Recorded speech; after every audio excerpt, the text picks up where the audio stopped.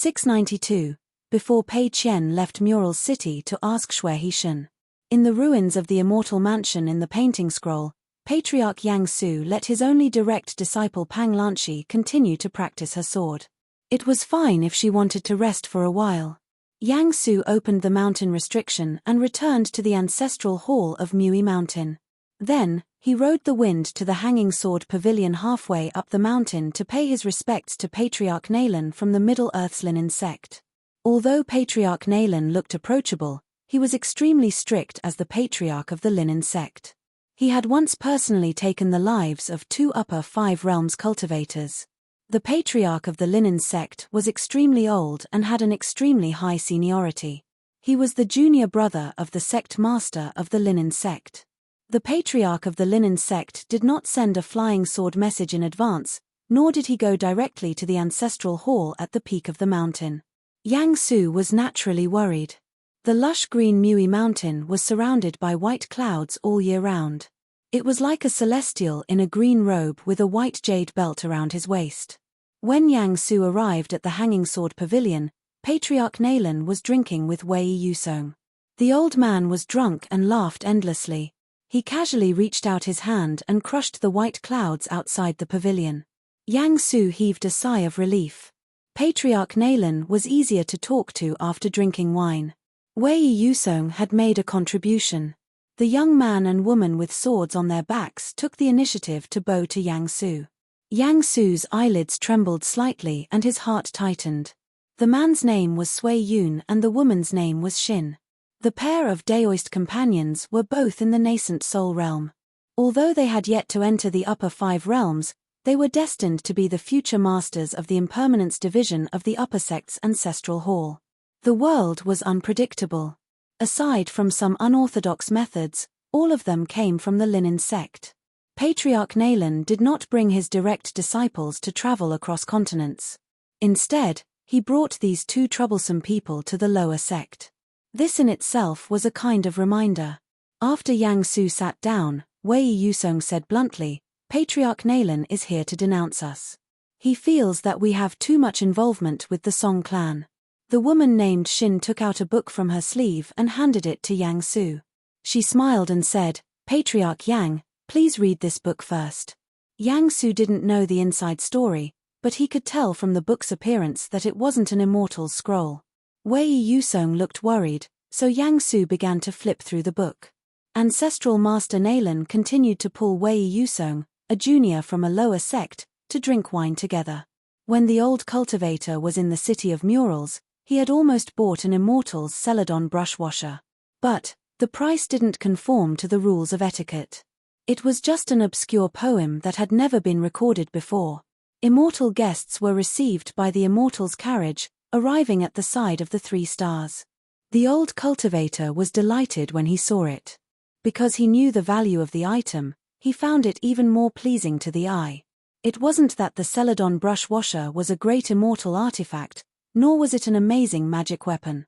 It was only worth 2 or 3 small rain coins, but the old cultivator was willing to spend 1 small rain coin to buy it. This was because this poem wasn't widely circulated in the central divine continent, but the old cultivator happened to know about it. Not only did he know about it, he even saw the poet with his own eyes, heard it with his own ears, and wrote this poem. The immortals who were on good terms with ancestral Master Nalan in the central divine continent all knew that the old man was fond of poems. Other than the Celadon's poems and the traveling immortals' poems, he also liked a type of ghost poem that was similar to the Hanlin ghost's elegant style of conversation. Most of his poems were written in the style of a pavilion. Another type was written by the old ghosts of the previous dynasty. They liked to mention the ancient people in books and the past generations of poetry sect masters in their poems.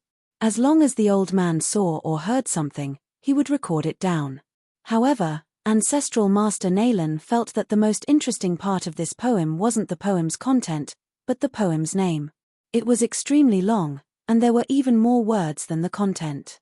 In the last years of the Yuanbao, I was drunk during the day and slept at the Chunming Gate. In my dream, I rode the Qingtong Heavenly Lord and traveled the galaxy together. When I woke up from my drunken stupor, I wrote this poem. At that time, The old man was only a teenager. Once, he followed his master down the mountain to travel.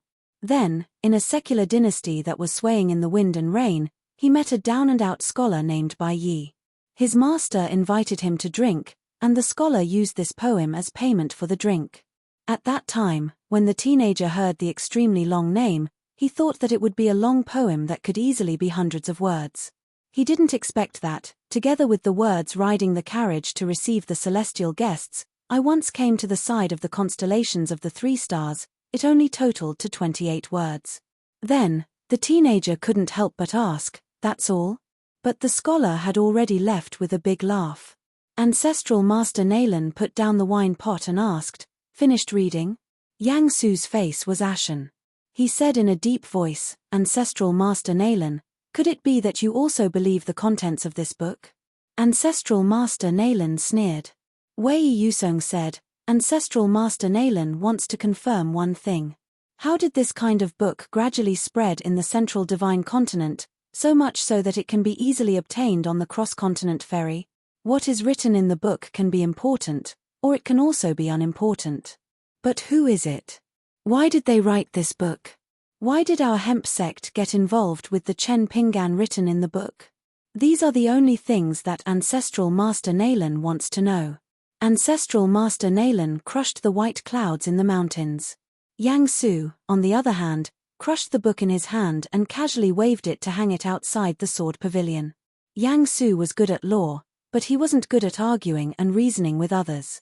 So, he could only sullenly ask Wei Yusong for a pot of wine. Ancestral Master Nalan said slowly, "Zhu Quan is too naive.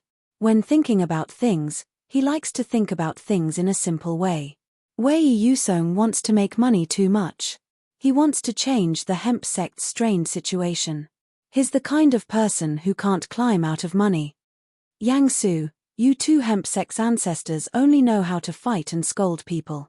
If I don't come here personally and see with my own eyes, I won't be at ease." Yang Su fiercely gulped down a mouthful of wine. He said in a muffled voice, "Ancestral Master Nalan can't just come to the Bone Beach to take a look.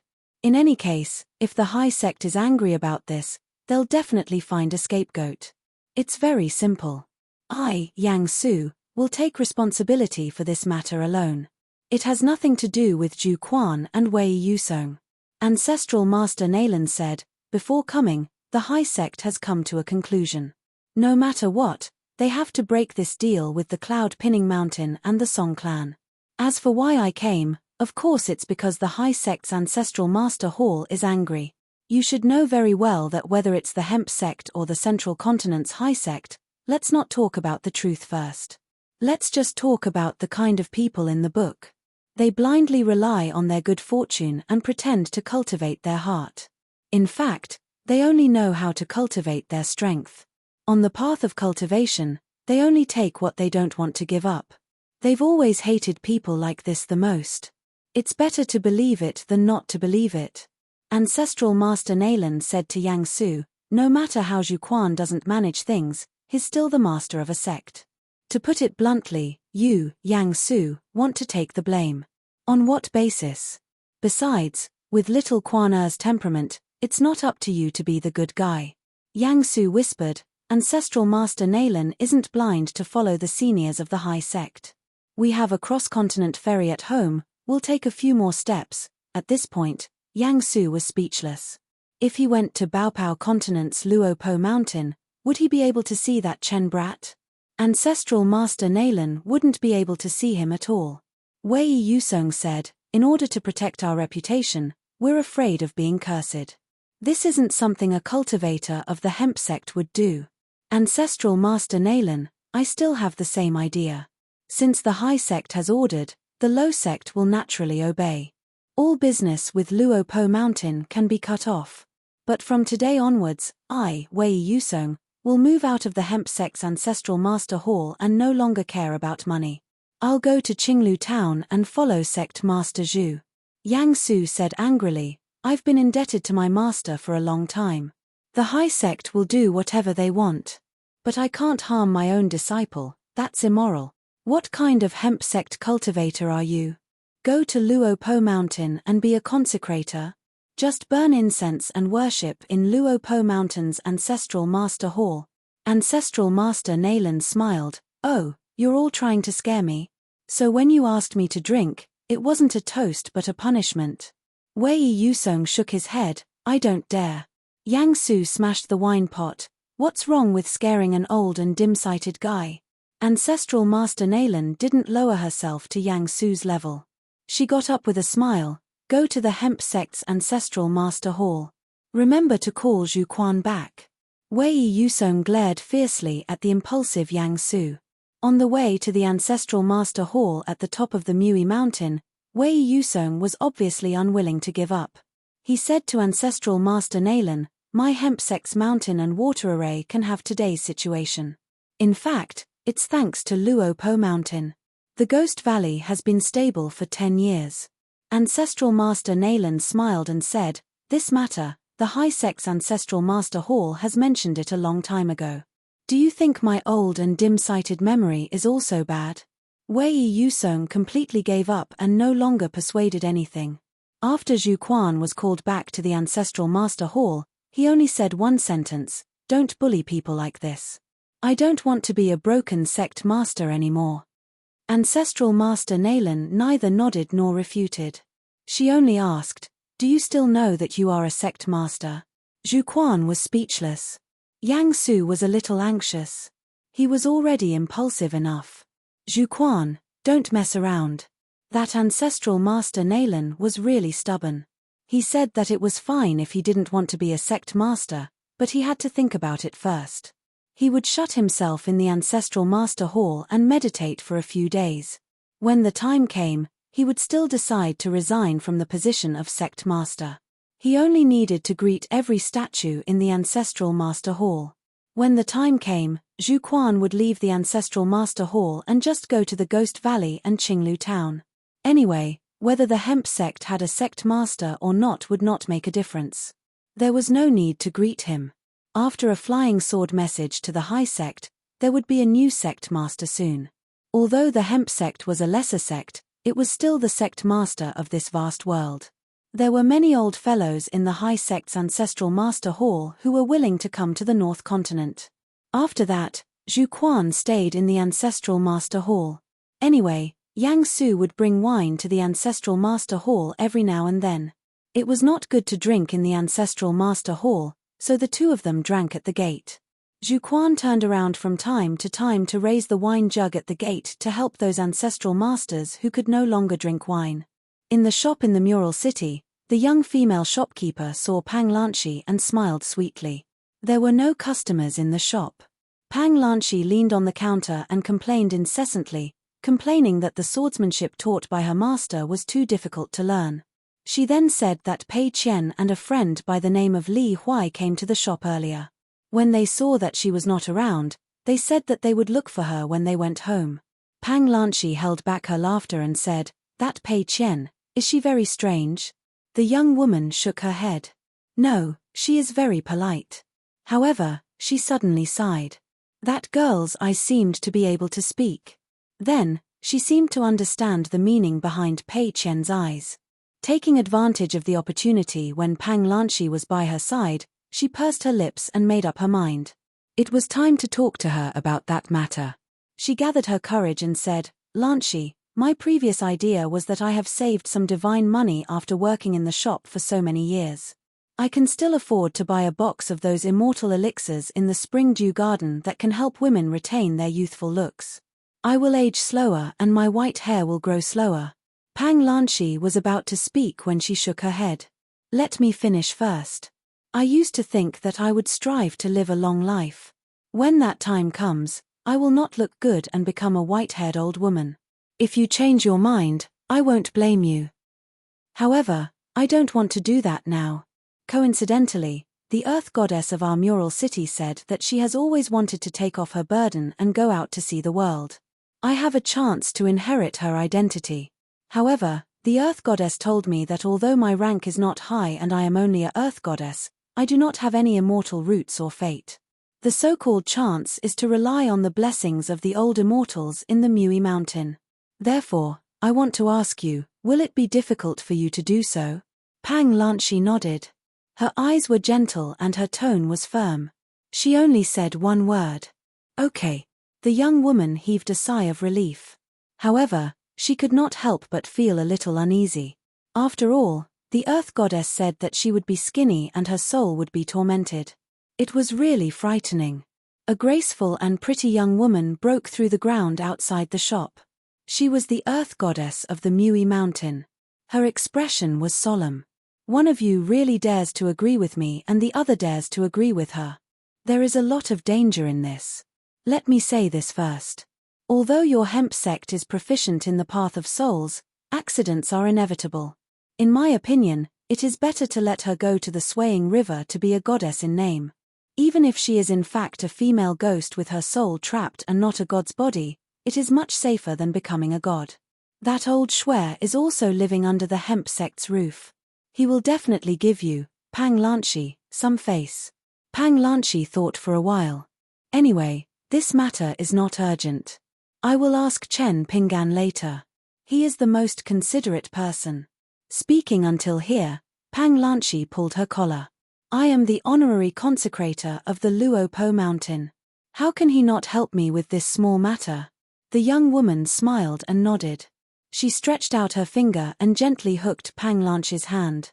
Pang Lanchi held her slender hand in return. The young woman clicked her tongue and said, "Boring, really boring. Why don't you just close the shop and do whatever you want? I won't peek or eavesdrop."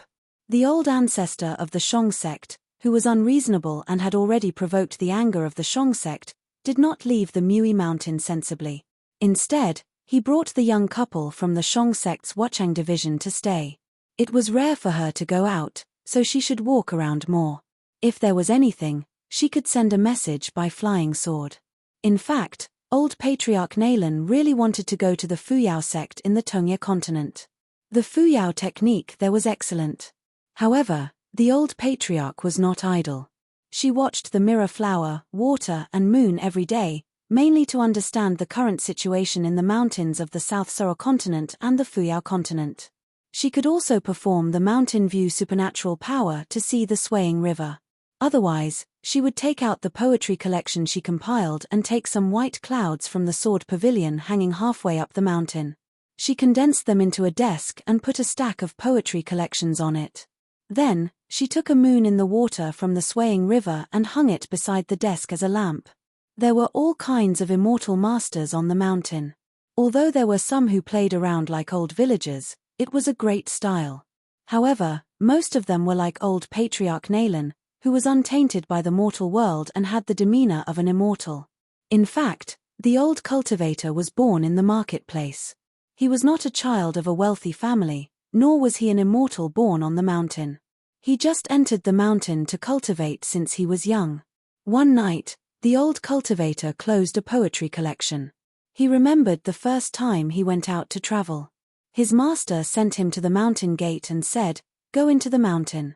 The young man was puzzled and asked why they did not go down the mountain. His master did not explain anything.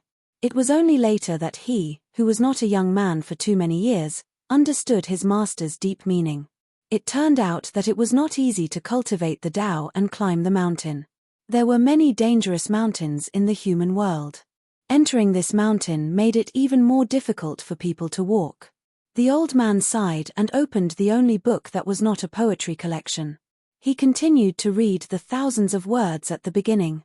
As for the content after that, it was about fortuitous encounters and blessings, about the young man who learned boxing and read books, about singing poems with the goddess and the beautiful ghost, about being a hero in the pugilistic world and being righteous with a few punches in the pugilistic world.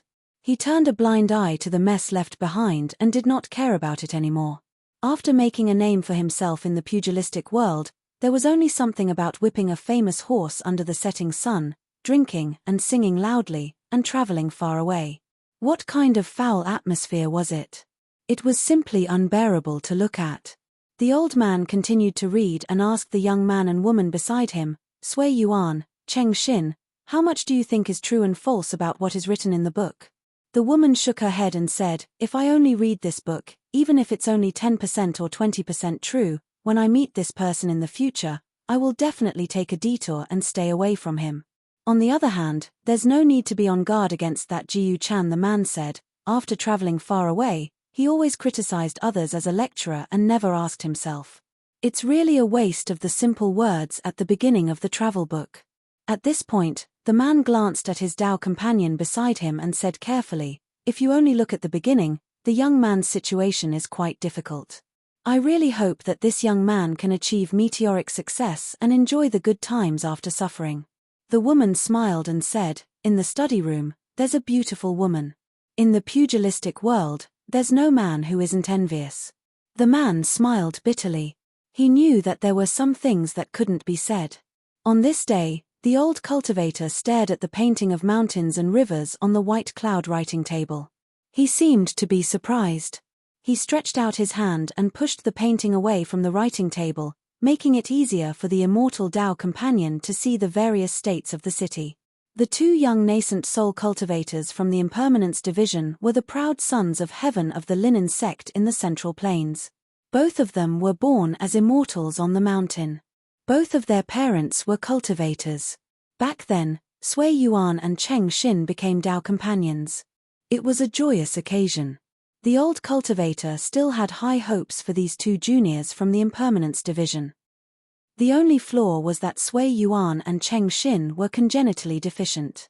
In the end, they didn't know much about the bottom of the city and their thoughts were too shallow. On the painting, it turned out that the little girl and the young scholar went to the river god temple to burn incense. The old cultivator stroked his beard and smiled. She's not even willing to buy the water incense in the ancestral temple. It's not like the demeanor of her master that was written in the book. However, that's right. The little girl's experience in the pugilistic world is still very deep. She's experienced and extremely clever. Sui Yuan and Cheng Xin. If you were in the same realm as this little girl, the two of you would probably be sold by her and still have to help her count the money. It's quite the happy kind. After Pei Qian burned incense and strolled around the river god temple, there was that shocking Shui Yuansheng who swayed the river with his fist. In the end, there wasn't much of a disturbance. The old boat owner, Shui Yuansheng, personally pushed the boat for the two of them to cross the river. It could be considered as an exchange of blows that led to friendship. As for the young man who stole from the river god temple, the young man who broke his wrist gave him a good beating. The young man was beaten until he hugged his head and rolled around on the ground. He begged with tears and snot. In the end, his body was covered in blood and dirt. It was very disgusting. After the group of men left, the young man was told to be more diligent. He had to steal 50 taels of silver within a month and treat it as money to buy medicine. Otherwise, he would settle the old and new debts together. The young man staggered and passed through a thicket of reeds alone. He went to the swaying river and took off his outer clothes to wash them. He grimaced in pain and finally went to the mural city with a bloody nose and a swollen face. After about 600 miles, the young man's clothes had already been dried. However, there were still some bruises on his body and his ribs were aching faintly. As for his face, because the young man had covered it tightly when he was rolling on the ground, it wasn't too obvious that he was injured. Only the young man's hands didn't suffer the slightest bit of harm. This was because when the man got someone to beat him up, he reminded him. After all, the young man was a talented young man. As a money tree in his own gang, he relied on his hands to steal without anyone noticing. The young man returned to a small alley outside the mural city. Outside a courtyard, it was still the same as before. There were door gods, couplets, and the word spring at the highest point. Because it hadn't been put up for long, it wasn't white or wrinkled yet. The young man looked around and saw that there was no one around. Only then did he look at the gap in the yellow mud wall beside the door god. Seeing that the 2 copper coins were still there, he relaxed and smiled. Copper coins were of course worthless. However, to this family, they were of great significance. This hidden place was jokingly called by him and his sister, Door God Master's innermost place. Once, when the family was on the verge of collapsing, he was playing with his little sister and accidentally found 2 pieces of money. Immortal money, 2 pieces of snow money. After so many years, the 2 pieces of snow money had never been used. Firstly, he didn't dare to use it. He was afraid that it would cause trouble. Secondly, his mother was unwilling to spend it. She said that one piece of snow money was for him to use as a daughter-in-law's capital. The other piece of snow money was for his sister's dowry. Afterwards, he found out that if his mother hadn't suddenly received the 2 pieces of immortal money, she would have been willing to suffer more. She would have brought the 2 children and endured the lowly and poor life day after day. She would have almost agreed to those vicious and merciless creditors and become a boatwoman. It was the kind of boat that ferry passengers could touch by spending a few copper coins. At night, she wouldn't cross the river. Instead, she would anchor the boat by the swaying riverside and light a lantern. When the men saw the lantern, they could spend the night there. When they got older, they would go to the brothel to be a prostitute. No matter what, if his mother really did that, the family's wealth would increase. His and his sister's lives would also be much better. Every time his mother talked about this, she didn't hold back. But of course, the young man wasn't willing to do so. Every time his sister heard about this, her face would turn pale. She would secretly go to the door and whisper to the door god to express her gratitude. Therefore, their family's custom was that after the new door god was replaced, the old door god wouldn't be thrown away. His mother would let him and his sister carefully invite a door god and then carefully store them away. As for the place where the 2 pieces of snow were inexplicably spent, his mother had replaced them with 2 copper coins. The only thing the young man wasn't satisfied with was that he wasn't able to become a scholar. He really didn't have such thoughts, but his mother was disappointed and didn't say anything. This made his heart feel uncomfortable. In his early years, there was once when he stole a piece of snow to spend money.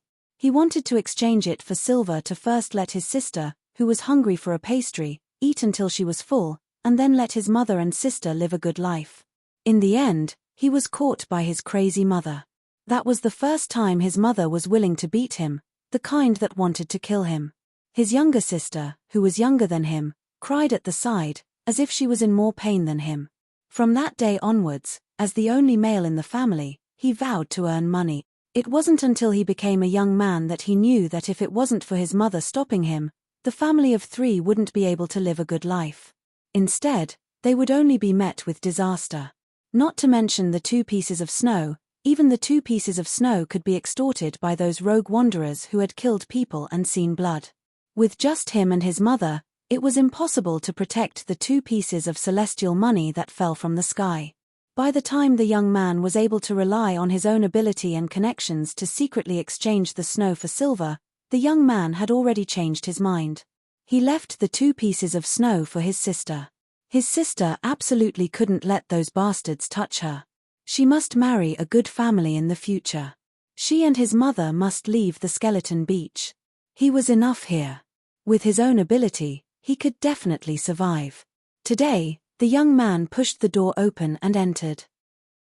His sister, who lived in the same room with his mother, was cutting the window flowers. His sister was skillful and could learn many exquisite window flowers with just a glance. Although she couldn't make a lot of money by relying on this, she could still make money. The young girl got up in surprise and said, "Brother, why are you here? I'll call my mother home and make you a delicious meal." The young man picked a small stool and sat beside the young girl. He shook his head with a smile and said softly, "No need. Don't you know how well I'm doing? Our mother's cooking skills are so good that there's no money or oil in the family. There's money at home, but it's all oil. I really can't eat it. However, I came in a hurry this time, so I couldn't bring you any gifts." The young girl smiled. Her pair of clean and beautiful eyes narrowed into a pair of crescent moons. "No need, no need." The young man grinned. He reached out his hand and patted his head. He stretched out his fist and slowly opened it. It was a piece of silver.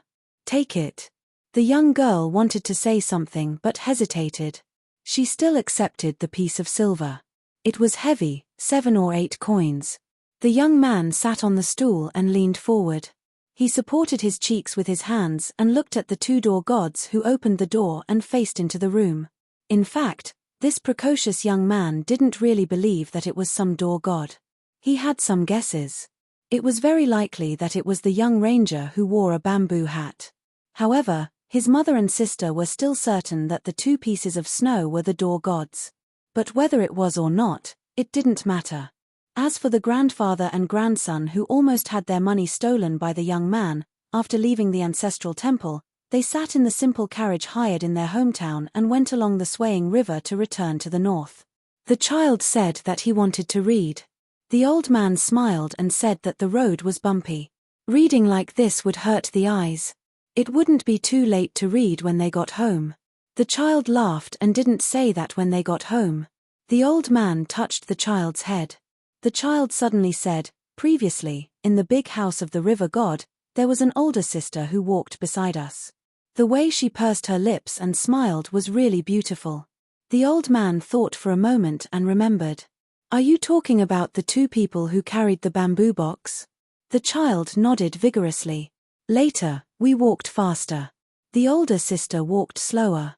When I turned to look at her, she would smile." The old man smiled and said, "It's the scholar who carried the book and traveled." The child asked, "Grandpa, is that bamboo a walking stick?" I saw that the older brother and sister's legs didn't have any problem walking. The old man couldn't help but smile and patiently explained, "That's not a walking stick. It has a name. It's called mountain walking stick. When scholars go out to travel, they often need to cross mountains. Some people, whose family is not particularly rich, but they want to learn more. They don't have servants or study companions to follow them. They have to carry their own bags and cross mountains and rivers." The child smiled and said, Our family doesn't have much money. It seems that I also need a mountain walking stick in the future." The old man rubbed his grandson's head and said, "Reading thousands of books costs a lot of money. Traveling thousands of miles, it's enough to endure hardships. When Grandpa was young, he also traveled with a good friend. We went to the library of those big families and scholarly families. Every day, we borrowed books, copied books, returned books, and borrowed books again. Some scholars didn't care about anything and were very enthusiastic. They welcomed us poor children to copy books. At most, they would remind us not to damage the books. Every day, they would treat us with good food. But occasionally, some servants would complain a little. For example, every night, they would burn the lamp to copy books. They would say something like, "The price of the lamp oil has increased. These are all nothing." The child listened and kept yawning. The old man held the child in his arms. The child was a little sleepy. After the novelty wore off and he walked a lot, he began to fall asleep. The old man softly murmured, when he was in his 20s, he hurriedly and noisily wrote the words on the tip of his pen.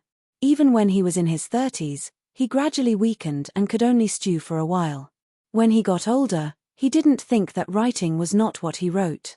It was just like inviting friends to a paper to say hello and tell stories. The coachman suddenly said, "Carrying books and swords, 2 vast expanses." The old man in the carriage was very surprised. The coachman shouldn't have said such elegant words. He gently put down the child and lifted the curtain. The young coachman turned his head and asked, "Master, what is this?" The old man smiled and asked, "Why is there carrying books and swords, 2 vast expanses?" The coachman was stunned. "Master, what did you say?" The old man was speechless. He smiled and said it was nothing. He returned to the carriage and just thought it was his imagination. As for the coarse and illiterate coachman, he suddenly had an additional thought. "Go find that Chen Lingjun." In the next moment, the coachman completely forgot about this matter. On Mui Mountain, when Pei Qian and Li Huai boarded the boat, Ancestor Nalan put away the mountain and river painting scroll and sank into contemplation. The man said as he wished, "We are of the same origin. Like teacher, like disciple, and like disciple, like teacher." The woman, satisfied, also nodded. A moment later, the old cultivator wanted to take a look again, so he used his divine ability again. He exclaimed in surprise, "How come there was a little fox demon in the Jindan realm beside the 2 children?" Then, for some reason, the painting scroll blurred on its own. The immortal couple looked at each other in dismay. Ancestor Nalan smiled and put away his divine ability. Over at the tea stall by the swaying river, there were still some customers and they were about to close. The shopkeeper took out 2 feathers from the civil and martial sparrows respectively.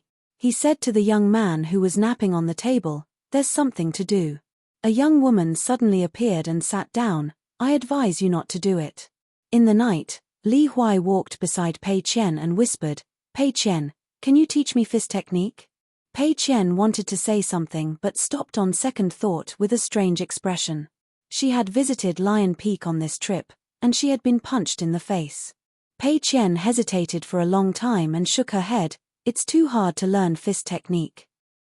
After a pause, Pei Qian added, "Besides, I don't know how to teach fist technique." Li Huai was a little happy and said with a smile, "I learn everything very slowly. It's better that you don't know how to teach fist technique. If you can't learn fist technique, I won't be sad, and you don't have to worry about misleading people. If it's Chen Pinggan, I won't learn.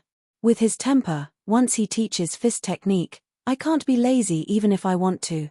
Pei Qian, I'm just telling the truth, don't be angry." Pei Qian thought for a while and said, "Didn't you see my master's 2 stances earlier than me? It's not hard to learn, you should know." Li Huai said resentfully, "I just randomly learned the 1,000 years sleeping stance. Actually, I didn't remember what Chen Pinggan said. I just thought I learned it. I don't dare to learn the 6-step stance and the sword furnace stance. I'm afraid Li Baoping and the others will laugh at me."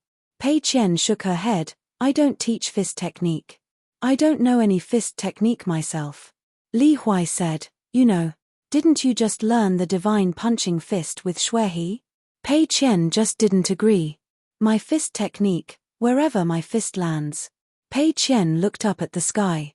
And on the ground, there were noises of night insects all around.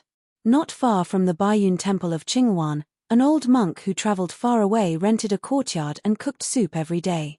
It was obviously a vegetable pot, but it had the taste of chicken soup. That's why he got the nickname of Chicken Soup Monk. He didn't read fortunes and only read palms. Occasionally, he would read fortunes and solve people's doubts. Every time he asked for 1 tael of silver, he had to pay the moment he entered. If he wasn't satisfied, he wouldn't pay back. One day, a scholar came to his door and asked if he could pass the imperial examinations. The old monk looked at the scholar's palm and shook his head. The scholar was furious and began to say that the imperial examinations were misleading people. He listed out a lot of reasons. Among them, he said that how many top scholars in the world could write poems that would go down in history. The old monk extended his hand and the scholar angrily threw out a tael of silver. The old monk got the money and put it in a bag. He then smiled, "The imperial examinations are not misleading people. I won't say it, but it's true that you won't be able to become an official." The scholar's face turned red, "Your palms are not accurate." The old monk smiled to himself, "Moreover, you said that top scholars couldn't write poems that would go down in history.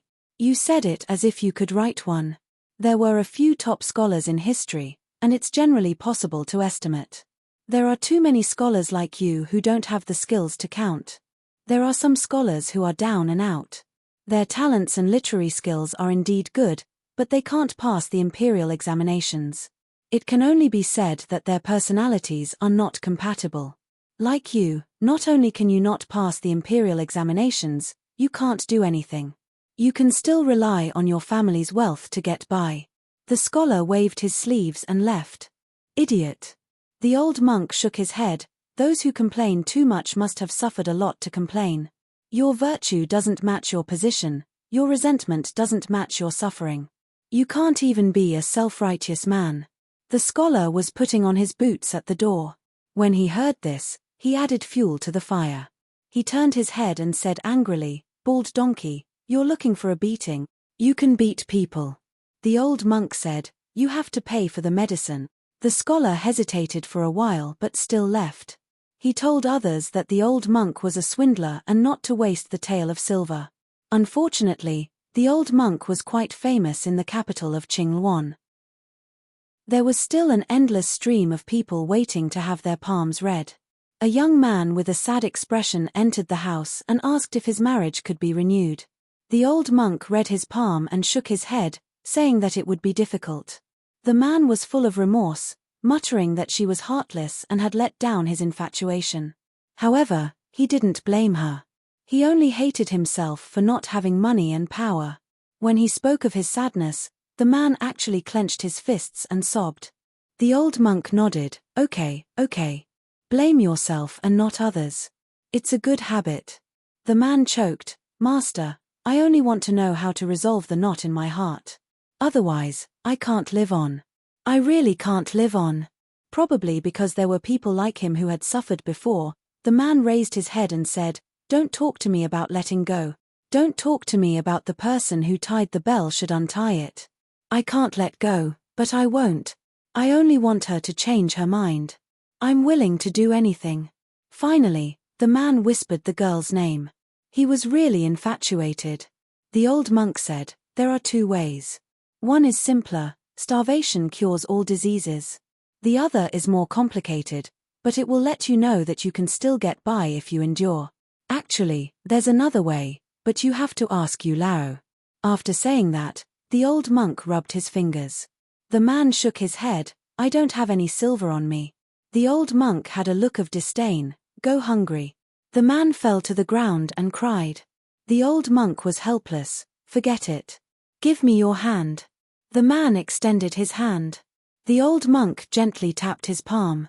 The man was immediately dumbfounded. After a while, he slowly woke up. It felt like a lifetime had passed. His forehead was covered in sweat. The old monk said, I took 1 tael of silver from you. You just had a nightmare. But I suffered the pain of having my heart cut and being burned in a pot of oil for you. It was real. Go. The man staggered away. The old monk sighed softly. He put his fingers together and gently pulled. Then, he gently placed it on his kasaya. After that, a man who felt that he had been cheated came. He threw 1 tael of silver on the ground. After sitting down, he placed his hands on his knees and gritted his teeth. Since I need to pay for beating people, then I won't beat them. I'll just scold them. How about that? Huh? The old monk shook his head. No. The man sneered. Why? You can scold me. Of course you can. I don't care. I just can't bear to see you increase your karma. Since I took your silver, how can I bear to harm you? Those in this world who do not know that they are trapped in the karma of speaking will only harm themselves. There is no door to fortune or misfortune. There are 2 doors to a person's mouth and heart. There is no door to fortune or misfortune. When I told you to close the door, I said that the karma of speaking is peaceful and the state of mind is untainted. The Confucians talk about being cautious and they also close the door. The Taoists talk about peace and they still close the door. It is difficult to guard the heart. Even the refinement masters on the mountain are afraid of it. But for us ordinary people, if we can't even speak less, it won't be good. You still want to scold me now? The man did not hesitate at all. He cursed loudly, his saliva splattering everywhere. The old monk glanced at the silver on the ground and endured it. He did not chase him away. He waited for the man to run out of energy and let him leave. Then, the old monk stretched out 2 fingers and gently hooked them. Then, he rubbed them on his kasaya. The matters in the house should be left in the house. As for the rest, it is up to fate. A middle-aged scholar bowed outside the door. Then, he took off his boots and walked into the house.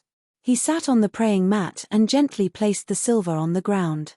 Then, he asked, Daoist Master, the Buddhists talk about karma and reincarnation. But if there is really an afterlife, karma for karma. If I am in the afterlife and don't know about my past life, will I still be me? I don't know who I am. All kinds of karma, good karma and evil karma, ignorant and ignorant, when will there be an end? Good question. The old monk smiled and said, It can be solved. Let me tell you slowly. The man could not help but ask again, why can't the karma of the human world be in the present world? The old monk's eyes lit up. He shouted, Who is it now that has such a good question? The man stood up and put his palms together. I don't know if it is good to ask, but I know it is good to answer. The man left the house. He had forgotten to wear his boots. The next person was an old man with an elegant appearance. After giving him a silver, He asked about the origin of the gods of mountains and rivers. The old monk gave him some of his own opinions. However, he said that it was copied from the Confucian books and felt that it made sense. The old man did not mind. He lamented that there were too many stubborn people in the world who were like flies and dogs. Especially those young scholars, they were too passionate about fame and fortune. The old monk only listened to the man's worries about the world. After a long time, he chuckled and asked, "Almsgiver, what is the meal today?" The man smiled and said, "It is a light vegetarian meal from Bayun Temple not far away." The old monk nodded and said, "Those who are not used to eating big fish and big meat will not find the vegetarian meal to be light. They will find it disgusting." The man's expression changed slightly. The old monk said again, "Those who are full and have nothing better to do will easily burp when they tell a hungry man that the meal is disgusting." The old man stood up and sneered, "What enlightened monk, you have a false reputation." The old monk kept the silver and smiled, "The silver is real." After that, a burly man came. However, he was timid. "Great monk, I am a butcher. Can I still be a human in my next life?" The old monk asked, "You kill and sell meat every day. What do you want?" The man was a little uneasy and said softly, "To earn money and feed my family." The old monk smiled, "Open your hands. I will take a look for you." The man finally left with a smile. The next person did not come for the palm reading at all. He only asked the old monk, "Venerable one, why did you not refer to yourself as poor monk?" It did not seem to conform to the rules of Buddhism. The old monk replied, "I am quite rich and have some Buddhist teachings." The man did not know whether to laugh or cry. He found it interesting and left in satisfaction. A woman stood at the door shyly. The old monk smiled and said, "Female almsgiver, there is no need to take off your shoes." The woman was asking if the son had the potential to study and if he could become a scholar in the future. The old monk smiled and stretched out his hand. However, the woman blushed and retracted her hand. The old monk glanced at his palm and put it down. He smiled and said, "You have men in your eyes, but I have no women in my heart. It's just that when I say such things, ordinary monks will not be able to hear it, much less do it. This is just like between you mother-in-law and daughter-in-law. There are a lot of reasons that you can hear but she cannot. She can hear but you cannot. Usually, both kinds of reasons are good reasons. It depends on who is willing to do it first and who is more willing." The woman was extremely surprised and nodded gently as if she had understood something. Then, she looked like she was in a difficult position. She could tolerate some of the vexation at home, but her husband's side was a little worried. Her husband didn't favor her mother-in-law too much, but he would only sigh and lament on her side.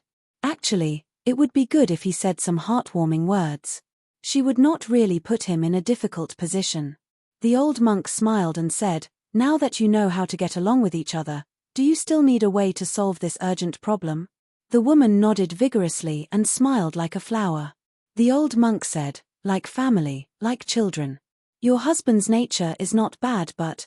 The woman hurriedly waved her hand.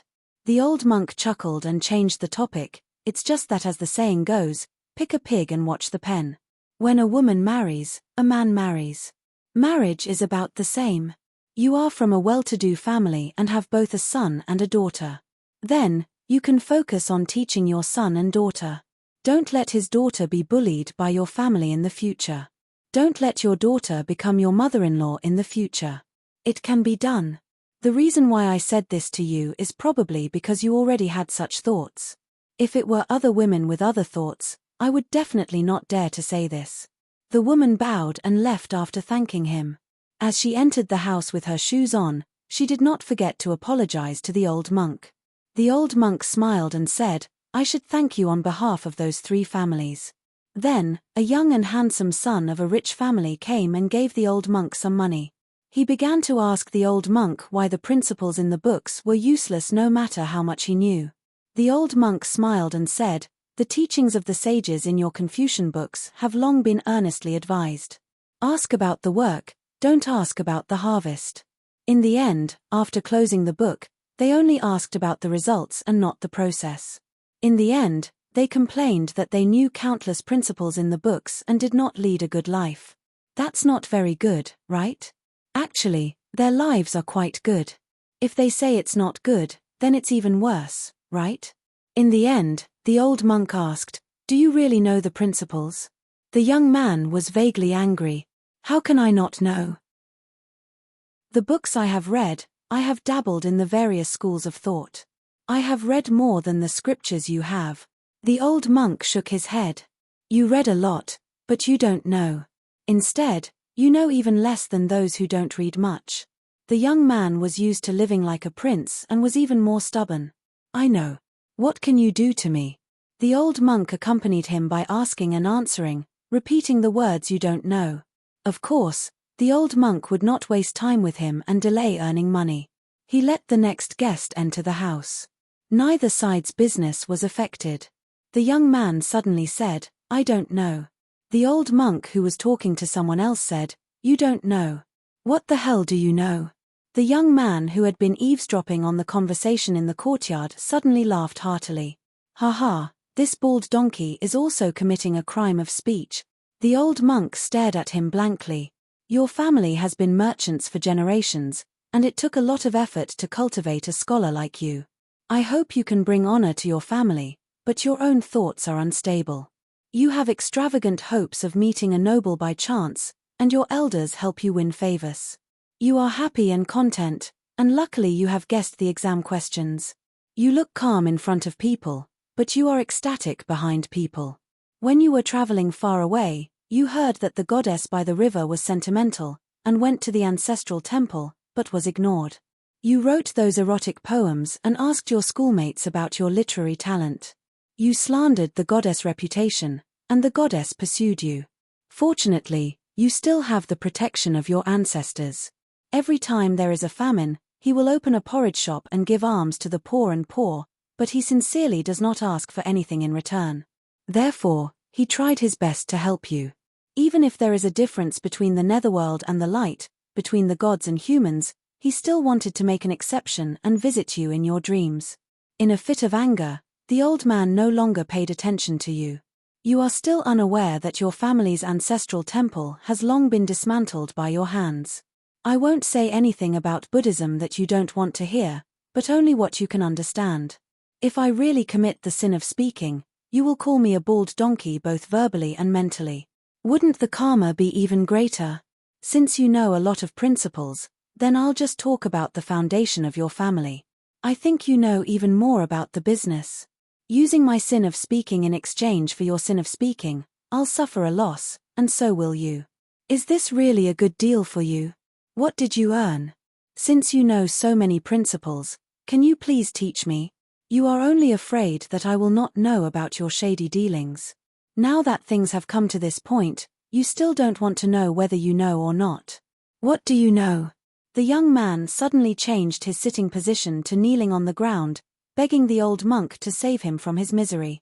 The old monk said, "It is better to rely on yourself than to rely on others.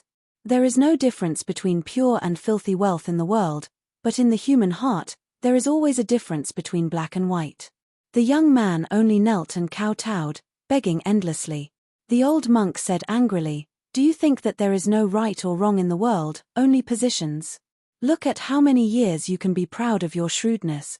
Just enjoy your blessings." The next person. He was also a foreigner who had traveled far. Looking at his face, he was about 30 years old and had a dignified appearance. He smiled and said, "Monk, this chicken soup of yours tastes a little strange." The old monk smiled and said, "Benefactor, you can just say that it tastes bad. Because most of the time, it will only make the angry more angry, and the suffering more bitter." That person put down a piece of silver. "I believe that you really know Dharma, but there are many people who are troubled. Since they are not big, why don't you impart some small techniques that can have immediate effects? Wouldn't that be more effective in promoting Dharma?" The old monk shook his head and said, "There are so many pharmacists who want me to use medicine for an emergency. If there is nothing to do on a normal day, just eat more." That person felt that this was not enough. It was far from enough to clear his doubts. The old monk smiled and said, "How small are the troubles of ordinary people? How big do you think the Dharma in my heart is? Can it really have immediate effects? I don't even need to talk about the troubles of Dharma, I only need to say that benefactor, for you to be able to come here from thousands of miles away and say this to me, how many joys and sorrows have you experienced? Benefactor, you may not have a new trouble in your heart, but if you look at it in the future, it is not considered small, right? That person laughed and shook his head disapprovingly. He said, what I have seen and heard in my life, what I have learned, what I have thought, is not for today's discussion with you. The old monk waved his hand and said, then let's go somewhere else. Within a day, the courtyard was filled with people. It was bustling and lively.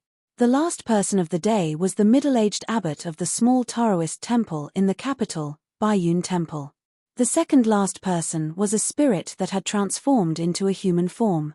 The old monk knew, and so did the middle-aged abbot. Before the middle-aged Daoist took off his shoes, he did not bow to the Taoist temple. Instead, he put his palms together and did a Buddhist greeting. The old monk smiled and said, Abbot, you don't have to give me that silver. In my eyes, I only see the light of Buddha in the hearts of sentient beings. I can't see anything else, there are no demons or ghosts. The middle-aged Daoist smiled and nodded lightly. The old monk continued, I am afraid that I will comprehend the wrong Dharma and say the wrong Dharma. I am not afraid of teaching people what is good about Dharma. I am only afraid of teaching people how to take the first step and how to take the next step. It is difficult. It is bitter. The little monk may have Buddha in his heart, but he may not be able to speak the Dharma. The big monk may speak the Dharma, but he may not have Buddha in his heart. The middle-aged Daoist said 2 sentences.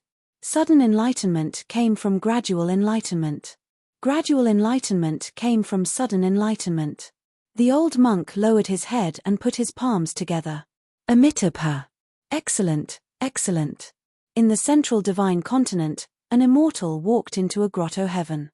Beneath the immortal's feet was an ancient bronze mirror with a radius of 1,000 feet. However, there were 20 chairs placed around it. It was like an ancestral hall. When the immortal appeared, he activated the array of the ancient mirror. Within the time it took for an incense stick to burn, figures appeared one by one. After they sat down, there were more than 10 of them. However, their faces were blurry. However, the 2 chairs closest to the front were unoccupied for the time being. Everyone was silent. They communicated with each other telepathically. The person with the lowest seat was the first to speak. Does my Cheonglin sect need to secretly add fuel to the fire? The immortal who was the owner of this place sneered. Idiot. Secretly? How so? Do you think those Confucian temple sages are idiots? The immortal master from the Cheonglin sect kept quiet out of fear. Then, he hurriedly stood up and apologized to everyone. In the countryside near the border of Dali, a group of children playing around finally saw the dust flying in the distance. They immediately jumped up and shouted. A group of elite cavalry galloped past. The children galloped along the mountain slope. A rider on the horse turned his head to look. He lightly clenched his fist and knocked on his chest. The moon-bearing mountain in the wilderness trembled slightly. Then, the commotion grew louder and louder. It was as if the mountain was about to collapse. Then, the array of the moon-bearing mountain was activated. The entire mountain suddenly sank by a few dozen feet. There was no more commotion. On the city wall of the Great Wall of Sword Chi, a red-robed man was sitting with his eyes closed. He suddenly stood up and laughed. Alliance, come visit when you are free. 693. In the fifth world, a hole opened in the sky and 2 young Taoists walked out. One of them was wearing a lotus crown while the other was wearing a fairy cave robe, a traveling crown, and a pair of cloud shoes. They looked about the same age. The former was supposed to be the guardian of the latter, but he was too lazy to go to the human beyond heaven to kill the otherworldly demons. The Taoists in the green underworld had to follow the rules and couldn't overstep the rules. However, the traveling crown and cloud shoes were an exception. Regardless of Daoist lineage, sect, or origin, the Taoists could wear the traveling crown and cloud shoes as long as they had the Daoist pedigree. It was said that the Daoist ancestor personally issued a decree to encourage the cultivators to travel the world, cultivate Taoism, and establish virtue. After the sky opened, the young Daoist with the lotus crown started to cast a restriction on the door behind him and drew talismans in the air with his finger. Other than the Beko Keikyung building, the Xuanju Temple, Suechyo Temple, and dozens of other big celestial sects, had a certain number of quotas to enter this new world to cultivate. From then on, they could spread their branches in foreign lands and take it as their responsibility to establish their own sects. This time, the Confucian Temple opened the fifth world on its own. Theoretically, the Confucian Temple should be the sole owner of this world. The other sects would slowly take over this world. However, the Confucian Temple in the Central Plains allowed the Green Underworld and the Lotus Underworld to open one door each. Cultivators below the upper 5 states could enter this world within 100 years with the permission of their respective world. However, the total number of people could not exceed 3,000. Once the number of people reached the limit, the door would be closed immediately. After 100 years, the door would be opened again. As for what would happen after that, the Confucian Temple, the Beko Keikyung building, and the Buddhist kingdom would have to discuss it. A young Daoist boy walked out from the door and looked around. He had a colorful rattle drum tied to his waist and a huge golden gourd on his back. The young Daoist with the traveling crown greeted the young Daoist boy. The latter waved his hand and said, "We're not from the same sect. My master and your master are rivals. They're quarreling in the Lotus Grotto heaven now. It's not appropriate for us to be close to each other. If we become enemies in the future, we'll have to fight to the death. It'll be bad." The young Daoist boy who was drawing talismans smiled and said, "Since we're not in the Beko Keikyung building, we can talk freely. Feel free to ask any questions." The young Daoist boy asked, "Daoist Temple, why did you let 6,000 cultivators from other sects enter this world? If the scholarly sage keeps a close eye on this place, even if your white jade capital can use some sneaky means to smuggle the people you like here, the number of people will be limited, and you won't dare to blatantly expand your territory. As time goes by, the cultivators of the vast world will have gained a firm foothold here and will be the first to take advantage of the favorable conditions. How can the other 2 worlds compete with the vast world for those blessed grotto heavens that are suitable for cultivation?" The 3 of them were none other than White Jade Capital's 3rd sect master, Lu Chen. Named Daoist. The Daoist of the Daoist, Shan of the Daoist Taoists of the Taoists to be named Daoist. Was the Daoist to be, of the Daoist to be of the Daoist. The last one was the Daoist boy from the Daoist Temple of the Eastern Sea. The blessed land of the lotus flower that was connected to the heavens and earth was divided into 4 parts. The Daoist from the Eastern Sea only took one of them. One of them was given to Luorpa Mountain. The other 2 were given to Lu Chao to annoy Lu Chen. The last one was given to the young Daoist from the Taiping Mountain who was disguised as a demon. Finally, he ascended with the blessed land to the Daoist to the Daoist. Lu Chen asked, "The world has the 100 schools of thought. Are there any other places?" The young Daoist boy said, "Has the Holy Master become muddle-headed from reading too much? Or is he trying to slack off? Since he can't handle it himself, he's asking outsiders to help him?" Lu Chen smiled slowly and said, "Scholars are particular about cultivation. They don't want to be emperors and enjoy life. Poor families only fish to fill their stomachs when they're hungry. If a normal family has a huge vat to raise fish, their knowledge is only on feeding them. They take care of them one by one and watch them grow old and die. They enjoy their leisurely lives and worry about their deaths. If a rich family has a few acres of ponds, their true concern is no longer on feeding the fish. However, they remind their servants to not forget to buy and release fish. Their own interests are only on admiring the fish and fishing. When you have a huge lake, what's the point of fishing? It's nothing more than letting nature take its course. Occasionally, you'll build a big nest and fish for big fish. What's truly worrying is the changing of the river's course and the drought. The Confucian Temple of the world is different in that it doesn't mind outsiders using bamboo as a pole and fishing near the water. The young Daoist boy frowned and said, "Can you make it simpler?" Lu Chen smiled and said, "Can the heavens be lower and the earth be higher? Can a person not die if he doesn't cultivate? The young Daoist boy was unwilling to talk nonsense with the third chief. He jumped up and down and complained, "I heard that the old elementary scholar is working hard here. Why hasn't he come to greet me?"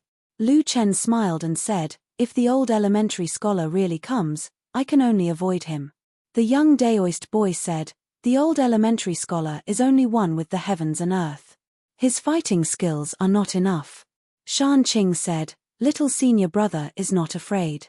However, when the 3,000 Taoists come here to cultivate in the future, they will have to face difficulties." The young Daoist boy agreed and nodded his head vigorously. The old elementary scholar's biggest problem is that he holds grudges. A gentleman is cautious. That has never happened before. The old elementary scholar has reached the heavens in a single step. He has never received the title of a virtuous gentleman. Years ago, on the sea between Tongyi continent and Baoping continent, the young Daoist boy stood still and allowed himself to be beaten. He stretched out his hand and was taught a lesson by the old elementary scholar on the grounds that if the upper beam is not straight, the lower beam will be crooked. Lu Chen stabilized the door and turned his head to look. For thousands of years, the heavens and earth acted on their own. The sun and moon were lit up by themselves and the stars followed their own order. It was hard to say what would happen in the future. Lu Chen suddenly laughed and said, "Bai Yi's poetry is invincible. He is the proudest person in the world."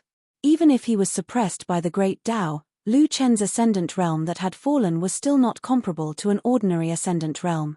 In addition, far away, the scholar was holding a celestial sword, and the momentum of his sword was too shocking. Lu Chen could still see some clues. It was fine to watch from afar, but if he went closer, it would be easy to cause trouble. After all, the old elementary scholar was Bai Yi's side. Lu Chen and the old elementary scholar's favorite disciple were mortal enemies. Big senior brother and Qi Jingchun were fighting over the Great Way. However, the one who was least favored was his junior brother. It could not be helped. In the 5 cities and 12 floors of the Beko Keikyang building, he was usually the one who had the most free time. Second senior brother's temper was too bad. Therefore, during crucial moments, Lu Chen, the junior brother, had to do the tiring work. Fortunately, his junior brother had a junior brother now. Lu Chen hoped that the young man beside him could grow up quickly so that he would not have to be so busy in the future. The young Daoist boy glanced at Lu Chen and said, "No wonder you are so honest. Are you worried that you will be suppressed by the Great Way and then killed by that person?" Lu Chen smiled and said, "That's why I have a plan." An old Daoist walked out from the main door. The young Daoist boy quickly hid beside Shan Qing. This old Daoist son was really not someone to be trifled with. Now that the Green Destiny world had arrived, it was second senior brother's turn to oversee the Beko Keikyang building. This time, the important task of opening the main door was handed over to Lu Chen and the head of the Xuanju Temple, Sun Huizhong. Lu Chen's relationship with the old head of the temple was not good, but it was not bad either. Otherwise, with old Daoist son and senior brother Lu Chen together, the safety of the brand new world would be in danger. When that time comes, the scholar who failed to dissuade them would be enraged. Their friendship with the Xuanju Temple would have to be put aside for the time being. Furthermore, with the old elementary scholar fanning the flames, Bai Yi would definitely go to the Green Destiny world with his sword. Second senior brother and Daoist son had destroyed so many mountains and rivers in the brand new world. The Green Destiny world would have to be returned to them. Old Daoist son had just stepped through the main door when he raised his eyebrows and exclaimed, "How long has it been? The first pure jade state cultivator has already been born? How good must one's aptitude be in order to achieve such a feat? Impressive, very impressive. It's as if one had such good fortune when the heavens and earth were first created. Being favored by the heavens and earth, one's journey towards the great Tao can really prove the great Tao. Not just any nascent soul state cultivator who was at the bottleneck of the upper 5 realms in their hometowns would be able to ascend to the upper 5 realms in this world. Every Qi cultivator who came to this world would be suppressed by this world. Most of them could only slowly harmonize with the flow of the great Tao over time to have a chance of breaking through. Daoist son turned his head and looked at the young Daoist who was wearing a crown. He smiled and said, "How does it feel to have someone beat you to it?" Shan Qing first bowed respectfully to the old Daoist before saying, "I don't dare to compete with the great Tao and the heavens." Daoist Sun smiled and said, "It's a once-in-a-lifetime opportunity. You can say some casual words now, but in the future, you'll know what it means to be slow at every step." This was the case in the ancient age. Do you really think that there's no such thing as first come first serve now? The little Daoist nodded and said, "Becoming the first pure jade state cultivator as a sword cultivator would benefit all sword cultivators. The rise of the Great Wall of Sword Qi is even more imperative." Daoist Sun looked at the little brat from the corner of his eyes. "What nonsense are you talking about?" The little Daoist was embarrassed and said angrily, "Even a blind person would know that the first pure jade state cultivator in the heavens and earth would be protected by the heavens and earth.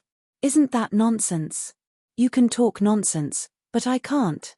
Daoist Sun instantly came beside the little Daoist and reached out to press on the latter's head. He explained, "My realm is high. The nonsense I speak is the truth."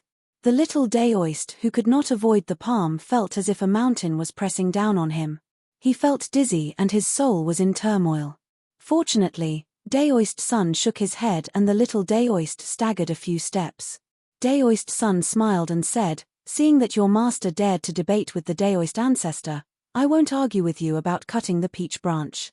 Lu Chen gazed towards the location of the city and said, "The sword cultivators at the back are following the prescribed order, placing their treasures between the lofty mountains, lofty ridges, great lakes, and rivers, marking the mountains and rivers. In this way, isn't the speed of expansion a little too fast? Let's not talk about the future. In just a short 100 years, they will become the largest force in the world. The only limitation is that the population of the city can't keep up. However, when the 3 gates of the vast world are opened, countless cultivators of the lower 5 realms and ordinary people will swarm in. As long as this group of young sword cultivators manages it well, the future of sword cultivators will be limitless." However, Lu Chen knew that sword cultivators only had a slightly better impression of the South Suro continent. Their impression of the Tongye continent and Fuyao continent was destined to be terrible. Therefore, that city would definitely not be willing to take in too many people from the 3 continents of the vast world. This was probably the saying, "What goes around comes around." However, if the young sword cultivators were too vengeful, they would only act on impulse within 100 years. They would suppress the cultivators of the 3 continents and the common people. The tides of the world would change and they would leave quietly. Daoist Sun sneered and said, "This is the Confucian Temple's intention. They want to give justice to the Great Wall of Sword Qi. What can you, Lu Chen, do? If you're not convinced, go and reason with the old scholar. I can accompany you. I guarantee that Bai won't draw his sword. How about that?" Lu Chen smiled and said, "Forget it." Far away from the heavenly gate, the scholar asked, "What are you mumbling about?" The old scholar said, "You have to be kind to others. You don't have to fight them." Within the city, 4 schools were opened. This was an unprecedented event in the Great Wall of Sword Qi that had existed for 10,000 years. The teachers and teachers were some old sword cultivators with low realms. The dozen or so teachers were selected by the lineage of the hidden officials. Their main purpose was to teach the elementary knowledge of Confucianism, Taoism, and sorcery to the students. It was simple and easy to understand. As for how the students first learned to read, there were stone tablets in the streets and alleys of the city. They had all been collected by the Summer Palace. Other than that, there were also a few rules for the teachers who imparted knowledge. For example, they were not allowed to talk about the good and evil of the world, their personal likes and dislikes, and they were not allowed to talk too much about the grudges between the Great Wall of Sword Qi and the world. The teachers were only allowed to teach. As for the teachers and teachers, they were allowed to talk freely at the dining table outside the school. The sword cultivators of the lineage of the criminal officials disagreed.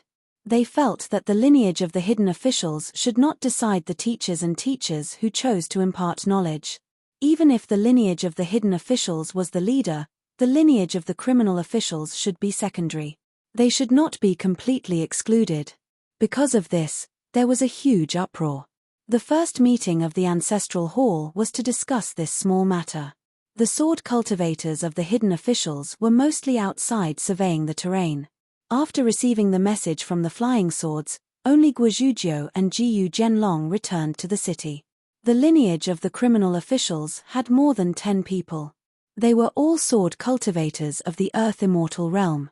However, Qi Shou and Nian Xin, the two second-in-command of the criminal officials, did not appear. Qi Shou was outside the city.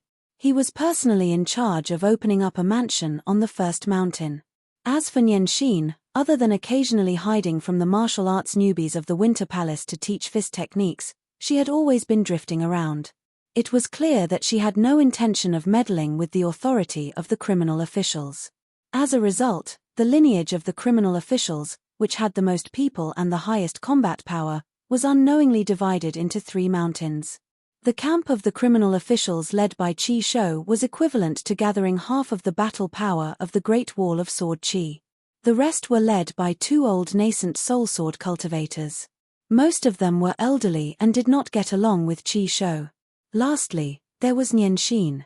Together with the 12 seemingly dispensable children, the second-in-command of the criminal officials seemed to have become a comical child king. However, in the current city, cultivation would be divided into 3 paths in the future. Sword cultivators would take a step back. The rest of the Qi cultivators would take a step back and become pure martial artists. In reality, the latest breakthrough of every sword cultivator and pure martial artist would be a major event that was tacitly understood. The former was slightly better. Apart from Ning Yarrow reaching the unpolished Jade realm, there were sword cultivators of all realms after all. As the first breakthrough of a realm in this world, one's luck was ultimately limited.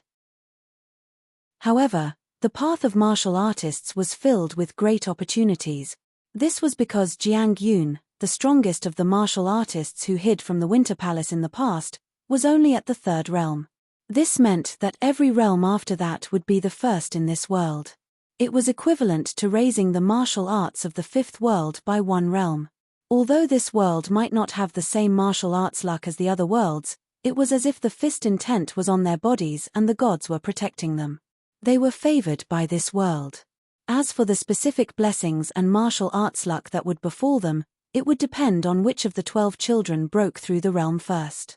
This was especially so for the 7th realm of martial arts. Whoever was the first to reach the Golden Body realm and whether there would be any worldly anomalies at that time was even more worth looking forward to. Today, both inside and outside the city, regardless of whether they were sword cultivators or not, everyone was brimming with vitality.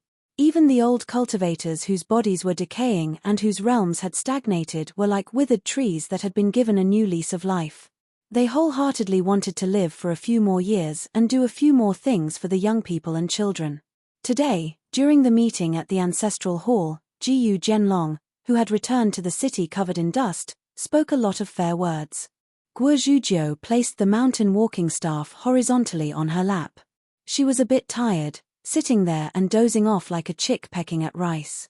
In this quarrel between the criminal officers and the hidden officers, although there was a great disparity in numbers, the situation was more or less equal. Lord Gao Yi was actually an outsider who watched with folded arms. Now that he was a young nascent soul realm cultivator, he held great power in his hands and was in charge of the treasury. The sword workshop, clothing workshop, and pill workshop were all merged into one and were all given to Lord Gao Yi. Under him were a bunch of accountants with ordinary cultivation talent. Even if sword cultivators were chosen, they would be seen as inferior and not too willing to do the hard work. However, Lord Gao Yi held the financial power. He never said a word of no to the criminal officers' requests to open up new territories. In short, Lord Gao Yi was in charge of all the immortal money and family assets, but he was easily looked down upon by the sword cultivators. Jiyu Zhenlong only spoke fair words. He did not fall behind in a battle of words. Guozhujiu opened her eyes in a daze. She rubbed her face and saw that Jiyu Zhenlong was still laughing and talking. She held the mountain walking staff with both hands and asked softly, "You're not done quarreling?" Jiyu Zhenlong turned his head and said, "Not yet, it's still quite noisy." That kid Shenshen was right. The quarrel in the immortal ancestral master hall in his hometown depends on who has more saliva and who has the loudest voice. Guozhujiu crossed her arms and frowned. The matter of the school and the teacher was our hidden officer's idea. Then even an idiot would know whose idea it was in the beginning. What, are you trying to rebel while my master and mistress aren't here? Jiyu Zhenlong had spoken a whole basket of fair words before, but this was the only thing he did not dare to say. For a moment, the atmosphere in the ancestral master hall was incomparably strange. A certain young Jindan sword cultivator from the criminal officers branch could not help but open his mouth. Guozhujiu, don't make it a big deal. It's just a small matter. Jiyu Zhenlong used his mind to remind him, Lu Duan, don't talk about your master. Have you forgotten what the hidden officer said? After leaving the summer palace, the more you talk about him, the more annoying it will only cause the hidden officer's branch of sword cultivators. At this point, Jiyu Zhenlong sighed in his heart. At that time, he did not know what the so-called after leaving the summer palace meant. Only now did he know that it was in two different worlds. Guozhujiu nodded her head and looked at the sword cultivators of the criminal officers. Then you have more people. You have the final say. As a result, the sword cultivators of the criminal officers branch looked at each other in dismay. They felt uncomfortable all over. Guozhujiu said, but that book, you can't stop the children from reading it. Jiu Yeho finally opened his mouth and said, it's already been banned. If I remember correctly, one of the reasons for the criminal officers branch is that reading about the customs of the world would dirty their eyes. Whoever dares to sell this book will be chased out of the city. That book was full of stories of mountains and rivers of all sizes. It was compiled into a book. Through each and every story, it linked together travel experiences. Outside of the stories, it hid the customs of the world. Mountain spirits and ghosts, mountain and river gods, civil and military temples, city god pavilion, literature pavilion, firecrackers to celebrate the old and welcome the new, spring festival couplets, the 24 solar terms, the kitchen god, official knowledge, Jianghu rules, marriage etiquette, literates writing, poetry, water and land dojos, the grand ritual of the heavens. In short, in the boundless world, there was nothing that was too strange. This was the work of the young hidden officer. In his early years, when he was idle in the summer palace, he had Lin Junbai, Deng Liang and all the other sword cultivators of the hidden officers branch. The hidden officer personally recorded and compiled the book. Therefore, the book of more than 400,000 words was signed by the summer palace. Guozhujiu still had the same general idea, you criminal officers have more people. You have the final say. Jiyu Zhenlong was vaguely angry. He did not intend to say anything fair. However, Guozhujiu had already stood up. She held the mountain walking staff in her hand and said to Jiyu Zhenlong, let's go. Jiyu Zhenlong stood up and gave the row of chairs opposite him a thumbs up. Because the hidden officers branch had few people, the number of accountants under Marquis Jiao Yi who had the right to attend the ancestral hall was even fewer. Therefore, the two sides stood side by side. They seemed to be in confrontation with the sword cultivators of the criminal officers branch. In the square outside the ancestral hall, a resplendent sword radiance arrived in an instant. Ning Yarrow, who had traveled tens of thousands of li on her sword, retracted her sword and landed. In her hand was a strange head with dried blood. It looked like a human but not a human. It was pale golden blood. However, even though it was just a head, it emitted a strong ancient aura. Ning Yarrow casually threw it on the ground. Everyone in the ancestral hall stood up. Guozhujiu furrowed her face. She felt wronged. Ning Yarrow was stunned. She walked to the little girl's side and rubbed Guozhujiu's head. However, she looked at Jiyu Zhenlong and asked, what's wrong? Jiyu Zhenlong subconsciously took a step back. However, he did not have time to think. He was extremely sullen in his heart.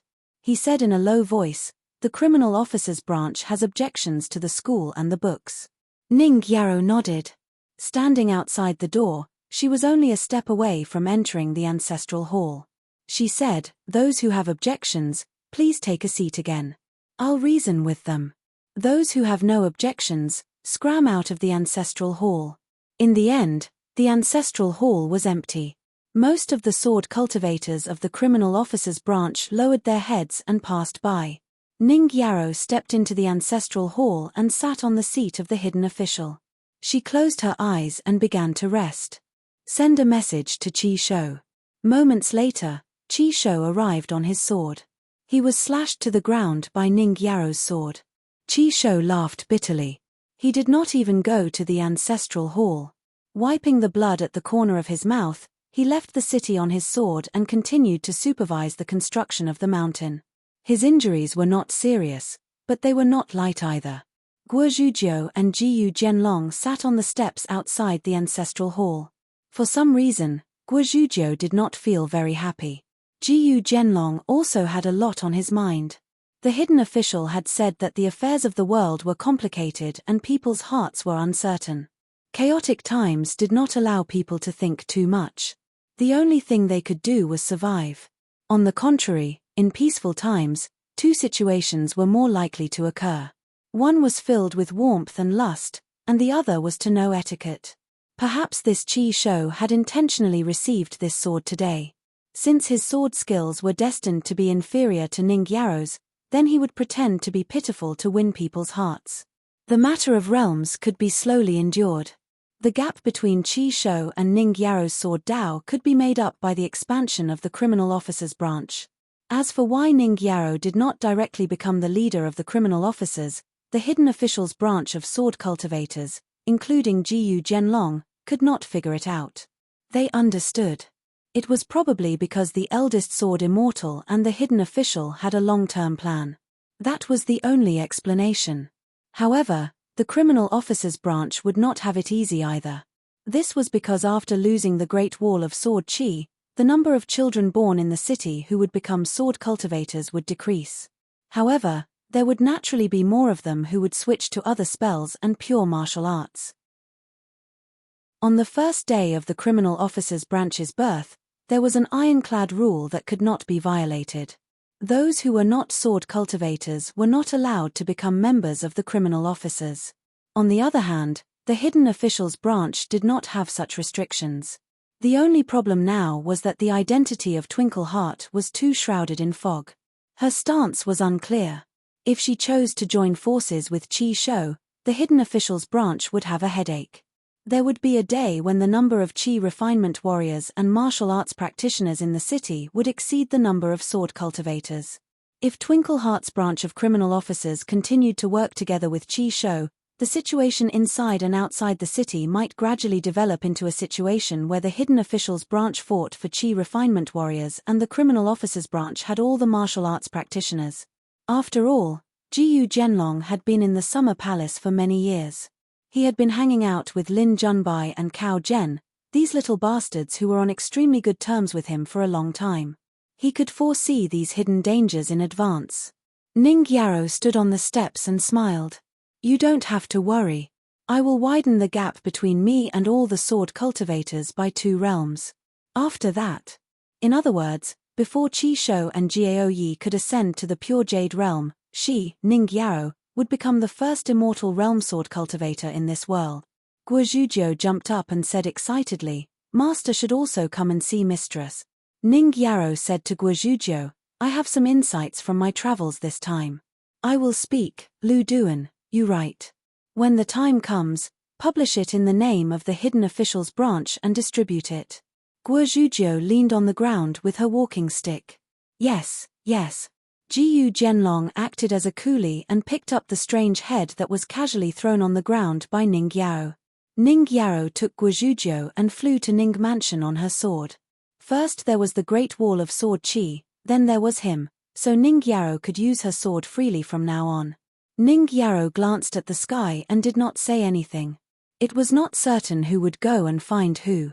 On Luhua Island, Qieyun said helplessly, "Little junior brother, you left the Great Wall of Sword Qi to cultivate and came here, and then you chose such a shabby place as your mansion.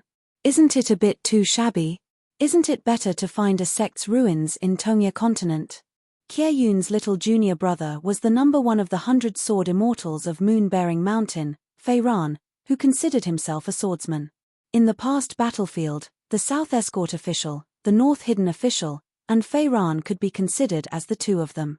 Fei Ran and Qie Yun were now in Luhua Island's Cave of Fortune. It was just that the great demons that had been here for many years had already been killed by them. Fei Ran said, "I was hit by Wei Jin's sword on the battlefield and was injured quite badly. I'll be fine here." After taking a look at the Cave of Fortune, they left together and came to the peak of the mountain on Luhua Island. Because this place was taken by Fei Ran, everyone on Luhua Island was able to escape the calamity. Of course, those who wanted to die were all killed by Qie Yun. Fei Ran did not stop them. However, compared to the Rain Dragon sect, the small Luhua Island was in a much better situation. On the Rain Dragon sect side, those who were killed by Qie Yun and Xiao Chuo were all taken in by the dry bone great demon, Bai Ying. As for the female cultivators who were skinned by Qie Yun, they were refined into throne maids by the great demon, Yang Ji. Fei Ran looked to the east and asked with a smile, "Senior brother, after Blue Flower and White Wine, have you thought of a new name?" Qie Yun nodded and said, "Lu Chen is a good name, but it's not suitable for now. Let's talk about it when we get close to the central divine continent." It was named Blue Flower because it wanted to see the Great Wall of Sword Qi shatter like a piece of porcelain. After breaking the Great Wall of Sword Qi, it was renamed White Wine because there were many beauties in vast world. Chen Chunan was overseeing the South Hassa continent, while the Fuyao continent to the southwest was already in chaos. As for the direction that both sides were looking in, it was the Tongye continent to the southeast. The Yugue sect and the Tongye sect worked together in the north and south, while the Fuyao sect and the Taiping Mountain worked together in the east and west. Now, they were all busy building a huge formation. Fei Ran asked, "The Confucian Temple of Confucius gave up its power to the world, but it ended up in this awkward situation today. Isn't this like shooting yourself in the foot?" Qie Yun said, "Why do we care about this? After vast world changes masters, except for a few peak experts, it won't be so comfortable on and off the mountain." Fei Ran shifted her gaze to the South Hassa continent and said, "Poor Chen Chunan." Whether or not Chen Chunan was overseeing the South Hassa continent was a world of difference. Qie Yun nodded and smiled, "Let's not attack the South Hassa continent first. Let's split up and attack the Tongye continent and Fuyao continent. Chen Chunan will soon be in a dilemma. Should he defend one continent for the sake of one continent's safety, or should he send the scholars to their deaths to protect their integrity in their later years and then bury the South Hassa continent? Just wait and watch the show. Chen Chunan can ignore the discussions of those scholars from the Central Plains, but for those cultivators who are related to Tongye and Fuyao, those who are kinder and kinder, they will secretly feel sad, and those who are not human, they will curse the entire Mellow Scholar Chen clan." Fei Ran said, "The only big disadvantage is the time and place. Let's not talk about the people. If the world wants to go ashore, it's like the Great Wall of Sword Qi everywhere. The cultivators of the upper 5 realms who occupied the mountains, especially the saints of the 3 sects, the military school, the Taoist temple of the academy, and the ruins of the battlefield, were all small worlds. Outside of this, there was a silent protection of the big world. In the South Hassa continent, Fuyao continent, and Tongye continent, all the accompanying saints who were guarding the Tianmu continent had already landed in the human world. They were more straightforward than the 3 saints of the Great Wall of Sword Qi. Without exception, they all chose to die and protect the mountains and rivers of a continent. Not only that, several Tianmu saints of the Jinjia continent also rushed to the South Hassa continent and Fuyao continent respectively and died in the human world. Only the 2 accompanying saints of the Aquarius continent did not make a move. Qie Yun sneered, "Little junior brother, don't insult the Great Wall of Sword Qi, okay?" Fei Ran smiled, "That's true." Qie Yun said, "Bai Ying, Yang Ji, Fei Fei, and Huang Luan, these 4 are restrained at the Great Wall of Sword Qi. However, after arriving at the vast world, it's the easiest for them to obtain military merits. It's a pity that Huang Luan's luck is too bad. Otherwise, he's proficient in breaking formations and can easily accumulate military merits." Yang Ji and Fei Fei were both monarch great demons that attained the water path. The ocean was vast. Other than helping to open the path, they were also suitable for attacking the fate of a continent. Huang Luan could help to open the door. After coming ashore, after every battle, it would be Bai Ying's turn to use her abilities. However, the white ape was only one step away from completely killing Zhong Kuei of the Great Fu Academy. This was a little troublesome. Other than that, the Lushirei pit disappeared into thin air. This was not a small accident. However, it was not a big problem. That Tongye continent could not be defended for long. Feiran said softly, Great Wall of Sword Chi Chen Pingan, left and right of Tongye continent, and Quidong of Aquarius continent. Qieyun smiled, they're all going to die anyway. At the cliff of the Great Wall of Sword Chi, Li Jun came to the side of the grey robe. The closest group of sword cultivators to this place were Liu Bai, Yu Sai, and Xiao Tan, who were all potential sword immortals of the first entry tent. Only Zhu Gong did not train at the top of the wall. Instead, he followed his master to the vast world. It was said that the bearded man was going to attack Chen Chunan of South Hassa continent. Li Jun smiled and asked, Senior Dragon Monarch, why aren't you at the top of the wall? There are many opponents worthy of Senior Dragon Monarch's sword in the vast world. For example, Chen Chunan or Zun Yuan of Tongye continent. The Dragon Monarch said hoarsely, they will die. The Dragon Monarch said, therefore, you sword immortal embryos should quickly break through and seize more sword Dao fate. The other side of the wall will lose something to rely on. When I feel impatient, all the sword cultivators who have not broken through and have not grasped a sword intent will have to take my sword. Help me spread the word. Li Jun was horrified. It would not be his turn to take the Dragon Monarch's sword. Li Jun felt terrible. Could it be that the dead Chen Qingdou still had some tricks up his sleeve? Li Jun looked at the other side and frowned. That person? If that was the case, why didn't the Dragon Monarch fight back when he attacked? Li Jun thought quickly and asked curiously, Senior, why are you telling me this? The Dragon Monarch said, you don't think of yourself as a clairvoyant, but I think of you as one. Li Jun smiled, only Senior Dragon Monarch would say this. I dare not be angry. Previously, under Li Jun's suggestion, the Jiazi camp had already given the order that all demons were not allowed to get close to the other half of the Great Wall of Sword Chi. They would not give that person a chance to temper his body. Not only that, that person could only watch the flood of demons below him. If he did not watch, it would be as if he was the only one in the world. Didn't he like to be in the limelight? Since ancient times, saints and heroes were lonely. Let Chen Pingan be. Li Jun walked to the edge of the cliff and shouted at the top of his voice, Master Hidden Official, can we have a chat? The Dragon Monarch said, don't shout. In the past 3 days, he just broke his elixir and formed his elixir again. Now he is preparing to form his nascent soul. He has no time to talk to you. After he reaches the nascent soul realm, I advise you not to come here anymore. Li Jun was stunned for a long time. A month ago, Li Jun came here to relax after practicing swordsmanship. That guy had just stabilized his soul and finally became a little more normal from his ghostly appearance. On the same day, he entered the sea viewing realm and now he was going straight to the Yuanying realm? Did he think it was a meal? Bowl after bowl. And what was the meaning of breaking his elixir and forming his elixir again? On the opposite cliff, a very eye-catching bright red robe appeared in Li Jun's sight without warning. The man leaned on the ground with a long saber and smiled. Is a son warning his grandson not to court death? Have you asked your ancestors for permission? Li Jun shook his head and said regretfully, I can't visit Master Hidden Official often in the future. Chen Pingan smiled, it doesn't matter. When I reach the pure jade realm one day, I will visit you. 694. In the pouring rain, a man walked out of the thatched cottage by the river. He walked in the rain, his clothes not wet. Standing by the river, raindrops the size of soybeans rapidly hit the surface of the river. It was extremely noisy. The rain and the night made the world even darker and gloomier. When the Tongye sect was at its peak, it had a vast territory of more than 1,200 li. It was the territory of the Tongye sect. It was like a human dynasty, mainly because it was abundant in spiritual qi and suitable for cultivation. After that incident, the monkeys scattered when the tree fell.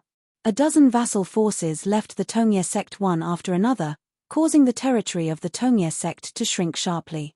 There were three choices. One was to directly establish their own mountain and change the earliest mountain alliance contract with the Tongye sect ancestral hall from vassals to allies. They would occupy a piece of land with good feng shui that the Tongye sect had carved out in the past, but they would not have to pay a sum of immortal money. This was still considered generous. There were also immortal sects that directly turned to the Jade Gui sect or signed contracts with neighboring dynasties to serve as dragon support. The rain gradually lessened. 3 guests came to the thatched cottage by the river. One of them was a purple-robed immortal. It was the master of the Tongye sect, Fu Lingqing, who had fought with the left and right several times. The immortal realm belonged to the realm of immortals who had forcefully broken through the bottleneck of the unpolished Jade realm. This caused the great Tao to be damaged, forever stopping at the immortal realm. Fu Lingqing's breakthrough was an act of helplessness. Otherwise, if the Tongye sect did not have a powerful immortal overseeing it, they would not have been able to protect their crumbling ancestral property. From this, one could see the difference in personality between Fu Lingqing and Du Maro. Beside Fu Lingqing was a young man and woman. The woman was dressed in a golden robe and a red silk skirt. Outside the skirt, there was a dragon fairy dress that looked like it was floating in the clouds. On her feet, there was a pair of embroidered shoes that came from 100 Flowers blessed land. The elegant young man was called Li Wanyong. He carried a long sword on his back called Kai Seal. It was one of the few killing treasures of the Tongye sect. Yu Xin and the sword cultivator Li Wanyong, together with Du Yang and Qin Shirohu, were the 4 people who were known as the resurgence of the younger generation of the Tongye sect. They grew extremely quickly and were all top-notch cultivators. This was the foundation of a large sect. Even if Tongye sect's vitality was greatly damaged, the only thing they lost to Jade Gui sect in terms of cultivators was actually the loss of sect master Jiang Shangzhen, who had a promising great Dao, and sect master Wei Ying, who was too talented. Putting aside Jiang Shangzhen and Wei Ying, the Tongye sect was still not too far away from the Yugui sect in other aspects.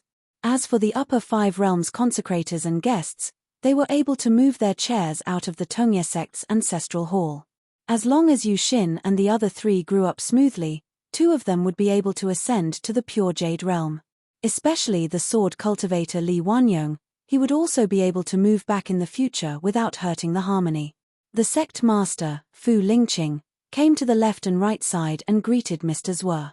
He nodded to the left and right. Fu Lingqing said, including our Tongye sect, all the immortals' ferries, talisman boats, and everything close to the Qi cultivators have been requisitioned by the Academy. They have begun to transport the coastal people away from their homes to seek refuge. It is inevitable that some of the immortals are unwilling to help in order to protect themselves. After the Academy's reprimand, it can only be said that the situation has improved slightly, but the overall situation is difficult to change. However, Jiang Shangzhen has already taken the lead to open the prohibition of the blessed land of Cloud Cave and accept the people under the jurisdiction of Jade Gui sect. As for the 4 symbols formation, it can be activated at any time to resist the changes in the timing and location of the demon army. Speaking of Jiang Shangzhen and his Cloud Cave blessed land, Fu Lingqing was somewhat impressed. Once a large number of ordinary people entered, the spiritual qi of heaven and earth would gradually be divided and contaminated. What was originally a high-grade blessed land would fall to a middle-grade blessed land. And this kind of decline was almost irreversible, unlike the path-seeking cultivators. This was because the quality of the blessed land was actually the spiritual qi that was thrown out by the immortal money. Once the spiritual qi was divided up by millions of ordinary teachers, it would at most be divided into a negligible portion to prolong one's life. But for the cultivators in the blessed land, it was like the sky was lowering.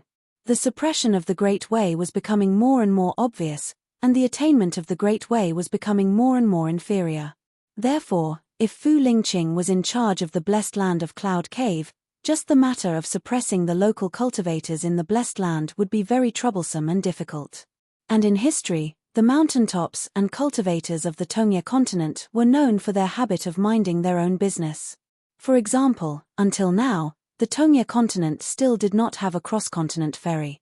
On the other hand, the little Aquarius continent and the old Dragon City had several ferries. In addition, there were no sword immortals who went to the Great Wall of Sword Chi to train, and the lower sects of the world would not choose the Tonga continent, etc. Left and right said, Jiang Shangzhen has finally done something. Something that humans did. If he had known earlier, he would have been more polite when he passed by the Great Spring Dynasty's Mirage City on his sword. Fu Lingqing did not reply. After all, Jiang Shangzhen was now the sect master of the Jade sect. Although the person with the highest realm was still the old sect master Zun Yuan, according to the rules of the mountain, in name, Jiang Shangzhen was already worthy of being the leader of the continent's immortals, just like Fu Lingqing in the past. Fu Lingqing was very clear that the name of the Path of Peaceful World was very beneficial to the sect. But in the chaotic world, this name would be very deadly. Fu Lingqing changed the topic and said with emotion, if we had the ferry of the Aquarius continent, it would be much more convenient to transfer the people to the mountain for protection. Left and right shook his head and said, other than the Song clan who is confident of annexing a continent, there are not many dynasties that dare to borrow money to build the ferry of the mountains. That kind of unimaginable ferry was worthy of its name to refine mountains and rivers. Its scale was even more exaggerated than the cross-continent ferry in the world. The Song clan had the chance to build it because they had the support of the Mo clan's branch and main branch. Fu Lingqing said with emotion, after the truth came to light, I knew that the emperor of a country was more courageous than the immortal masters on the mountain. It's a pity that I won't have the chance to visit the late emperor of Dali. With one's selfishness, with one's own desires, he could also do a magnificent feat of turning the tide. Currently, all the cultivators on the mountain of the world had seen and remembered the foresight of the Aquarius continent's imperial tutor Kui Dong joining forces with the Song clan. Left and right did not comment on this. Left and right had a personal grudge with Kui Dong in the past. Left and right would not ignore Kui Dong's actions for the sake of public affairs. Otherwise, when they reunited at the Great Wall of Sword Chi, Kui Dong Shan would not have been simply slashed out of the city. Li Wanyong said softly, it's a pity that the accompanying sages of the Confucian temple guarding the sky screen do not have any real combat strength. The Confucian school had two factions, one in the light and one in the dark. The 72 academies of the Confucian school had 72 mountain masters, nascent soul, jade, and immortal. Other than that, there were many accompanying sages of the Confucian temple guarding the sky screen and monitoring the world. There was also a portion of the sages of the Confucian temple who wandered through the long river of time to find and open up blessed lands to integrate into the territory of the vast world. For example, the newly opened Fifth World. Another portion of the sages followed the Sage of Rights to resist some extremely troublesome ancient gods and secretly protect the entire vast world from being destroyed. Unlike the Chancellor of the Academies and the Mountain Masters of the Academies, the fall of these accompanying sages was often unknown to the world and not recorded. Even the cultivators on the mountain did not know about it, let alone the mortals below the mountain. This young sword cultivator who was known as the second Fu Lingqing was still young and did not know the immensity of heaven and earth. He went against left and right and almost had his sword heart destroyed by left and right. If not for the sect master taking a sword for him and Yushin pleading for him, Li Wanyong would probably not have anything to do with the four people of the Tongyi sect. What Li Wanyong said was also the truth. The accompanying sages of the Confucian temple guarding every continent of the vast world were in charge of monitoring the cultivators of the upper 5 realms of the continent. They especially had to pay attention to the immortal and ascendant realm cultivators at the peak of the mountain. They never went to the human world and only looked at the lights of the human world year after year. When the ascendant realm Du Marrow of the Tongyi continent left the sect to travel across continents to the old dragon city of the Aquarius continent, he needed the permission of the sage above. The venerable fire dragon of the North continent also needed it when he went on a long journey. There were many ascendant realm cultivators who had their requests rejected. Therefore, the ancestor of the moon-bearing mountain who laughed and said that the peak of the vast world did not have any freedom at all. It was not a lie. The vast world restrained the strong the most. As for the strong people in the school of Confucianism, There was no need to say much. The outcome of accompanying the sages of the Confucian temple was the greatest proof. Some of the principles that made people very uncomfortable had fallen on the Confucian school of Confucianism. That was why those ascendant realm-old immortals could only pinch their noses and endure it. It was okay to complain, but after complaining, please continue to abide by the etiquette. This way, when the people at the peak of the mountain went down the mountain, they would not casually sneeze or stomp their feet, and thousands of miles of mountains and rivers in the human world would not be in turmoil. Fu Lingqing was furious. Li Wanyong, be careful with your words. Li Wanyong's face turned slightly pale. The cultured and elegant sect master was rarely so angry. He said to the left and right, "You don't have to put on an act in front of me."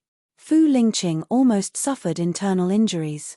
The sect master of the Tongyi sect really respected the Confucian sages from the bottom of his heart. Moreover, these sages of the Confucian temple had returned to the human world at the cost of their lives. It was of great significance. Protecting the environment of the continent could allow the cultivators of the various continents to occupy the right time and place, and greatly reduce the strength of the demon race's attacks before and after they came ashore. It allowed the great array of the continent and the great mountain guarding array of the various mountains to be connected to heaven and earth. For example, the great array of the Tongyi sect, Wutong Heavenly Umbrella, was more stable than when Zhuozhuo asked for the sword alone back then. Zhuozhuo said, "Although what Li Wanyong said is unpleasant, it is the truth. There is a limit to human strength, and the sages are no exception. We are all the same." The sages of the northern sky screen of the Tongyi continent who secretly allowed Du Maro to leave the realm had now landed in the human world of the Fuyao continent. Like the other sages, they did not speak any bold words. It was just that the matters of the world were complicated. As scholars, they spoke of their merits and demerits, criticizing each other. In name, they were reasonable, but in reality, they were quarreling to determine victory and defeat.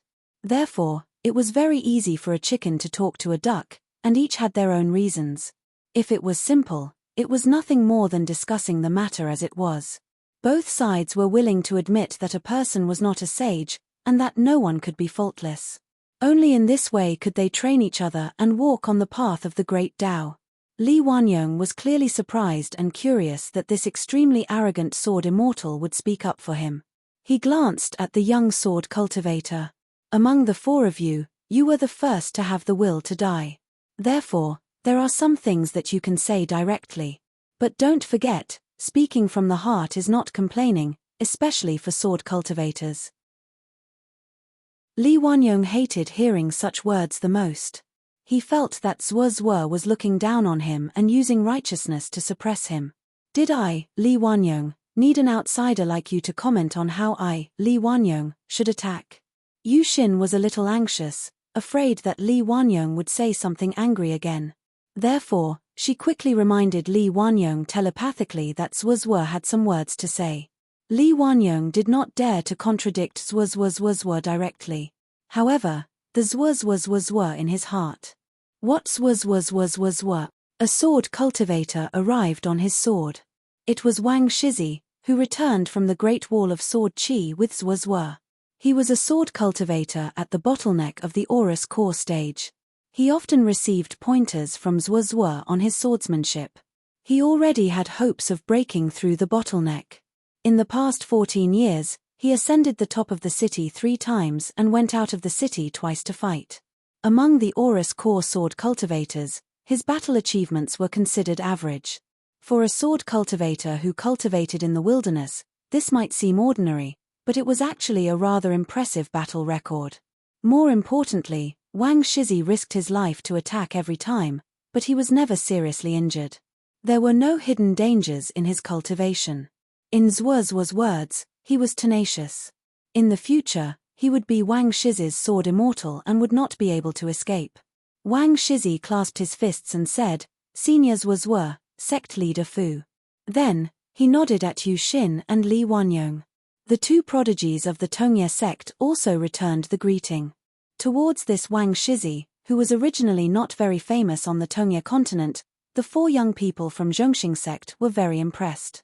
It turned out that although Wang Shizi was a sword cultivator, before he went to inverted Hanging Mountain, he liked to travel the mountains and rivers alone. Moreover, he had always concealed his identity and did not rely on any of the sects. After he reached the bottleneck of the Dragon Gate realm, he quietly crossed the continent and went to the Great Wall of Sword Qi. Over there, he quickly broke through to the core formation realm. This time, he followed Zuozua back to his hometown and was busy in the Tongye sect. Then, this Wang Shizi, who had the aura of a sword immortal, gradually became known.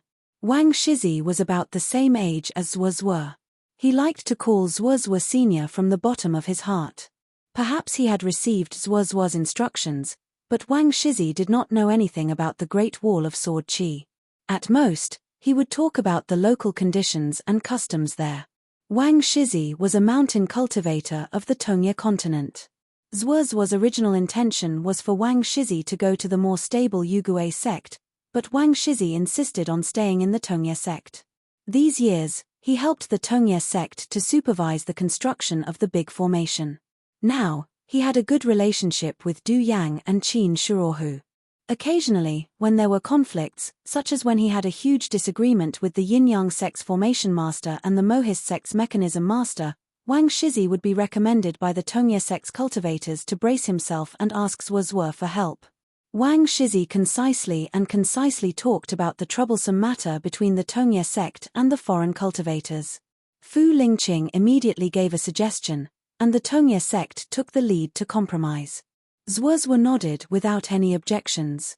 Wang Shizi bid farewell and left on his sword. The heavy rain stopped. Li Wanyong followed the sect master and traveled on his sword to check on the placement of some of the key mountains. Zuozua stood in the same place. For some reason, the girl did not leave with him. In the vast world, people's hearts were like ducks in the water. Zuozua saw that she did not intend to leave, so he turned around and asked, "Miss Yu, is there anything I can help you with?" Yushin plucked up her courage and asked, "Zuozua, there are 9 mighty towers in the vast world. There is the sword-suppressing tower in the South Suro continent, which is said to be guarded by the sword celestial Kaoshi from the Lizhu cave heaven. There is also a mountain-suppressing tower in the Fuyao continent. Why is there no mighty tower in the Tongye continent?" Zuozua said, "Actually, there is. It is an important demon-suppressing tower. It is the Taoist temple of the Lotus Blossom Blessed Land. There are only 2 blessed lands in the world that are connected. The Lotus Blossom Blessed Land in the Tongye continent is connected to the Lotus Blossom Blessed Land of the Daoist ancestor. However, the temple master ascended to the Qingming world and wanted to seek Dao with the Daoist ancestor. Since the Confucian temple did not stop him, they must have made an agreement." Yushin asked curiously, "This is a matter of great importance. Why didn't the Confucian temple discuss with the old temple master to delay his ascension? Or let the old temple master leave the demon-suppressing tower for the academy to manage? Now that the demon army is invading, won't they have a greater chance of winning?" The 9 grand suppression towers of the vast world were mountain suppression, country suppression, sea suppression, demon suppression, immortal suppression, sword suppression, dragon suppression, and white marsh suppression. Zuoyu shook his head and said, "There are many things that our Confucian school is too strenuous and unrewarding. For example, we allow the 100 schools of thought to contend in the world, we don't exterminate the demon race, we give the secular dynasties the authority of the gods of mountains and rivers, and we don't specifically participate in the changes of the dynasties below the mountain. There have always been disputes within the Confucian temple. Among the academies, and among the literary lineages, there have always been disputes over the knowledge of the sages within a single literary lineage. Left and right said, reasoning is the most exhausting thing. I've never been good at this kind of thing. According to Buddhism, I'm at most a self-committed Han. Even after learning the sword, I'm still the same. In terms of imparting knowledge, Maro Xiaodong had the highest chance of inheriting the teacher's legacy. However, due to his limited knowledge and cultivation potential, as well as the teacher's experience, Maro Xiaodong, who was unwilling to leave the sage of literature's lineage, couldn't do anything. As a result, Maro Xiaodong had to personally make a trip to the Middle Plains to ask for the title of one of the 72 academies for the Cliff Academy. Fortunately, I have a junior brother who's good at reasoning with others. He's worth looking forward to. Yushin noticed that this bad-tempered senior Zhuo had a rare smile when he talked about his junior brother. Left and right didn't say anything else. It was probably left and right's unique order to chase him away. However, Yushin still had a question. Senior Zhuo clearly has a bad impression of the Tongyi sect. Why are you still willing to guard this place? Zhuo said, your sect master, Fu Lingqing, is someone who is willing to be reasonable. As long as the most reasonable person on a mountain is willing to be reasonable, then the customs of the mountain will have a chance to turn from muddy to clean. Secondly, I've been instructed by my teacher and the Great Sword Celestial to guard the Tongyi continent, and not your Tongyi sect. Since my swordsmanship came from this world, I should return the sword to the world when it's time to do so. Yushin respectfully bid farewell and left. She was a little happy. Although seniors were still looked indifferent today, he was more talkative. He patiently told her so many things about the world. She used to have some resentment towards this Great Sword Celestial who didn't look like a scholar at all. He bullied people without thinking, asked questions randomly, and was unreasonable. He almost caused the collapse of the sect, and the sect master was forced to break the realm and become an immortal. However, after left and right returned to the Tongyi sect from the Great Wall of Sword Qi, according to Wang Shizi, he killed a big demon hiding in the Cave of Fortune on Luhua Island on the way. He also had to help the Tongyi sect resist the demon army from the Savage Land. Her resentment disappeared. The young woman's depression was like the world after the rain, and the scenery was brand new. It was like the budding of the early spring. Now, the entire Tongyi continent was under the four symbols formation set up by the Tongyi sect, Yugui sect, Taiping Mountain, and Fuyang sect. In addition, there were three celestial phenomena created by the three Tianmu sages before they fell into the human world. Zun Yuan of the Ascendant Realm, the Lord of Heaven of Taiping Mountain, and Jiang Shangzhen of the Immortal Realm were each guarding one of the continents. Among them, the Lord of Heaven and Jiang Shangzhen were assisted by the two Academy sages who traveled from afar. Each of them was like guarding a cave and controlling the flow of fate of a continent. When the four symbols formation was set up, the three great cultivators kept collecting the scattered fate from all over the continent. This made the weather of the Tongyi continent very strange. For example, in the territory of the Tongyi sect, there was a heavy rain that came and went in a hurry, and there were signs of heavy snow, which caught people off guard. When the formation of a continent was completely stabilized, the territory of Taiping Mountain would be like spring all year round. The sun hung high in the sky all year round in the Yugui sect, the autumn wind was chilly in the Fuyang sect, and the snow fell in the Tongyi sect all year round. Left and right returned to the hut to rest and cultivate his sword. Elsewhere in the Tongyi sect, Qin Shirohu was drunk and sleeping under the flowers, waiting for the demon army to attack. Previously, when the heavy rain fell, countless flowers fell and covered his body, but he did not notice it. When the heavy rain stopped and the heavy snow was about to arrive, there was a celestial mansion built on the edge of a cliff. The moon was full when the windows were opened, overlooking a pool. The cliff was steep and the water was deep, and there was no way to pass through it. As the direct descendant of Du Mao, Du Yang had been criticized and looked down upon all these years. Du Yang, who originally saw Jiang Shangzhen as his lifelong pursuit, had been fooling around for many years like a wastrel. However, in less than 10 years, he had improved by leaps and bounds, breaking through 2 realms consecutively. At this moment, Du Yang's expression was initially bitter, but it turned into determination. For the sake of the Du family's lineage, he was willing to risk his life and raise his arms. During the heavy snow, the purple-robed sword celestial, Fu Lingqing, who had always been seen as a puppet sect master in the Tongyi continent, ascended the ancestral hall at the peak of the mountain alone. He looked around and laughed. The snow is boundless, covering the entire world. The combination of white jade has made my heart clear, and it is the most suitable for me to use my sword. At a celestial ferry in the northernmost part of the Tongyi continent, a group of celestial masters from other places felt helpless. It turned out that they had just received news that the 2 cross-continent ferries of the Fu family in the Old Dragon City, including the Old Dragon City's Fu family, had already informed the ferry port 10 days ago that the ferries would no longer travel between the two continents. There were many ferries at the ferry port that were not enough to cross continents. A few large ferries that could barely travel to the old Dragon City were also transferred to the south by the Academy. Yun Qian had also taken out half of the Celestial Talisman boat and a treasured item and handed it to the Taiping Mountain. Immortal Master Cloud Sign frowned. She led the disciples of the Rain Dragon sect who were willing to travel with her to the distant lands and secretly disembarked at the Fushire sect of the Tongyi continent. Then, she headed straight for Peace Mountain with a secret letter. She paid a visit to the venerable old heavenly lord of the Tongyi continent as well as sect master Song Mao.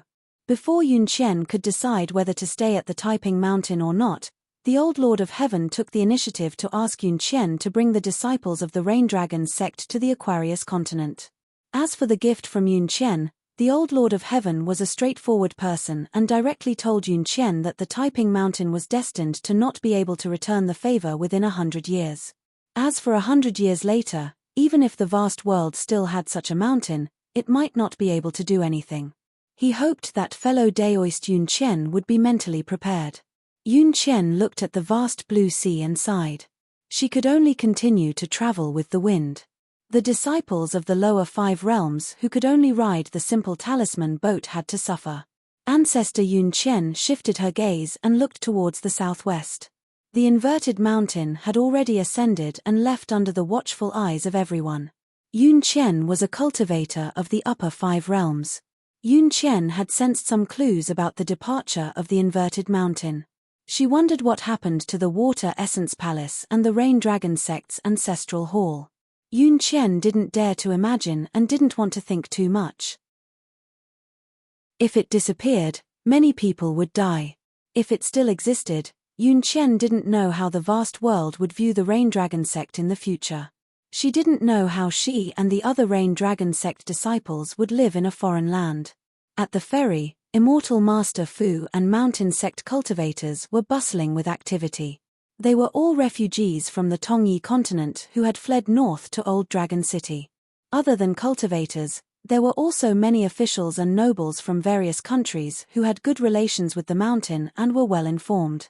As a result, the huge ferry was still packed with people. A beautiful woman carrying a sword on her back muttered to herself, "How am I different from them?" As a cultivator of the Tongyi continent, it was best to escape when facing a great disaster. A young man wearing a Confucian robe without the Academy's ornament shook his head and said, "Huang Ting, if you're so stubborn, I'm going to scold you." Old Heavenly Lord personally issued a decree and Sect Master Song stamped the Ancestral Hall's seal. "It's almost equivalent to expelling you from the sect." "Why? Isn't it to let you go to the 5th world with peace of mind? Even in the worst-case scenario, you'll still be able to leave behind a line of descendants in Peace Mountain. Their good intentions aren't for you to wallow in self-pity. If you keep thinking like this, even if you go to the 5th world, you won't be able to break through the nascent soul bottleneck. Not only that, but it'll also become your inner demon. Let me tell you, there are already many sword cultivators from the Great Wall of Sword Chi over there. Each of them has great killing power. Even if sword cultivators of the same realm kill each other, the vast world has a very small chance of winning. Once you become a demon there, you'll definitely be hunted down by them." Huang Ting said, "If you really lose to your inner demon and get killed by those sword cultivators, it'll be a worthy death. It's better than being picked up by some filthy cultivators and earning them merit for slaying demons." Zhong Kuei said angrily, "Huang Ting." Huang Ting said, "I'm just feeling aggrieved," and said a few words to vent my anger. "What's the rush? I don't care about my own life, but I definitely won't treat the sect as a joke." Zhong Kuei heaved a sigh of relief. Huang Ting frowned. People's hearts crumble so quickly. Zhong Kuei was even more worried than her. He could only say a piece of good news to comfort himself. He said in a low voice, "According to my master, the Fuyao continent is much better than us. They're indeed used to fighting and killing. They don't cherish their lives as much as we do in the Tongya continent." Under the lead of the Academy, several large empires have already joined forces. Most of the immortals with the surname Zong are not willing to fall behind. Especially a large empire in the north.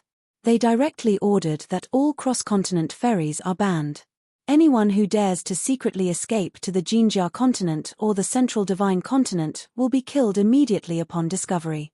Zhong Kuei rubbed his face. Look at our side. It's normal to be afraid of death and greedy for life, but if everyone is like this, it's outrageous. They don't want to be officials anymore. Immortals don't want to cultivate their mansions anymore. They don't care about the ancestral hall anymore. They don't care about the ancestral hall. They don't care about the ancestral hall. They don't care about the ancestral hall. They don't care about the ancestral hall. Trees die when people move, and people live when they move. Anyway, we can bring the Divine Master Tablet and the portraits of our ancestors along with us. Zhong Kuei had one more thing that he couldn't say. The Aquarius continent was doing something huge. For this, the sect leader of the Jade Tablet sect, Jiang Shangzhen, the old heavenly lord of the Peace Mountain, the sect leader of the Fuji sect, Ji Hai, and the mountain lord of the Da Fu Academy had all rushed to the sea between the two continents to meet the Dali imperial tutor. They hoped that the Aquarius continent would change their mind and choose to cooperate with the Tongye continent. Ji Hai even gave up the entire Fuji sect to the Dali dynasty and became a vassal force of the Song clan, but Kui Dong still rejected the suggestion of the Tongye continent. First, they would use fire to boil the sea, revealing the ridge between the two continents. Then, they would use water techniques to stabilize the road, implicating the Tongye continent and the Aquarius continent into one. After the battle ended, they would flood the road again and divide the two continents. Because the embroidered tiger had already chosen the North continent. Kui Dong had only one reason at that time. The cultivators of the Tongye continent wanted to live in the Aquarius continent, while the cultivators of the North continent wanted to die in the Aquarius continent. Then, who should the Aquarius continent choose? Even a scholar would know. Zhong Kuei was also present at that time, but he could only remain silent. That meeting could very well decide the fate of the three continents. Both sides did not part on bad terms, and no one spoke harshly to the imperial tutor of the Dali continent. That was because everyone who went to the sea knew the answer. They could not force someone to do something they did not want to do. After all, the other party was Kui Dong, the person who dared to betray his own master and ancestors. Even the vice-hierarch of the Confucian temple despised him. As for speaking harshly to Kui Dong, there was no need for that. The great cultivators of the Tongye continent, including the old Heaven Lord and Ji Hai, still had that bit of magnanimity. As for Kui Shu, he didn't make any sarcastic remarks about the culture of Tongye continent other than that sentence. Back then, someone asked Kui Dong if the Tongye continent could break the rules and merge the two continents because of the situation. If the North continent did it, the Confucian temple might not agree. Kui Dong only said one thing. If the sword cultivators of the North continent agreed, it meant that all the cultivators of the continent agreed. The Confucian temple had no choice but to agree. Even if they did not agree, what could the Confucian temple do? Zhong Kuei admired this former disciple of the Confucian saint who had a bad reputation in the Confucian school. When Kui Dong used the power of the world to reason, no matter who you were, you should listen obediently. Zhong Kuei looked at the group of Rain Dragon sect cultivators in the distance and said, "It would be good if everyone in the Rain Dragon sect was like that." Huang Ting shook his head and said, "If the upper beam is not straight, the lower beam will be crooked." It's already surprising that the Rain Dragon sect with such a foul atmosphere has ancestor Yun Qian. In the end, Yun Qian took the group of Rain Dragon sect disciples and traveled to the old dragon city. Then, he announced his name to the vassal king's mansion, saying that he was willing to help the central region of the Aquarius continent. The vassal king's prince, Song Mu, personally received him. Before the sea of people reached the main hall, Song Mu gave an urgent order to mobilize a Dali military ferry and change its purpose temporarily. It took ancestor Yun Qian, including a few dozen cultivators, to the central region of the Aquarius continent. Yun Qian sat down in the vassal king's mansion and drank tea. In less than half an incense stick's worth of time, the tea was still cold, and they were ready to leave. Song Mu personally sent the group of Rain Dragon sect cultivators to the military ferry in the inner city. Then, he cupped his fists and thanked everyone, including ancestor Yun Qian. He said that from today onwards, the vassal king's mansion was open to all Rain Dragon sect cultivators. Aside from that, the young vassal king did not exchange any pleasantries at all. The ferry docked at the source of the Aquarius continent. The person who received the message on a flying sword was one of the 3 Aquarius continent's supervising officials, Liu Qingfeng. He gave the cultivators of the Rain Dragon sect a copy of the progress of the Aquarius continent's excavation. Afterwards, he asked ancestor Yun Qian about the details of the Rain Dragon sect's water techniques as well as seeking ancestor Yun Qian's advice. The two of them carefully revised and perfected an existing plan that the supervising official's estate had rushed to come up with overnight. If the young vassal king of Old Dragon City, Song Mu, gave off a feeling of being swift and decisive, then this supervisor Liu gave off a feeling of being bathed in the spring breeze. Yun Qian sighed emotionally. On the Tongyi continent, even when they were fleeing for their lives, they still gave off a feeling of disarray. However, on the Aquarius continent, everything seemed to be going according to plan, without any stagnation at all. It was fast and orderly. In the small town of the Dragon Province's Huaihuang district in the Dali continent, a new shopkeeper had appeared in the Riding Dragon Alley. His name was Changming. Wei Pai had just broken free from a night banquet. Coupled with the sword immortal Miu, he had a secret discussion with this fellow Changming who had come from afar.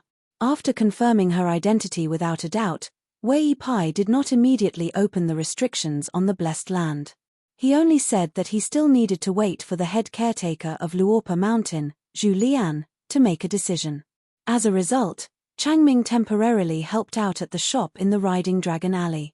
Changming fished out his life-bound gold essence copper coin and was rather surprised. Golden light flowed and shone brilliantly. It was as if his life-bound had merged with the world. Sure enough, choosing this place to cultivate was the best choice. Chang Ming was looking forward to the lotus blossom-blessed land even more. On Luopa Mountain, Wei Pai and Miu sat by a stone table. The Northern Mountain Lord was rather helpless. Actually, with his relationship with Luopa Mountain, there was no need for Zhu Lian to give the word for Changming to take up residence. In reality, it was impossible for Wei Pai to do such a thing. He had already passed the Tung Leaf umbrella to Kui Dongshan according to the instructions in the secret letter. If nothing went wrong, it should end up in the hands of a cultivator from the Tongyi continent in the end. It might be Taiping Mountain, Zhongkue, or even the protector of Luopa Mountain, Zhu Fei, who used it to take in the refugees. However, it was unknown whether the Lotus Flower Blessed Land, which had just been promoted to a medium blessed land for a few years, would return to its original state after returning to Luopa Mountain and become an inferior blessed land with thin spiritual energy. After all, once the refugees returned home, they would bring along the spiritual energy with them. The more people there were, the more fate and spiritual energy they carried, the more the Lotus Flower Blessed Land would be damaged. Wei Pai looked into the distance and thought of the sinister landscape travel book. He muttered, "Chen Pingan, oh Chen Pingan, is it necessary? Is it worth it?" Miu smiled and said, "Wei Shanjun, it seems like you still don't understand our mountain lord, or rather, you don't understand the hidden official of the Great Wall of Sword Aura." Miu turned to the black-clothed girl who was silently eating melon seeds and asked with a smile, "Little Mealy, how do you write the couplet in the shop that sells the Mute Lake wine?" Zhu Mealy quickly put down the melon seeds and picked up the golden carrying pole on the table. She stood up and said in a clear voice, "Sword immortal 3-foot sword," looking around blankly, "Where is the enemy? The hero is lonely." Zhu Mealy moistened her throat and continued to shout in an even louder voice, "2 tails of wine in a cup, with you to quench the sorrows of the ages, until we are drunk, what is money?" The little girl raised the golden carrying pole in her hand high. "Look, I have the golden carrying pole, what is money?" Miu drank a big mouthful of wine and thought of the past. It snowed in the summer palace, and the hidden official's sword cultivators built a snowman together. The young hidden official and his disciple Guo Zhujiu laughed and said a sentence. "I don't believe that the world is so bad." Miu felt that even today, standing here, the young hidden official would still think so and firmly believe it. That was because some knowledge had little to do with the way the world was. At the Yang family's shop, The shop assistant named Yang Hua had a rare smile on his face because he recognized the woman who came today. She was Li Liu, Li Er's daughter, and Li Huai, that little bastard's older sister. In the past, Yang Hua still had some thoughts, but the elders in his family didn't agree, saying that it wasn't about money. When Yang Hua asked again, the elders only said that it was the old master's idea and didn't agree, telling him to give up. However, Li Liu, who had always been alone, was accompanied by a fat woman in coarse hemp clothes today. She was a bit of an eyesore. Yang Hua couldn't help but take a few more glances at her. For a woman to be so fat, how much could she eat? The woman smiled shyly at him, giving Yang Hua a fright. The woman lifted the curtain and stood sideways. When Li Liu stepped into the backyard, the woman put down the curtain and smiled at Yang Hua again. Yang Hua looked at the mountain-like woman behind the counter and secretly raised his arm. He felt that even a big man like himself wasn't her match. Li Liu sat on a bamboo chair that creaked as soon as she sat down.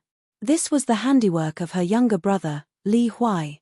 The woman who carried the entire waterhole with her stood behind Li Liu, not daring to breathe loudly, because she knew the identity of the old man sitting on the steps and smoking.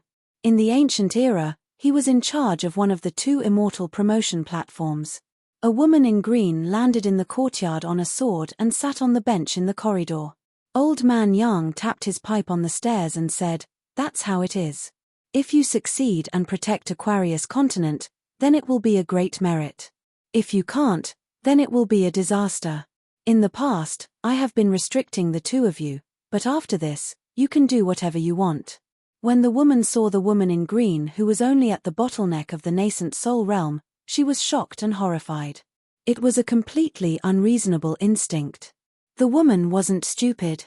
After all, she was an ascendant realm great demon who was familiar with the past. Thinking of Li Liu's real body, she immediately guessed the identity of the unfamiliar woman. The supreme deity sat on the throne and looked down on the world. The sun boiled the sea and refined all living things. Wherever the sun shone, it was the territory. At first, the woman became more and more cautious. Gradually, her entire face and eyes began to change, and her ferocious nature erupted. After all, a great demon was an ascendant realm true to her name.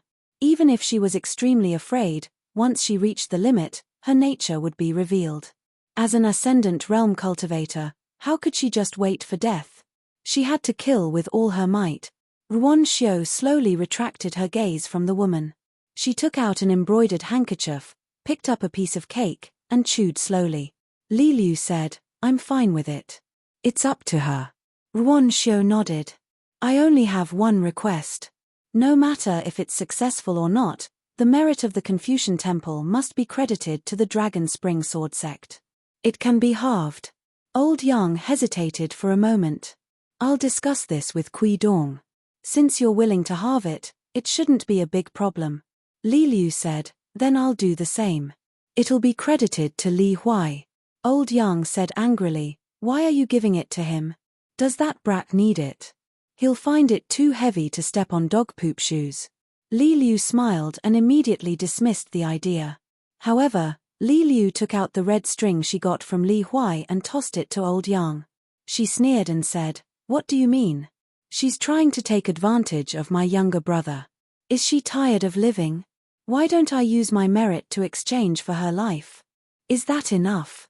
Old Yang frowned and said, "You don't have to worry about this. I'll clean up the mess." Ruan Xiu suddenly asked, "What's the matter with that travel book?" Old Yang sneered, "There are 2 branches in the family. One branch wants to be an official historian. They're trying their best to break away from the status of an official historian. They're unwilling to be a descendant of a branch of history. They hope to prove their great Tao through a blessed land of white paper. The other branch wants to be an unofficial historian. The latter has a great plan." Old Yang waved his smoking pipe. "You don't have to care about these things. It's urgent to break through the realm and ascend to the Jade Urn realm. Now you don't have to hide too much." Ruan Xiu glanced at the woman who had finished the pastries in her hand. Once she killed her, she would have a chance to go directly to the immortal realm. Li Liu said coldly, Ruan Xiu, restrain yourself. Ruan Xiu languid sat on the bench, squinted and asked with a smile, who are you? The woman was uneasy. This was a real fight between immortals. Ruan Xiu asked, can he come back? Old Yang was silent, but the smoke in the small courtyard was getting thicker. Then the woman was shocked again. She turned her head and looked at the woman in white behind Old Yang. She was tall and had a pair of golden eyes. After seeing this person, the woman felt a little tired. She shouldn't have followed Li Liu here. It seemed that even she, an ascendant realm cultivator, was not enough here. If she had known, she would have gone to the North Continent to provoke immortal fire dragon. The tall woman smiled and said, of course. She lowered her gaze and looked at Old Yang who was sitting on the ground. Tell Kui Dong and ask him to tell the Confucian temple that I'll turn Hao Ran world and Qingming world into a family. Old Yang said, as long as you stay here, Chen Pinggan will have a chance. He's tough. Besides, he's right to be patient. If you go there with him, he might lose his life in the Great Wall of Sword Aura. She said, if I stay there alone, I'd rather die than live. Old Yang said, I think staying there is the best way to cultivate. Climbing the mountain is important, but cultivating the mind is difficult. Being scolded and doing a few good deeds doesn't mean it's cultivation. She sneered, you and Chen Qingju seem to be qualified to say that. Old Yang nodded, not bad. Old Yang waved his pipe, you still have to be careful. Those king-level monsters won't let you boil the sea. Ruan Xiu left the courtyard on her sword. Li Liu brought the woman to the ancestral home. Old Yang stood up, if something happens to me, please take care of me. She nodded, there are only a few old friends left. You old bones, take it easy. Old Yang smiled and repeated the words, not bad. In the middle section of the Aquarius continent, on a newly built dam, a young man in white was riding on a child. Beside him was an old Confucian with white hair. Lin Shuyi followed silently. The young man was cursing the old bastard for being a jerk. Lin Shuyi pretended that he didn't hear anything. In fact, the old man and the young man were both his martial uncles. The imperial tutor asked Lin Shuyi, what do you think of Liu Qingfeng's character? Lin Shuyi said, he was born to learn martial uncle's knowledge. He is a good person, and his knowledge is not lacking. Kui Dong said, there is nothing wrong with looking at things, but looking at people is one-sided. That Liu Qingfeng is cold and warm-hearted. Don't be fooled by his warm-heartedness, the key is his cold eyes. Kui Dongshan laughed, old bastard can still speak like a human. That's rare. Yes, that Liu Qingfeng is willing to treat the world with kindness, but that doesn't mean that he thinks highly of the world. In fact, Liu Qingfeng doesn't care what the world thinks of him. The reason why I admire him is because he is like me. The order cannot be wrong. Kui Dong said, I am going to North Continent Skeleton Beaches Gui Ming Valley. Kui Dongshan hesitated, why can't I go? I have brother Gao to lead the way. Kui Dong said, your cultivation is too low, that Gao Cheng might not listen to you. The Aquarius continent doesn't have the time to fight with him. He wants to complete his grand Tao and understand the most fundamental samsara technique. The Aquarius continent has given him the chance. At the crucial moment, I will borrow Zhong Kuei from Tongyi continent. You go and find the great monk who has wandered to the White Cloud Monastery. There are some things that need to be done beforehand. If not, the taboo will be too big, and the gains will not make up for the losses. I will definitely not allow the Aquarius continent to remain as a mess even if we manage to defend it. If the people of Tongyi continent were not so lax, Kui Dong would have thought of linking the Aquarius continent and Tongyi continent together. With Zhong Kuei and Gao Cheng, and of course with Kui Dongshan, it was possible. Kui Dongshan extended his hand and pressed on the child's head, and scolded, Brother Gao, that shameless old bastard wants to scam you, quickly spit on his face and help him wash his face. Kui Dong emphasized, I am talking to you about serious matters. Kui Dongshan raged, I am not deaf. Before Kui Dong left, he seemed to have said some nonsense for no reason, cultivate well in the future. If you see the old elementary scholar, you can talk about all the merits and demerits, but in my heart, there is nothing much to talk about with him. Kui Dongshan said unhappily, if you have the ability, go talk to him yourself. I am not a messenger, damn it, we are 2 generations apart, to call the old elementary scholar ancestor, that is embarrassing. Kui Dong looked up at the sky and said indifferently, because I do not have the ability, that is why I am asking you to talk to him. Dali Imperial Tutor, shrinking earth, mountains, and rivers, in a blink of an eye, he was 1,000 li away. The huge Aquarius continent was like a small world for this ascendant realm scholar. Kui Dongshan jumped down from the child and waved his sleeves with all his might, towards the direction where Kui Dong's figure disappeared. He punched out with both hands, and scolded scram scram. However, Lin Shuyi knew that this junior martial uncle Kui Dongshan, who looked frivolous, was actually very sad. When Kui Dong left Aquarius continent for North continent, there were already great cultivators who used their powers to isolate heaven and earth. In the northernmost part of Aquarius continent, Wan Xiu shook the bracelet on her hand, and a fire dragon suddenly appeared, heading north. Under the sun, many rays of light between heaven and earth seemed to gather on that path. In the southernmost part of North continent, Li Liu stood at the seaside, parting the sea. On the line, on the right side, there were many sword immortals and upper 5 realm cultivators guarding the array, Taihui sword sect master Qi Jinglong, and discipline patriarch Huang Tong. Floating duckweed sword Lake Luo Cai, who had just returned from South Whirlpool continent, and the number 1 sword immortal in the north, Bai Shong. Hemp sect master, discipline patriarch Nailan, sect master Zhu Quan. On the left side, there were only 2 ascendant realms. They were old acquaintances, Venerable Fiery Dragon and the woman from Lushire Pit. Venerable Fiery Dragon laughed, and the woman laughed along. Lu Ji, Madame Huanyan, and Spring Banner sect sword immortal Xiao Yunyang rushed to South Whirlpool continent together.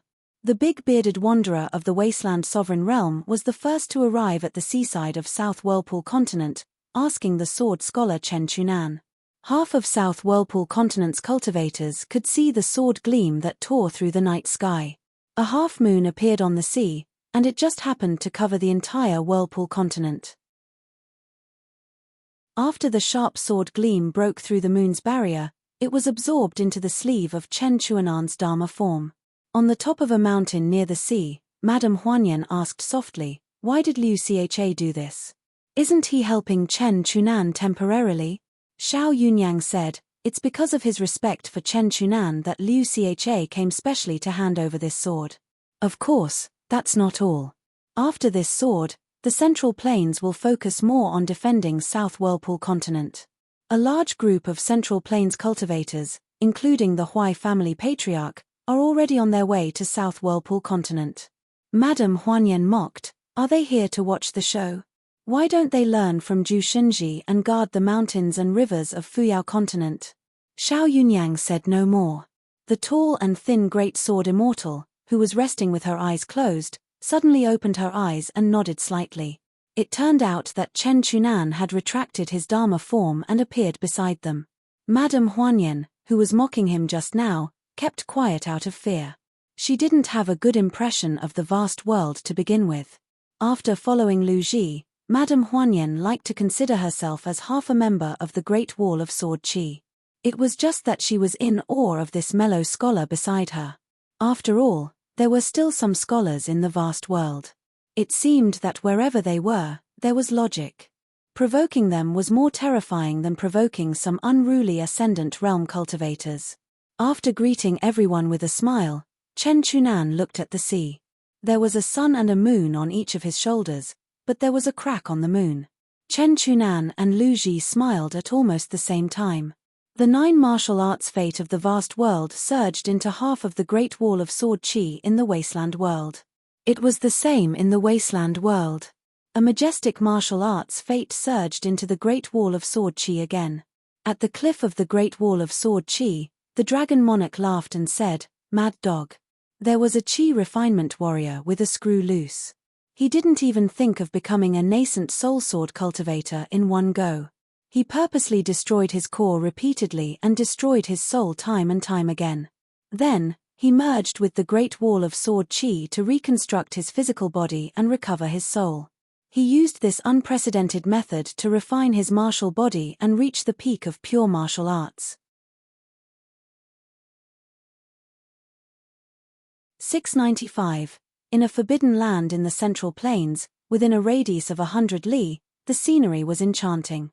There was only a single two-story building that looked like a small study that had been plucked from the courtyard of a wealthy family.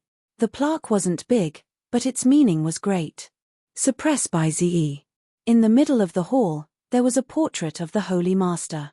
If it wasn't for the plaque revealing the secrets of heaven, cultivators who entered this place by mistake would think that the owner of this place was a Confucian disciple living in seclusion.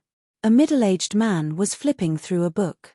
Every year, gentlemen and sages from the Book of Rites Learning Palace would send books here. They didn't care about the topic, whether it was the exegesis of the sages, the notes of the scholars, or the strange. The Book of Knowledge would be placed on a small mountain at the edge of the forbidden land. The small mountain wasn't anything special. There was only a broken stone tablet on the ground, and one could vaguely see the words Spring King's first month rain shook the book of books. The gentlemen and sages only needed to place the book on the stone tablet, and a woman would come to take the book and give it to her master, the great demon Bai Ze. Bai Ze put down the book and looked at the woman outside. He asked, "Are you worried that the situation in the Tongye continent will affect Madame Huan Sho, who broke her own tail?" Hearing the question, the woman immediately turned around and said respectfully, "Master, seeing the pitiful end of the Rain Dragon sect, I am indeed worried about Madame Huan Sho's safety." Madame Huan Sho wasn't just one of the 4 madams of the Haoran world, she was equally famous as Madame Qing Immortal Mountain, Madame Huanyan of the Plum Blossom Garden, and Madame Zhonggui of the Moon Palace. She was also one of the 2 heavenly foxes of the Haoran world, Nine-tailed. The other was the ancestor of the woman in the palace dress. The latter couldn't avoid the heavenly tribulation back then, so she could only go to Mount Longhu to seek the protection of that generation's heavenly master. Her fate was great, and she obtained the seal of the heavenly master seal. Not only did she survive the 5 thunder heavenly tribulation, she also successfully broke through to the ascendant realm. The woman in the palace dress had a bitter expression. She blamed Madame Huan Sho for abandoning the heavenly fox realm and staying out of the matter. If it were her, she wouldn't do such a stupid thing. Bai Ze came to the door. The woman in the palace dress moved slightly away from her master. She had been with her master for 1,000 years, and she didn't dare to break the rules. Bai Ze said, "Qing Ying, what do you think of the Haoran world?" The fox demon named Qing Ying replied, "In the desolate world, the demonic beast army's combat prowess is concentrated, and their hearts are focused on one thing. They are here to fight for territory, driven by profit. The immortal and ascendant realm experts. Immortal and ascendant realms. Immortal. Immortal ascendant and ascendant." Years ago, because she revealed her thoughts and spoke without restraint, she was beaten to the bottom of a valley by her master on a snowy walkway in a small continent. She called out her real name and her tail was casually cut off by her master. Bai Ze said, "Just say it." Qing Ying received the decree and continued, "Tongye continent has been isolated since ancient times. They are used to living a comfortable life. Once the academy can't stop the cultivators from escaping, the immortals on the mountain will lead the dynasties below. The situation will deteriorate instantly. If the demon clan invades Tongye continent, it will be like the situation of the elite cavalry chasing after the refugees. The losses of the demon clan at the foot of the mountain will be negligible. Tongye continent will only have 7 or 8 sects left to protect itself. The Aquarius continent was too small, and the sword cultivators of the North continent had suffered too many casualties at the Great Wall of Sword Chi. Moreover, the people there were tough, but it was easy for them to fight for themselves. This kind of war was not a fight between cultivators on the mountain. When the time came, the outcome of the North continent would be tragic.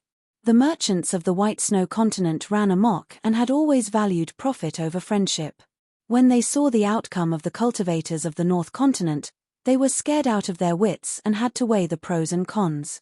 Therefore, this battlefront that included the 4 continents could easily be defeated one after another. In addition to the distant Fuyao continent, Jinjia continent, and Liuxia continent, Perhaps the last half of the vast world would fall into the hands of the demon clan. Once the situation is gone, even if the central divine continent has a strong foundation and can fight against 8 continents, how can it resist? It can only wait to be exploited and eaten up by the demon clan. Bai Ziyi smiled. Talk on paper. Qing Ying did not dare to question her master. Bai Ziyi walked down the steps and started to walk. Qing Ying followed behind. Bai Ziyi said slowly, "You are talking on paper. The gentlemen of the academy might not be so. All knowledge in the world leads to the same destination. War is actually the same as learning. What is learned on paper is shallow, and what is learned must be experienced." Back then, the old Shotsi insisted that the gentlemen and sages of the academy should try their best to stay away from the affairs of the imperial court. He did not want to be the retired emperor who was not in the imperial court. However, he invited the militarists and cultivators of the school of Moism to explain in detail the pros and cons of every war to the academy. He even listed the military studies as a compulsory subject for the academy to become a gentleman. Back then, this caused a lot of criticism in the Confucian temple. People thought that it was a mistake to put effort into the wrong path instead of paying attention to the essence of being a gentleman.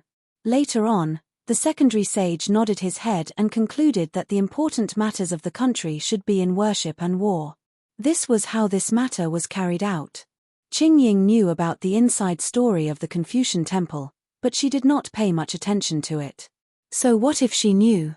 Even if she and her master were to go out, they would need the approval of the 2 vice leaders of the Confucian temple and the 3 grand chancellors. If any of them were to shake their heads, it would be impossible. That was why she had been filled with anger during that cross-continent trip back then. Bai Ziyi walked slowly. The old Shotsi said that humans are evil by nature, but he insisted on praising the phrase filial piety is the most important of all virtues. He insisted on putting filial piety before loyalty, righteousness, propriety, wisdom, and trust. Isn't there some contradiction that you can't understand? Qing Ying was a little helpless. She was not interested in the knowledge of the Confucian sages. She could only say, "I really don't understand the profound meaning of the sage of literature." Bai Ziyi answered his own question. The reason is very simple. Filial piety is the closest to people. Cultivation is good, governance is peaceful, and every family in the country deals with the word filial piety every day. It is the first step of human cultivation. Whenever the door is closed, other words will inevitably be more or less distant from people. It is difficult for people who are truly filial to be evil. There are occasional exceptions, but they are still exceptions. The word filial piety has a low threshold. There is no need to learn to be an excellent official. There is no need to think too much. There is no need to have a thorough understanding of the world. There is no need to talk about big ambitions. If this word is well done. Bai Ziyi turned his head and pointed at the Xiong town building that was not eye-catching. The house is solid. Every family in the world is filial. It is not difficult to shelter the house from the wind and rain. When you open the door, the more you read and ponder, the more loyalty, righteousness, and etiquette will naturally follow.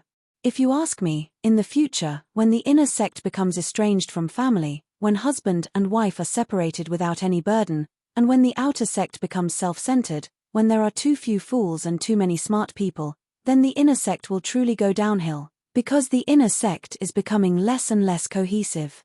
Therefore, this is also the reason why the old scholar did not want his first disciple Kui Dong to introduce knowledge too early. It is not that the embroidered tiger's knowledge is not good, but if he is not careful, the drawbacks will be too great. When the time comes, it will be difficult for the sage master and the sage of rights to remedy it. Between father and son, between husband and wife, if they have to be calculative about the gains and losses, they will enter the age of Dharma decline earlier than the Buddhism and Taoism. Bai Ziyi smiled and said, "On the mountain and under the mountain, people in high positions are not afraid of unfilial children, but are extremely worried about their unfilial children." Interesting. Bai Ziyi suddenly laughed and said, "I have already forced myself to say so many good things about you. Can't you not take advantage of me for once?" Qing Ying was stunned and did not know why his master said so. Bai Ziyi said helplessly, "Let's go back." If we are late, I don't know what will happen to us. Bai Ziyi took Qing Ying back to the study room the way they came. Qing Ying saw an old scholar wearing a Confucian robe in the room with his back facing them. He stood on his tiptoes and held an unopened scroll in his hand. He was pointing at the position of the scroll on the wall. It seemed that he was going to hang it. On the table under the portrait of the sage master, there were already a few books. Qing Ying was confused and angry. How can anyone intrude into the master's peaceful place of cultivation? However, the most difficult thing for Qing Ying was that people who could intrude into this place quietly, especially scholars. She definitely could not afford to offend them. Moreover, the master's temper was too good and never allowed her to take advantage of the master's power. Bai Ziyi stood by the door and sneered, "Old scholar, it's enough to persuade you. I can tolerate a few pornographic novels, but if there's another portrait of you, it's too disgusting." Hearing the title of old scholar, Qing Ying immediately lowered his head and the resentment in his heart disappeared in an instant. Back then, when she was picked up by Master Bai Ziyi and brought home, she asked curiously why there was a portrait of the holy ancestor hanging in the Xiongtown Tower. She knew that even the sage of rites, who set the rules of etiquette for the world, treated her master with respect and addressed him as sir. Her master only addressed him as little teacher at most. Master Bai Ziyi never treated the vice-hierarch of the Confucian temple and the Grand Chancellor of the Learning Palace well.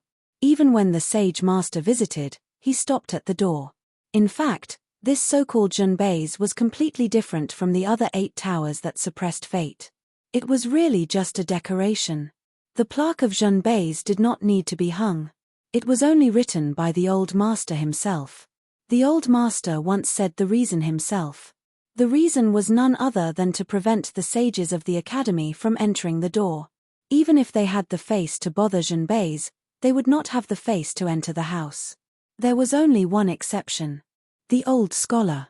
When Qing Ying was on her way to collect books, she missed the sage of rites, who was at the peak of his power. It was only after the incident that she heard from a small scholar perched on a beam in the room that the old scholar had not only walked in happily, but had also said that Master Bai was being too rude. He was living under someone else's roof, so it was one thing if he didn't know how to respect his master, but he should at least give him some face and put on an act. If he hung up, it would save a lot of unnecessary trouble.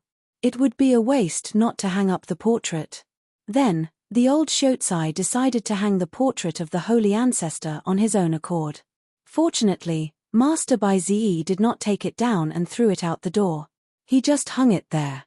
The old elementary scholar, who was sent out of the 5th world by Bai Yi, turned around and shook the scroll in his hand. I was just worried that the old man would feel lonely standing alone on the wall. He might not be happy with the pictures of the Sage of Rites and the Third Prince. Others might not know, but Master Bai, you should know that the old man and I get along very well. Bai Ziyi smiled. Don't be so shameless. The old scholar was filled with grief and indignation. He stomped his feet and said, "The world is so big, you can only put a few of my books here and hang a portrait of me. You have the heart to refuse. Is it an eyesore or something?" "It's an eyesore." Bai Ziyi nodded and said, "Luo Po Mountain Ancestral Hall, your last disciple, didn't he hang a portrait of you?" The old scholar's eyes lit up. He was waiting for this sentence. It would be fun to chat like this. Bai Ziyi, that bookworm, was harder to chat with. He placed the scroll on the table and walked towards Bai Ziyi's study. Sit, and chat. Don't be so polite. Come, I'll have a good chat with you about my last disciple. You've met him before, and I'll have to borrow your auspicious words. The relationship between us brothers is not shallow.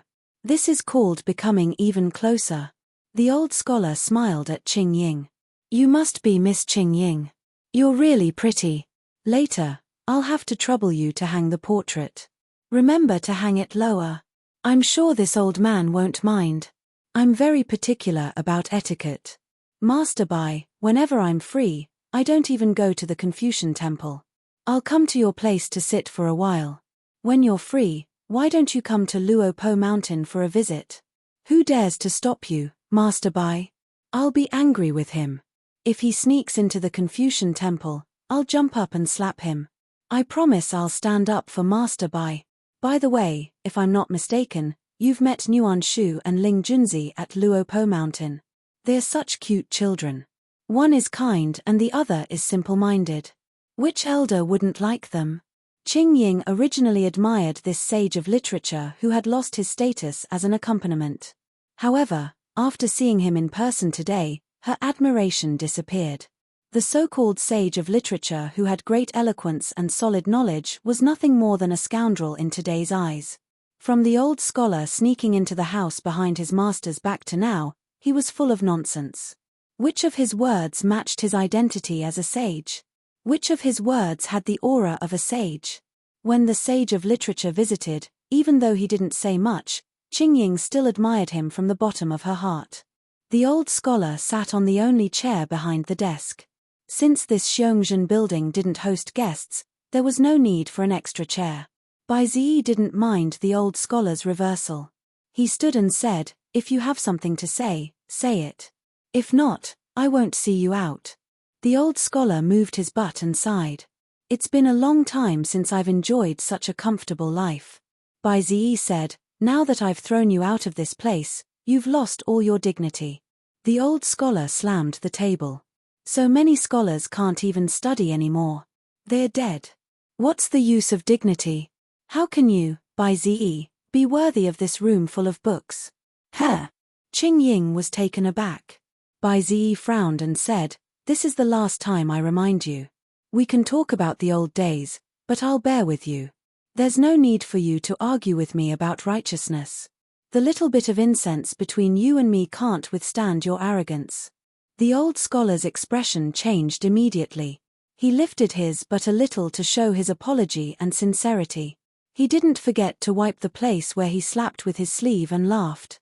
"I was talking to you in the tone of the third brother and the two deputy hierarch. Don't worry, I won't talk about the history of the world or the great cause of the world.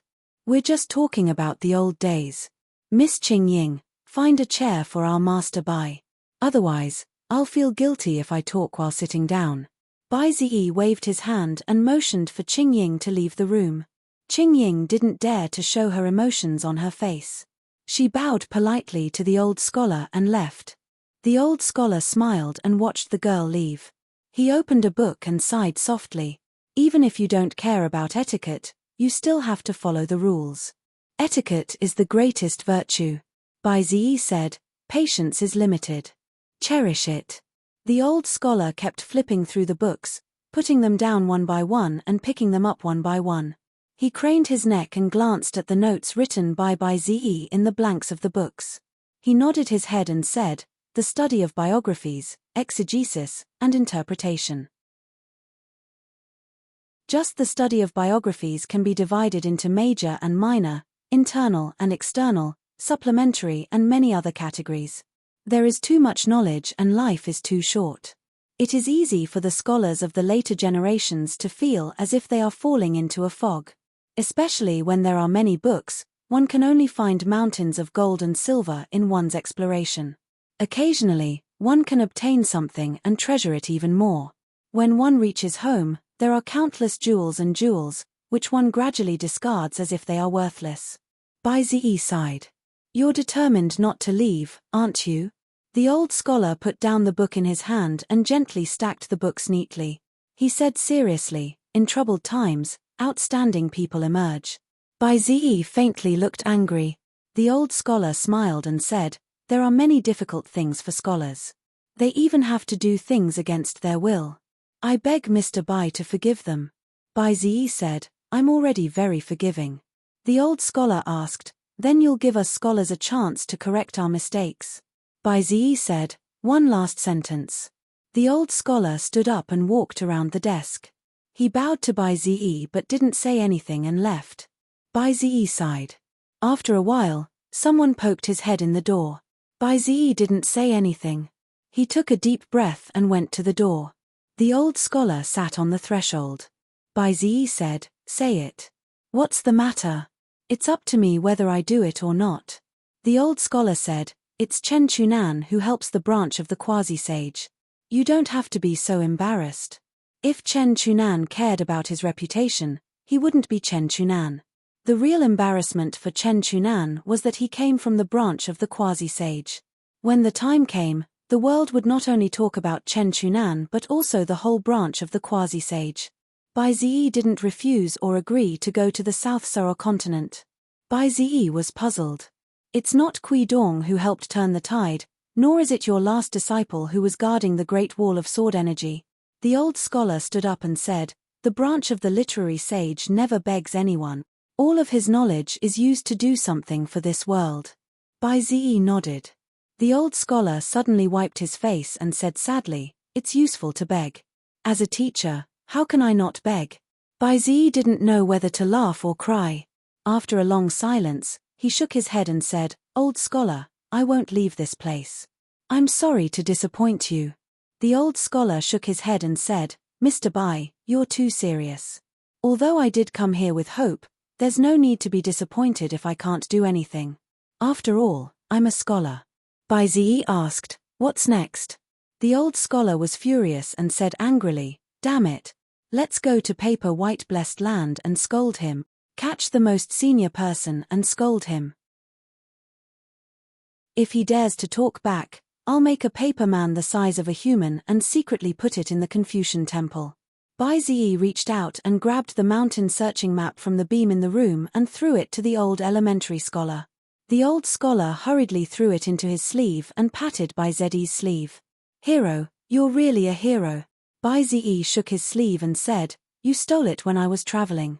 The old scholar nodded and said, don't talk nonsense. Do you think I don't know the rules? I'm not a hammer. I won't make things difficult for Mr. Bai. Bai Ziyi's expression was indifferent. Don't forget, I'm not a human. The old scholar stomped his foot and said, I don't like to hear that. Don't worry, I'll scold the Sage of Rights for you. What Sage of Rights? So what if he has great knowledge and rules? I'll scold him all the same. When I was forced into the Confucian temple to eat cold pig's head meat, I was the most respectful to the statue of Sage of Rights. The incense offered by other seniors to accompany the sages was just ordinary incense, but for the old man and the Sage of Rights, I had to grit my teeth and spend a lot of money to buy incense from the mountain. The old scholar suddenly stopped talking and disappeared in a flash. He came in a hurry and left even more hurriedly. He only reminded Bai Ziyi not to forget. A middle-aged man with an elegant face appeared outside the house and bowed to Bai Ziyi. Bai Ziyi bowed back for the first time. They crossed the threshold together. The middle-aged man saw the scroll and gently opened it. He couldn't help but laugh. It wasn't the old scholar's portrait, but this man's. So it was actually a portrait of the Sage of Rights. Bai Ziyi rubbed his eyebrows and said helplessly, isn't he annoying? The Sage of Rights smiled and said, I'm fine, but our holy teacher is the most annoying. When the statue of the old scholar was moved out of the Confucian temple, the old scholar didn't care. But later, the statue was smashed by scholars from all over the country. In fact, the holy teacher was dragged to the side by the old scholar to watch. The old scholar didn't complain much and only said that scholars cared about their reputation the most. He had to endure the humiliation even if it was unbearable. But in the future, shouldn't the Confucian temple be more lenient to the Sage of Rights? Kui Dong just let him be. After all, he was thinking about the future of the human world. Xiao Qi was such a good seedling, so he should be more protected. When I break through the bottleneck of the Ascendant Realm in the future, old man, don't just watch and do nothing. Is the rules of the ceremonial sage more important, or is it the face of the Holy Master more important? Anyway, he just bargained over there, pestering the Holy Master and not letting him go until he nodded.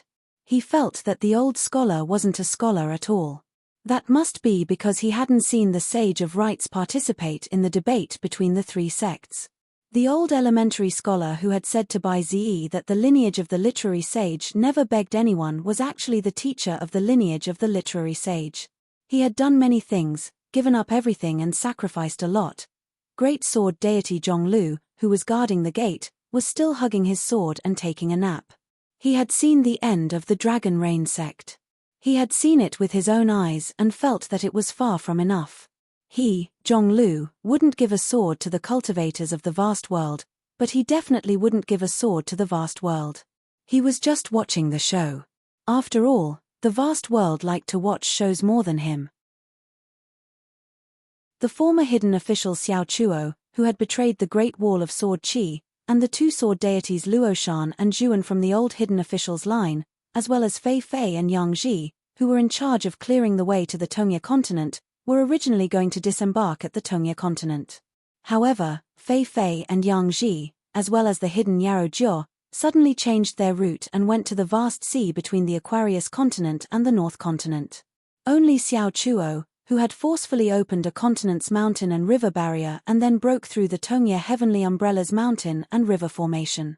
As a sword cultivator, she still had to ask the left and right. The right and left turned into a sword light and went overseas. Xiao Chuo wasn't interested in the Tongya sect, so she left the group of ants behind. She spat on the ground and then turned to follow the left and right. Although Xiao Chuo could break through the two great formation barriers and go to the Tongya sect's territory, she was still suppressed by the great Tao of heaven and earth. This made her very dissatisfied, so the left and right were willing to take the initiative to leave the Tongya continent. Xiao Chuo followed behind and said a rare sentence on the battlefield, "Left and right, you took a punch back then. Have you recovered? If you're killed by me, don't blame me for taking advantage of you." The left and right were too lazy to speak. After all, the logic was in the sword. Xiao Chuo was even more unreasonable. Since the left and right had so much sword qi that they were the most powerful in the world, then they would destroy as many as they came. The cultivators of the Tongya sect all looked up at the place where the two figures disappeared. Most of them were frightened. They didn't know who the little girl with the goat horn braids was, and which sovereign great demon was she. After the bearded man, Wen Jian, and Chen Chunan, the south-swirling continent temporarily stopped fighting.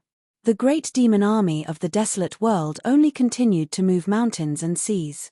They smashed countless mountains into the sea to pave the way and station their troops on the sea. 1,000 miles away, they faced off against the south-swirling continent. Occasionally, there would be great cultivators from the world who came to the aid of the Chen clan. They would smash the sea with their mystiques and spells, and there would be great demons coming out to counteract those shocking spells. That was all. Among those who attacked the south-swirling continent, there was the patriarch of the Huai clan, who was ranked at the bottom of the 10 in the Central Plains Divine Continent. On the Fuyao continent, there was the old sword immortal Zhu Shunji, who was ranked even higher than the patriarch of the Huai clan. He personally oversaw the Shanshui Grotto, which didn't even have a portrait of the patriarch. The scholars of the Central Plains Divine Continent, the Drifting Dawn Continent, and the White Snow Continent had all rushed to the southwest Fuyao Continent, the West Gold Armor Continent, and the South Swirling Continent. In the Shanshui Grotto of the Fuyao Continent, a burly old man stood outside the patriarch's hall. Beside him was a young and handsome man, Qi Tingji of the Great Wall of Sword Qi. Other than that, there were a few other young people. Among them was a white-robed youth who was even more handsome than sword immortal Qi. He was a martial artist around 30 years old, Cao Ci. There were also 3 people Cao Ci was familiar with, Liu Yuju of the White Snow Continent, Huai Qian of the Central Plains Divine Continent, and the female martial artist Yu Zhuanfu. Huai Qian seemed to have not recovered from a serious illness. His face was pale, but he didn't look dispirited. A nascent soul sword cultivator, Nayland Saihuan, who claimed to be from the inverted Hanging Mountains Spring Banner House, was the nominal owner of the Shanshui Grotto. However, she was currently doing business in a secular dynasty. She had been the manager of the Great Wall of Sword Qi Snaelan clan for many years, and had accumulated a lot of personal wealth. The Summer Palace and the hidden official's lineage did not restrict her actions after she entered the righteous world. Furthermore, the Great Wall of Sword Qi was gone, so there was no need to talk about the hidden official's lineage. However, Nayland Saihuan did not dare to go overboard. She did not dare to earn money that went against her conscience. After all, the South Swirling Continent still had Lu Ji, who seemed to have a good relationship with the young hidden official. Zhu Shunji, who had just arrived at the Fuyao continent, asked, "Does my martial nephew have any last words?" Qi Tingji shook his head and said, "No." Zhu Shunji said, After being a good-for-nothing for his entire life, he finally accomplished something. Ku Xia should say a few words for himself. I heard that there's a deceitful wine shop at the Great Wall of Sword Qi that has a signboard hanging on the wall. Ku Xia didn't write a few words. Yu Juanfu shook his head and said, no.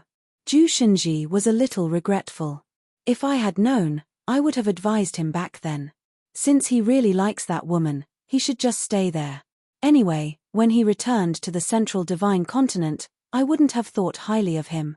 My martial brother is stubborn, and the disciple he taught is also stubborn. What a headache. Yu Juanfu said in a low voice, Grandpa Zhu, Senior Ku Xia has never been a good-for-nothing. Zhu Shenji immediately smiled and nodded. After all, he's my martial nephew. He can't be that good-for-nothing. It's just that my martial uncle has high standards. Only I can say such things. Would outsiders dare to say such things? Naturally, they wouldn't dare. Liu Yuju secretly came to the Fuyao continent without his family's permission. He was trembling with fear, but he was also very excited. This time, he went without his parents' permission, and he did not take anything less with him. The 3 items that were close to him were packed to the brim. He wished he could give them to anyone he saw. If others were safe, he would be safe. Unfortunately, his good brother Cao Ci and his friend Huai Qian did not take them. Sister Yu was also a pure martial artist. Due to her pride, she could not refuse. She just symbolically took the warp and weft armor and wore it. Liu Yuju still had a few decent robes among the items. Liu Yuju carefully glanced at Huai Qian, then at Yu Juanfu. He felt that the atmosphere was strange. A few years ago, Yu Juanfu had returned from the Great Wall of Sword Qi and broken through to the far-roaming realm. But after Huai Qian returned from the North Continent, he had fallen a lot. He did not break through and had been stuck at the sea-viewing realm. As expected, the North Continent was not a place for foreign geniuses. It was easy to fail miserably.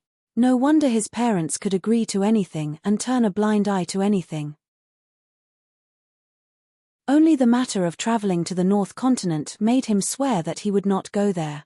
As for this trip to the Fuyao continent, Liu Yuju naturally would not stay in the Shanshui cavern. His cultivation was not enough. Cao Ci was the first to leave the Shanshui cavern's ancestral hall. She planned to go somewhere else to relax. Yu Juanfu hesitated for a moment before following Cao Ci. Zhu Shenji stroked his beard and smiled. He glanced at the sickly Huai Qian. This little brat had been shrewd and scheming since he was young. Zhu Shenji did not like him from the bottom of his heart. Back then, when the Yu family and Huai family got married, the old sword immortal had scolded old Yu for being obsessed. But it was the Yu family's matter. Zhu Shenji could scold him in private, but it could not change anything. Huai Qian bid farewell to the 2 sword immortal seniors and left. But he did not go the same way as Cao Ci and Yu Juanfu. Liu Yuju hesitated for a moment before following Huai Qian. Liu Yuju asked softly, "What happened? Can you tell me?" Huai Qian smiled. "I was too smart for my own good. I suffered enough in one go. That's what happened." Liu Yuju said carefully, "Don't blame me for being nosy. There's really nothing between Sister Yu and Cao Ci. Back at the ruins of the Jinjia continent, Cao Ci was purely helping Sister Yu teach boxing. I was watching." Huai Qian shook his head. "I'm not blind. I know that Yu Juanfu has no feelings for Cao Ci. Cao Ci has even less feelings for Yu Juanfu. Besides, I didn't refuse the marriage arranged by the elders of both sides. It's not like I like it that much." Liu Yuju wanted to say something but stopped. Huai Qian said, "It's not important at all what Yu Juanfu encountered or experienced at the Great Wall of Sword Qi. Over at Cao Ci's side." Yu Juanfu smiled and asked, "Are you feeling a bit pressured? After all, he's also at the pinnacle stage." Cao Ci shook her head and looked towards the south. She was in high spirits. "The 10 realms will determine who's the best. I'm waiting for him to come. I know that he doesn't care about winning or losing. But to lose 3 matches in a row in front of the woman he loves, he'll definitely want to get back at me." Cao Ci turned her head and smiled at Yu Juanfu. Yu Juanfu was eating a pancake with her head lowered. This was the only good thing about returning to the vast world. She raised her head and asked in confusion, "What's wrong?" Cao Ci asked, "Are you?" Yu Juanfu blinked her eyes and said, "I don't like Chen Pingan. I lost 3 matches to him at the Great Wall of Sword Qi. Of course I want to get back at him." "What are you thinking?" "It's not like Cao Ci." Cao Ci said, "I want to ask you, when Chen Pingan returns to the vast world in the future, do you want to use the Wen Quan?" Yu Juanfu chuckled. "Cao Ci, you're a bit more talkative now. You're not quite the same as before." Cao Ci said, "I'll reach the 10 realms here." Yu Juanfu nodded. "I'll wait and see." After shattering his Jindan 12 times in a row, he finally reached the pinnacle stage. But after becoming a martial artist of the 9 realms, the shattering of the Jindan did not benefit the martial Dao much. There were still some benefits, so Chen Pingan continued to shatter his Jindan. After 3 times, it became completely useless and could not help the martial Dao at all. Only then did Chen Pingan call it a day and begin to form his Jindan for the last time. The last time Li Zhen appeared, he threw a well-printed travel book of mountains and rivers to the cliff here. After that, he went to the other side of the Great Wall of Sword Qi and did not appear again. After Chen Pingan formed his Jindan, he had nothing to do. He sat cross-legged with his saber across his knees and began to flip through the insinuating stories of mountains and rivers. He could not help but laugh as he read. Jiyu Chan's name was not as good as Jiyu Kan's, which meant beautiful jade. As for the village customs at the beginning, it was written very well. It reminded him of many things of the past. Unfortunately, there were still some things that were not written. Chen Pingan threw the travel book outside the city. It fluttered in the wind and landed somewhere unknown. Chen Pingan pressed his hands on the narrow saber and looked up at the vast land in the south. What was written in the book was not what he really cared about. If he dared to write about some things, it would be difficult to discuss when they met in the future. For example, it was not written in the book that in the shabby alley, a child once happily said, "The little ones are more delicious." The 9 realms martial artist in a bright red robe stood up. After his body stabilized, he no longer looked like a ghost. Chen Pingan walked slowly. He gently tapped his shoulder with the narrow saber and murmured with a smile, "Shatter, shatter, peace, peace."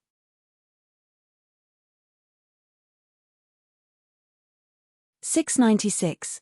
The cold wind was fierce, the clouds were low, and the people were in danger. He couldn't travel far away, and he couldn't go back to his hometown. What a pitiful stray dog." Liu Bai looked at the distant figure on the opposite city wall. She didn't withdraw her gaze until her vision was exhausted.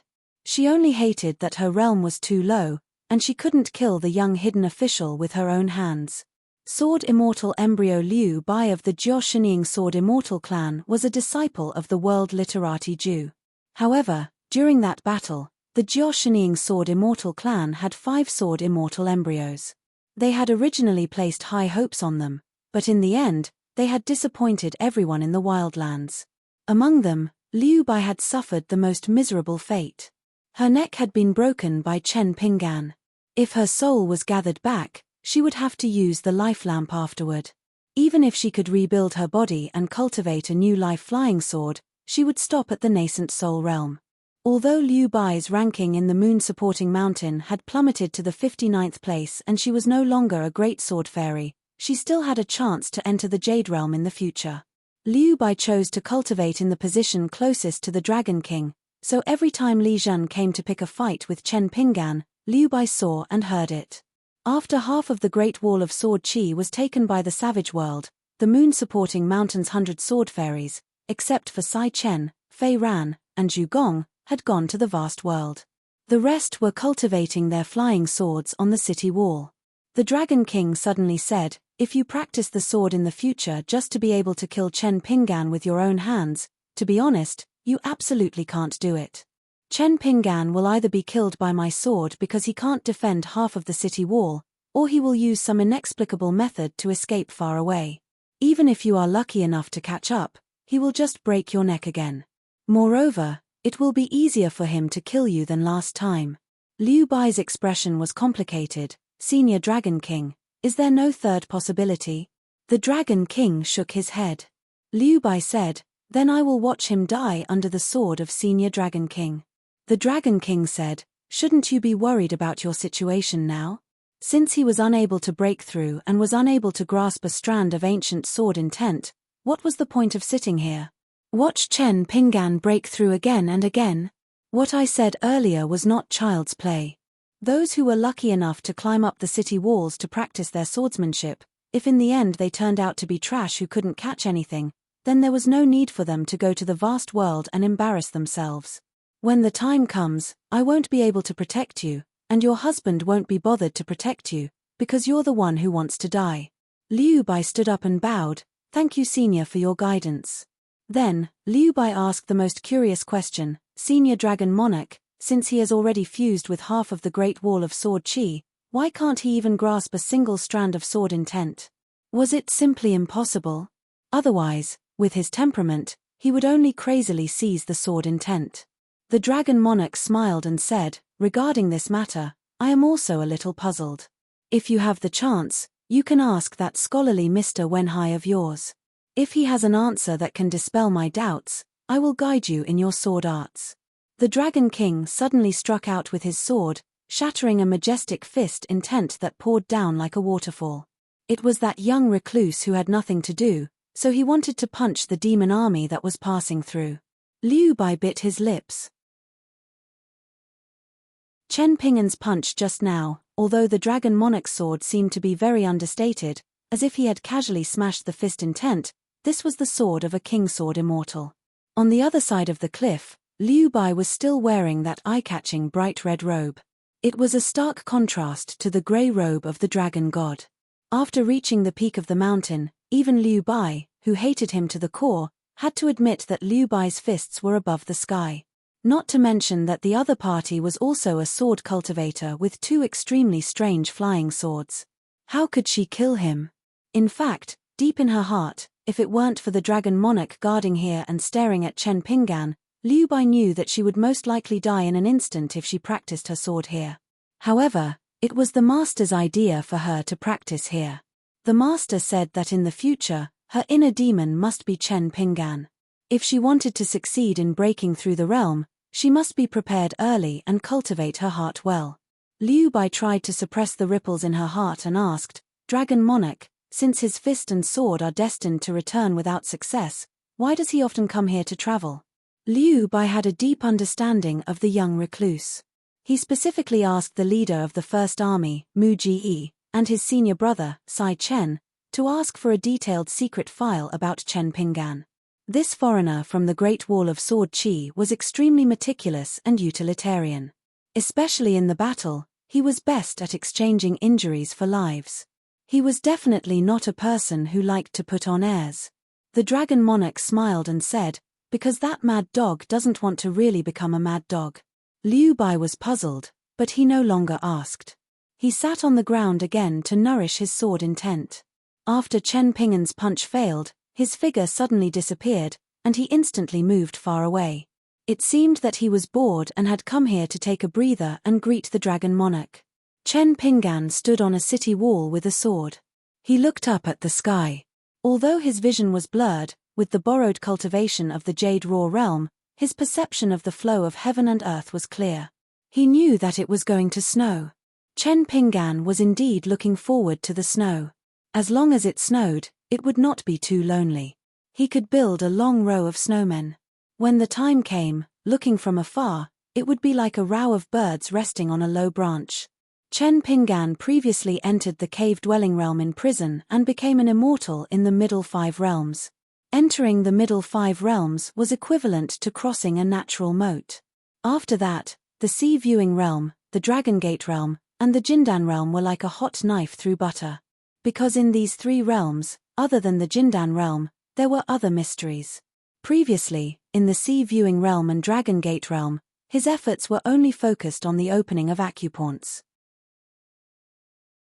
Previously, Shuangjiang wanted to use 10 small coins to buy his life from Chen Pinggan in exchange for a chance to leave the prison. At the beginning, Chen Pinggan asked for Shuangjiang to secretly protect Ning Yarrow and pave the way for the traveling sword cultivators in the fifth realm. This was to prevent Qi Shou from becoming too powerful. Because Qi Shou was the new criminal official, he was the eldest sword immortal's choice. In fact, Chen Pinggan originally wanted to let Qi Shou be the hidden official. Then, he would let Dong Bude, Xu Ning and the other hidden officials' line of sword cultivators take over. The life lamp in Jiao Yeho's hand was reignited. When Chen Shi gradually grew up in the next life, even if Qi Shou became a legitimate hidden official, he would not be able to cause any big trouble. Because from the beginning, Chen Pinggan never thought of letting Ning Yarrow become the second eldest sword immortal. The next leader would be the reincarnated head of the Chen clan, Chen Shi. However, since the eldest sword immortal had chosen Qi Shou to be the criminal official, Chen Pinggan also had a way to deal with it. In the fifth realm, the criminal official's line seemed to be powerful and could suppress the hidden officials and Jiao Yeho's lines. However, in the future, only sword cultivators and martial artists could enter the criminal official's line. This was a trump card and an open scheme. After losing the Great Wall of Sword Qi, the number of sword cultivators was destined to decrease. Even if there were more and more pure martial artists, the criminal official's power would still seem to be powerful.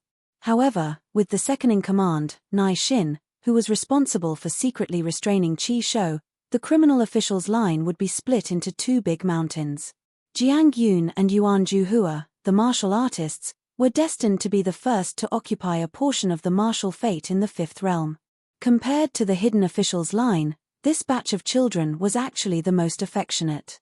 However, if Qi Shou really had the ability to make Nai Xin lead this batch of children to switch sides, then Qi Shou should be able to suppress Chen Shi and monopolize the power. If he had such temperament and skills, Chen Pinggan also did not mind the ambitious Qi Shou being in charge of expanding the territory. However, if even the criminal official's line of criminal officials could not convince the masses and unite them, then what right did Qi Shou have to lead the sword cultivators and stand tall in that brand new realm? In the end, Chen Pinggan did not deliberately target Qi Shou, nor did he have any personal grudges with Qi Shou, which was why he deliberately suppressed Qi Shou. Instead, Chen Pinggan was worried that Qi Shou's actions would be too extreme, causing the sword cultivators to lose the advantage of first come, first served in the fifth realm. As the cultivators of the three realms entered one after another, it would eventually cause the city to become the target of public criticism, with enemies on all sides. However, he never expected that doing business with Frost Descent would bring such a pleasant surprise. Only now did Chen Pinggan realize that the business deal back then might have been the most profitable one he had ever made in his entire life as a burden dealer. For example, Chen Pinggan's narrow saber from the ancient dragon slaying platform could help him absorb the spiritual qi of heaven and earth faster. Frost Descent had also explained the cultivation secrets of the three realms in detail, as well as the method to combine the items of the Great Refinement and Intermediate Refinement. For example, refining the imitation of the Beko Keikyung building into a sword to assist his natal item could refine the qi of the five elements produced by the small world in the human body. There was also how to refine the sword immortal banner at the peak of the mountain temple. After reaching the Dragon Gate realm, he could refine the two short swords with the words Desecration and Lake respectively into the flood dragons of the underwater palace's Dragon Chiu. In particular, Frost Descent had also helped him find the 6 natal acupoints that served as the mountain of the Crown Prince. Chen Pinggan only needed to follow the prescribed order of mountain of the Crown Prince. After fusing with half of the Great Wall of Sword Qi, Chen Pinggan was also in the pseudo-jade realm. Therefore, when it came to cultivation, he had a commanding position and was in charge of the essentials. That was why he could be so unhindered. Chen Pinggan had his own considerations about becoming a Jindan guest and whether he should break through the bottleneck of the Jindan stage in one go and strive to become a nascent soul sword cultivator. In the end, he chose to shatter his Jindan. The reason was too simple. Now that he was in the half of the Great Wall of Sword Qi, under the instructions of that fellow Li Jun, the military tent had ordered all demons not to cross the border by riding on the wind. Throughout the year, it was difficult to find birds. It was a bleak scene where nothing could be seen. If Li Jun was still a little scheming, that Dragon Monarch's methods were really vicious. Outside the half of the Great Wall of Sword Chi where Chen Pinggan was, it seemed to have cast a great spell of camouflage. Other than the sun and the moon, everything else was a blur. Therefore, Chen Pinggan was truly alone on this city wall.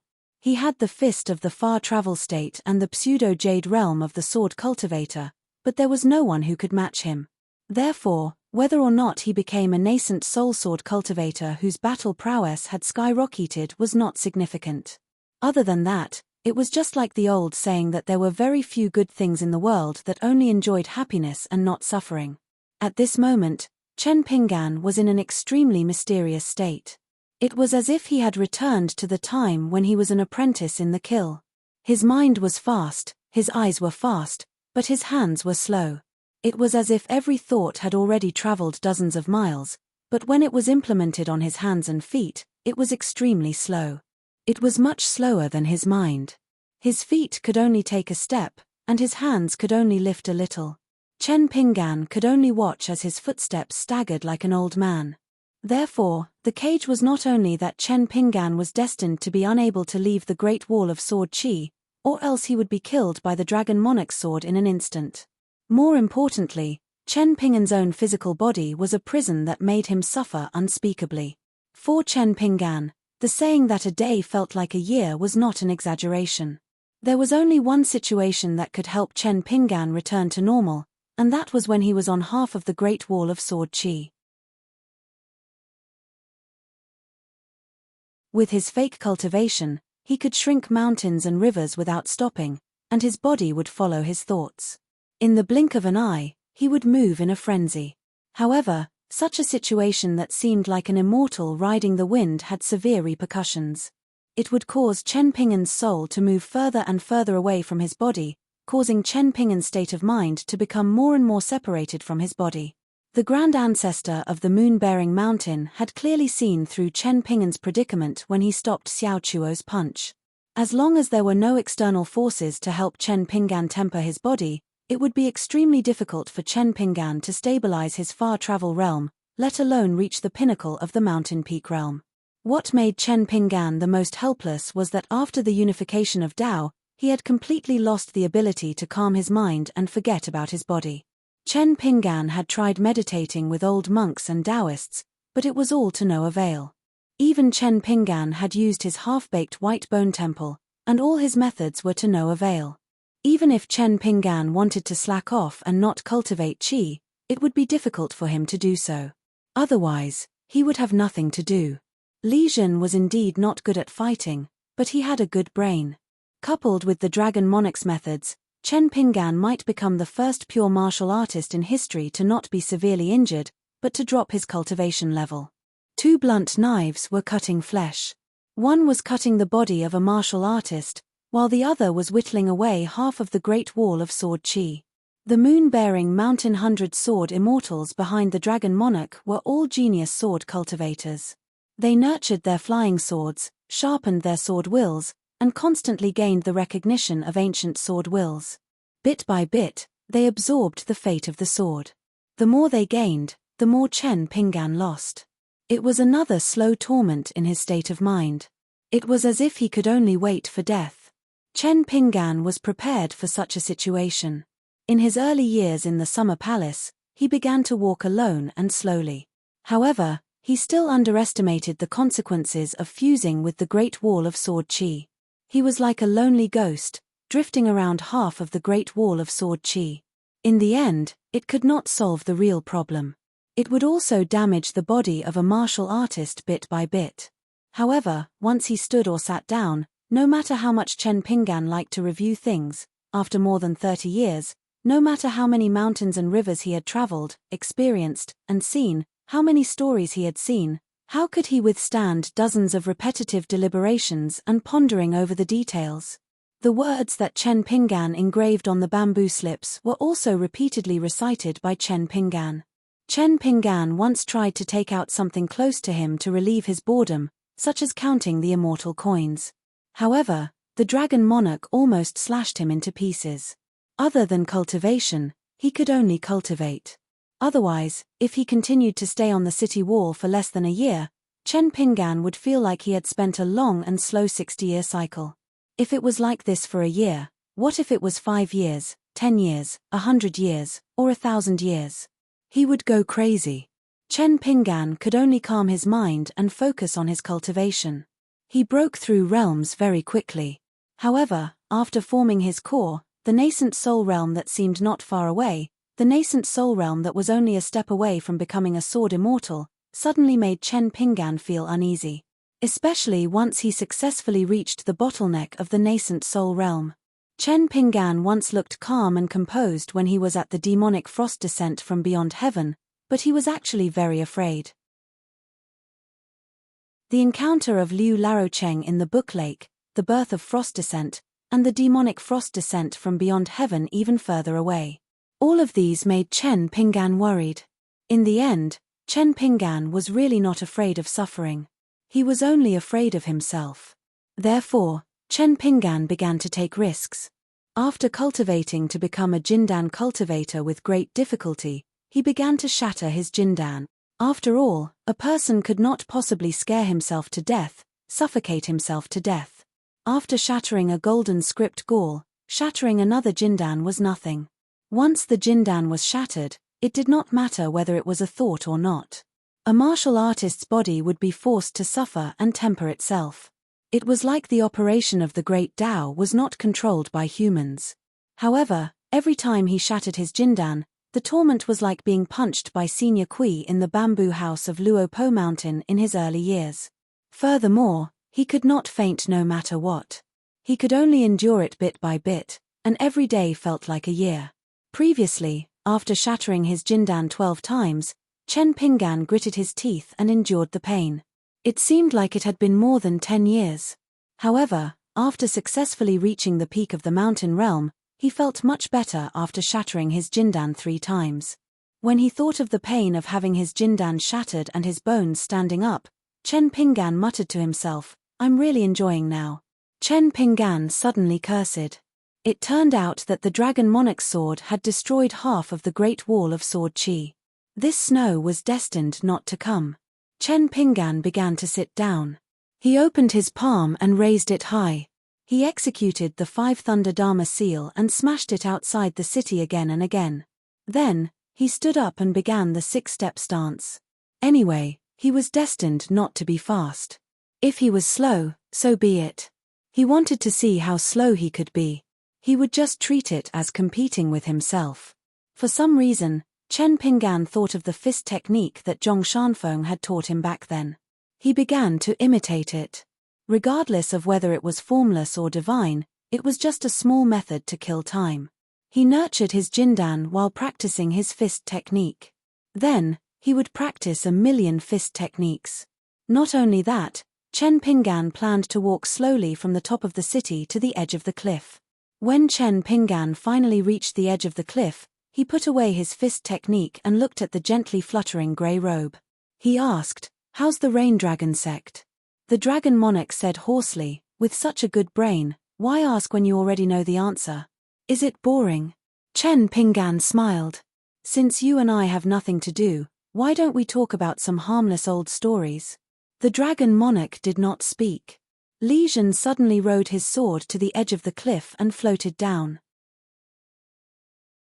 Compared to standing at the edge of the cliff in the past, he chose to stand beside the dragon monarch this time. Li Zhen's face was full of smiles. Chen Pinggan covered his sleeves with his hands and smiled. "Are you a dog? Your nose is so sharp. It's a pity that I didn't step on poop. Go and look under the dragon monarch's robe. You might be able to eat your fill." Li Zhen waved his hand and smiled mischievously. "Lord Hidden Official, don't be so quick with your words. I don't care if I lose. I'm here today to tell Lord Hidden Official 3 pieces of good news. Liu Bai obtained a sword intent from Zhu Cheng.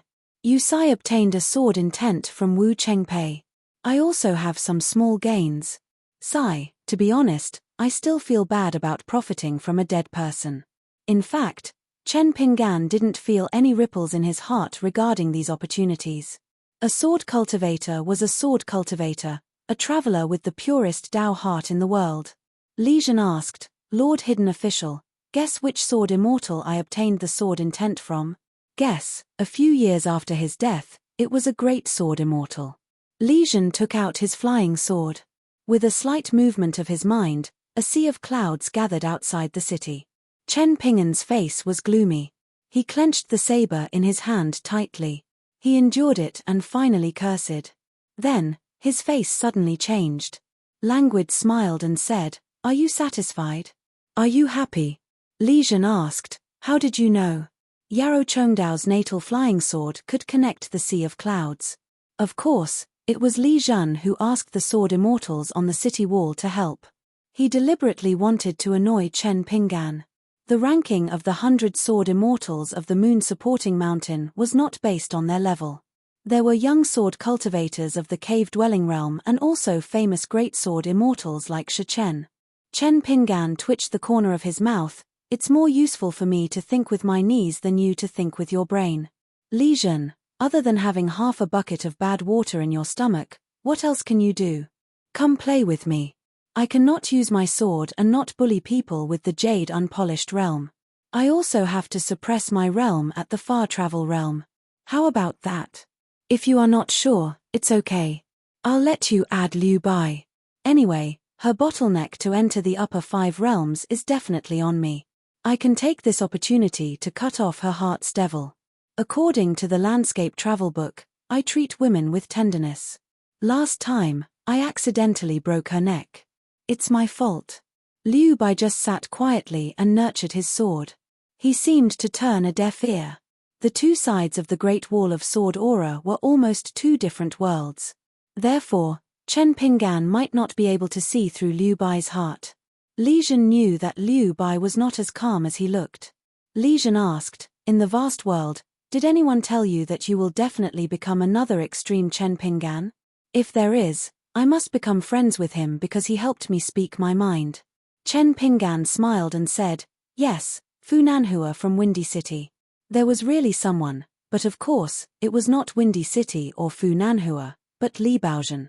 Li Jun sneered and said, "Windy City's surname is Shu, but Old Dragon City's surname is Fu." Chen Ping'an nodded and said, "It's better for you to think with your butt than with your brain. Change it in the future. Also, remember to change your food." Teasing this Li Jun was one of the few things that made him feel better. As for whether Li Jun minded or not, Chen Ping'an was not really his ancestor, so he didn't care. Li Jun didn't want to talk nonsense with that person about this kind of thing, so he smiled and said, "Even if you were lucky enough to escape back to the vast world, even if you were lucky, before that, what did the last hidden official in the history of the Great Wall of Sword Qi did is already widely known." But deep in the hearts of the cultivators on the mountain, what is the real impression of you, Chen Ping'an? No matter how many good deeds you do in 100 or 1,000 years, no matter how long you pretend to be a good person, you will always be a hypocrite from the lineage of the sage of literature. Chen Ping'an held back his laughter. Li Jun frowned and said, "Is it funny?" Chen Ping'an looked at the Dragon Monarch, Senior Dragon Monarch, "Please explain to this little fool." The Dragon Monarch smiled and said, "He was originally a bastard from the Mud Bottle Alley who was scolded. Why would he care about this? The lineage of the sage of literature only has a few people who would care. Kui Dong? Left or right?" Chen Ping'an smiled at Li Jun and said, "Let me teach you one last principle. The good deeds of a hypocrite are still good deeds. A true villain is still a villain, no matter how many deeds they do with a clear conscience. You, on the other hand, can't be a good hypocrite. A true villain is useless, and you have the face to ask me about it. Are you worthy?" Chen Ping'an stretched out his hand towards Li Jun and clenched his fist lightly. "Since you are not related by blood, we have to settle the score clearly. Remember to pay with your life in the future. If not for the Dragon Monarch overseeing the opposite city, and only those bullshit 100-sword immortals of Moon-bearing Mountain cultivating there, Chen Ping'an would have already killed his way over." Li Jun tilted his head, stretched his neck, and pointed with his finger, smiling, "Slash this way?" Chen Ping'an stretched out his hand and grabbed the zhangkan that was placed on the city wall far away into his hand. He left the scabbard where it was, and drew the narrow saber out of the scabbard, flying over like a rainbow. Chen Ping'an slashed with his saber. Li Jun mistakenly thought that the dragon monarch would help block it, so he did not dodge. In the end, he lost a protective treasure on the spot. Li Jun fell heavily 100 feet away, covered in blood, and sat on the ground. Dragon Monarch. The dragon monarch killed Chen Pingan with one slash. Chen Pingan's figure appeared on the spot. The dragon monarch's every slash was too accurate, and did not benefit Chen Pingan's physique at all. Li Jun stood up, shaking off the bloodstains on his robe. His face was pale, and his eyes were eerie. He smiled. Chen Pingan, Luopo Mountain, right? When I break through, I will go to the Aquarius continent. As long as it is someone close to you, I will help you kill your enemies. As for those close to you, I will help you get closer to them. A Yuanying Dharma idol suddenly appeared behind Chen Pingan. Do I need to wait to break through? Li Jun hurriedly retreated, like a bird startled by the twang of a bow. The dragon monarch said helplessly, "It's fake." He is now in the unpolished Jade realm. Is it difficult to create a Dharma idol? In fact, Li Jun was fine. At most, it was a false alarm. However, Liu Bai began to tremble slightly, as if he had seen his inner demon in advance. Chen Pingan turned and left with a laugh. Shao Yuan Dynasty, Imperial Tutor's residence. The white-robed youth, Lin Junbai, took off his boots and was sitting alone in the corridor, playing cards. After returning to his hometown, Lin Junbai began to live in seclusion in the name of seclusion. His teacher even helped him to close the door and refuse guests. Everything after Lin Junbai returned to his hometown was as Mr. Kui and the young hidden official had expected. He was no longer just a disciple of the imperial tutor of the Shao Yuan dynasty. He was no longer just the #1 genius of the Shao Yuan dynasty. Instead, he was regarded as a well-deserved scholar by all the academies of the central divine continent. Jiang Guanqing, one of the sword cultivators in the same group, had originally wanted to brag about Lin Junbai's glorious achievements in the Great Wall of Sword Qi in the capital. However, as soon as the banquet ended, he was summoned to the study by his father, whose face was livid, and berated to his face. He was asked if he wanted his name to be removed from the Ancestral Hall's family tree and then expelled from the Hall of Ancestral Masters. His father did not explain the reason in detail. In the end, Jiang Guanqing did not understand where he had gone wrong. He had clearly done a good deed out of goodwill. Why did it seem like he had committed a capital offense?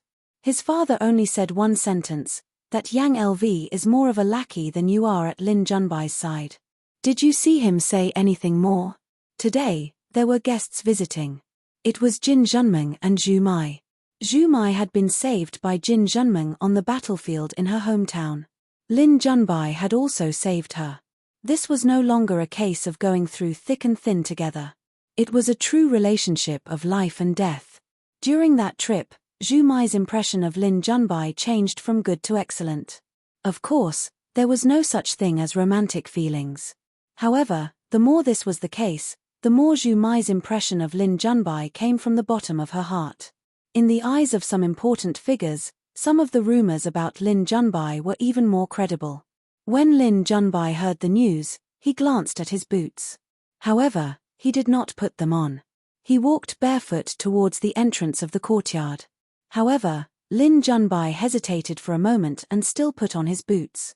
He then stood at the bottom of the steps. When the two of them appeared at the entrance, he smiled brightly and said, "Welcome, welcome."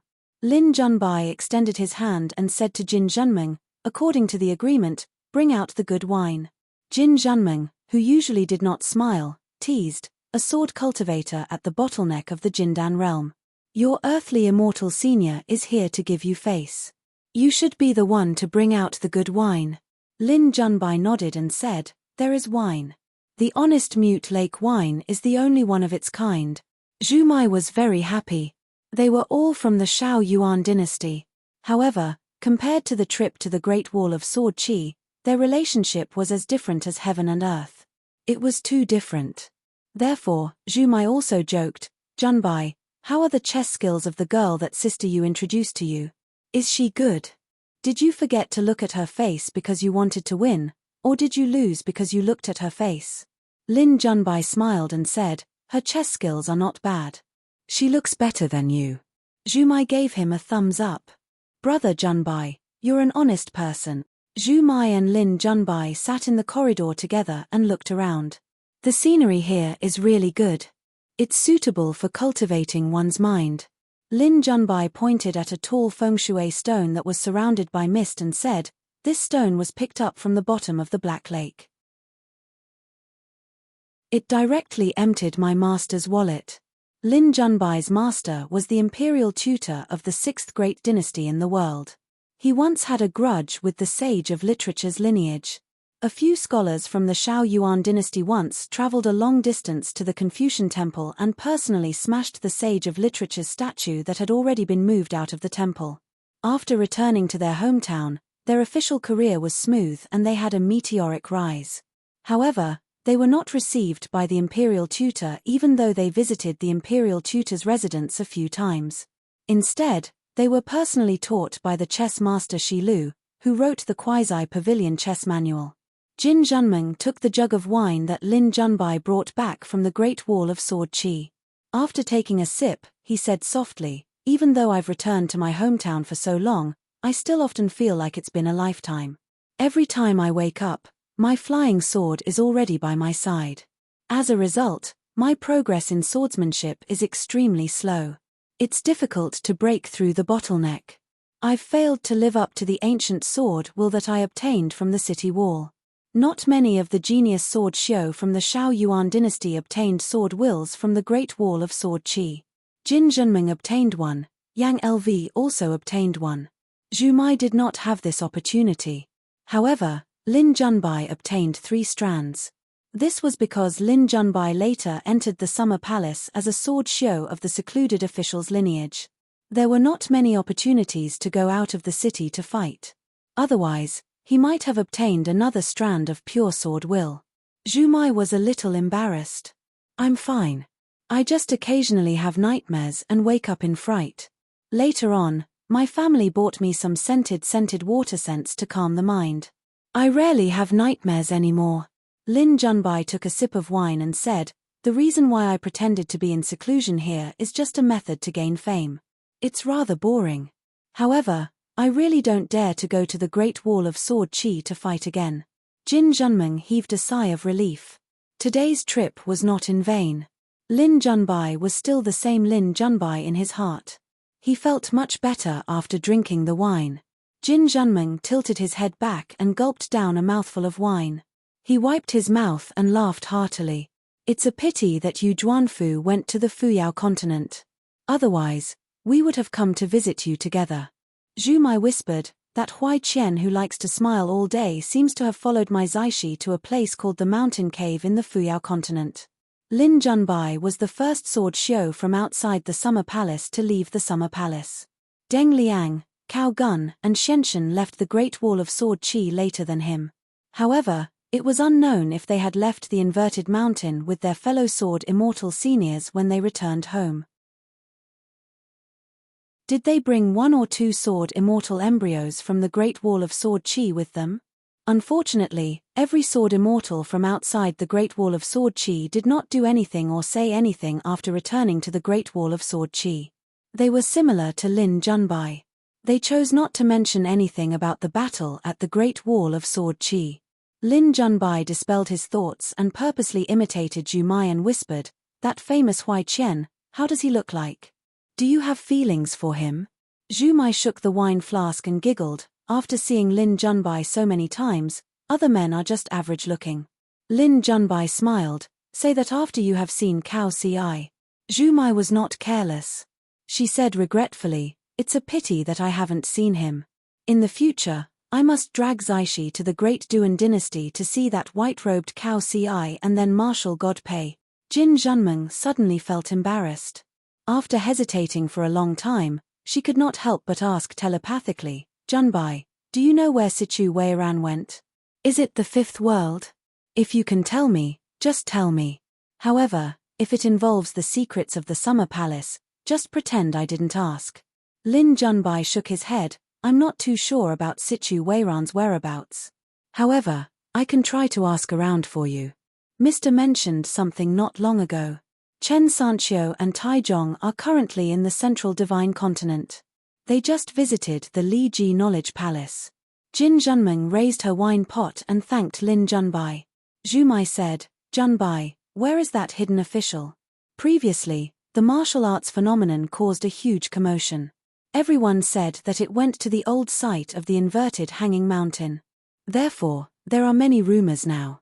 Some say that the two worlds are now intertwined. It's even harder for martial artists to break through to the next realm.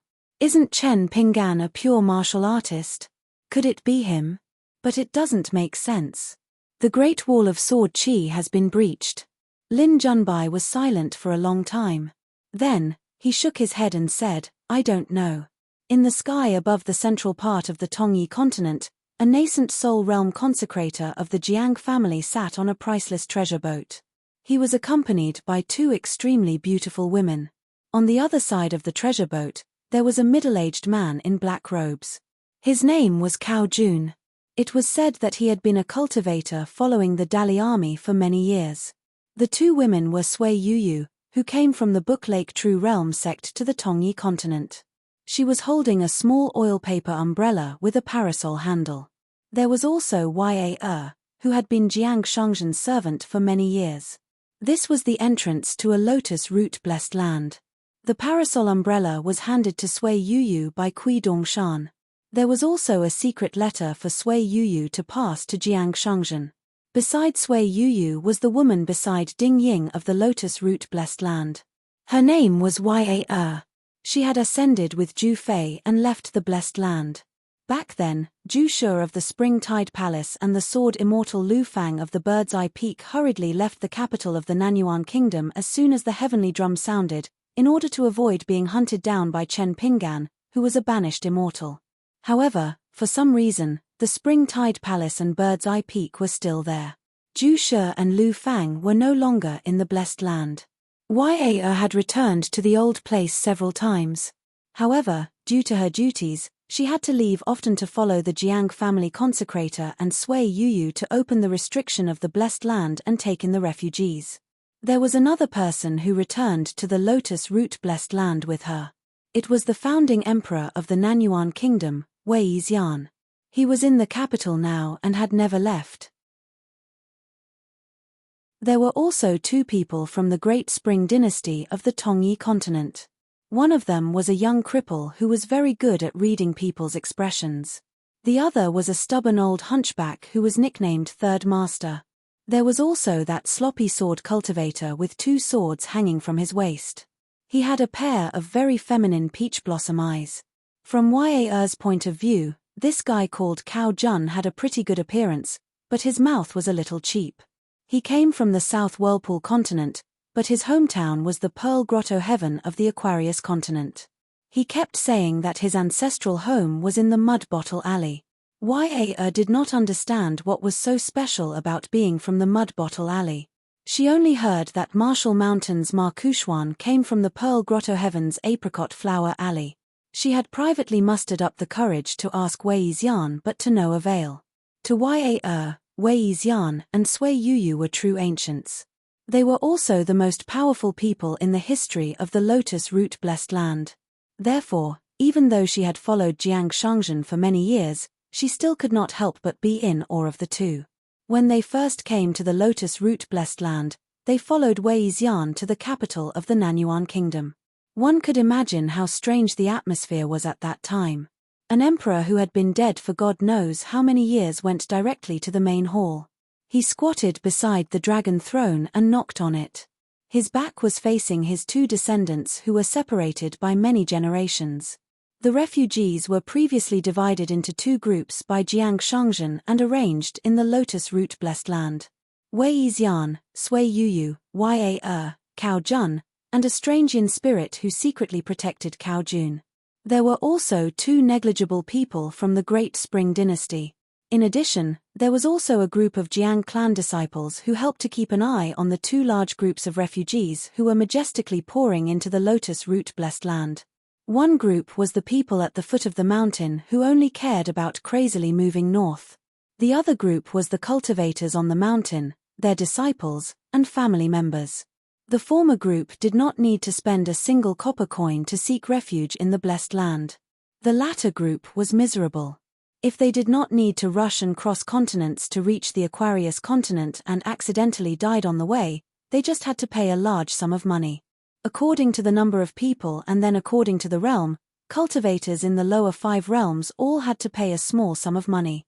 Immortals in the middle 5 realms all had to pay a grain of money. If they did not have money, they could borrow from others. If they did not have money, they could scram. If they dared to barge into the blessed land, they would first be beaten half to death by the Jade Gui sect and Jiang clan's consecrators before being thrown far away. According to Jiang Shangzhen's instructions, this sum of money was the money to buy one's life. How could a cultivating immortal on the mountain not be worth a small sum of money? However, as long as it was a nascent soul cultivator, no matter how much money they gave, the blessed land would not accept it. In addition, if the officials of the secular dynasties wanted to seek refuge in the blessed land and had their own status, they had to pay money. The price was calculated according to the rank of the officials. If they did not have immortal money, they would ask their immortal money. If they could not borrow it from their immortal friends on the mountain, then they would use their worldly possessions to exchange for it. Among the disciples of the Jiang family, there was a person who was in charge of the eyes. Antiques, treasures, ancestral paintings, and the secret treasures of the palace were all money. If it was too much to hide one's identity, for example, if one was obviously a descendant of the dragon, a descendant of the heavenly emperor, but insisted on saying that he was a well-to-do family in the marketplace, then once he was found out, he would be directly thrown out of the blessed land. Of course, half of his wealth would be left behind, allowing him to tour the blessed land and see the beautiful rivers and mountains. Would he not have to pay money?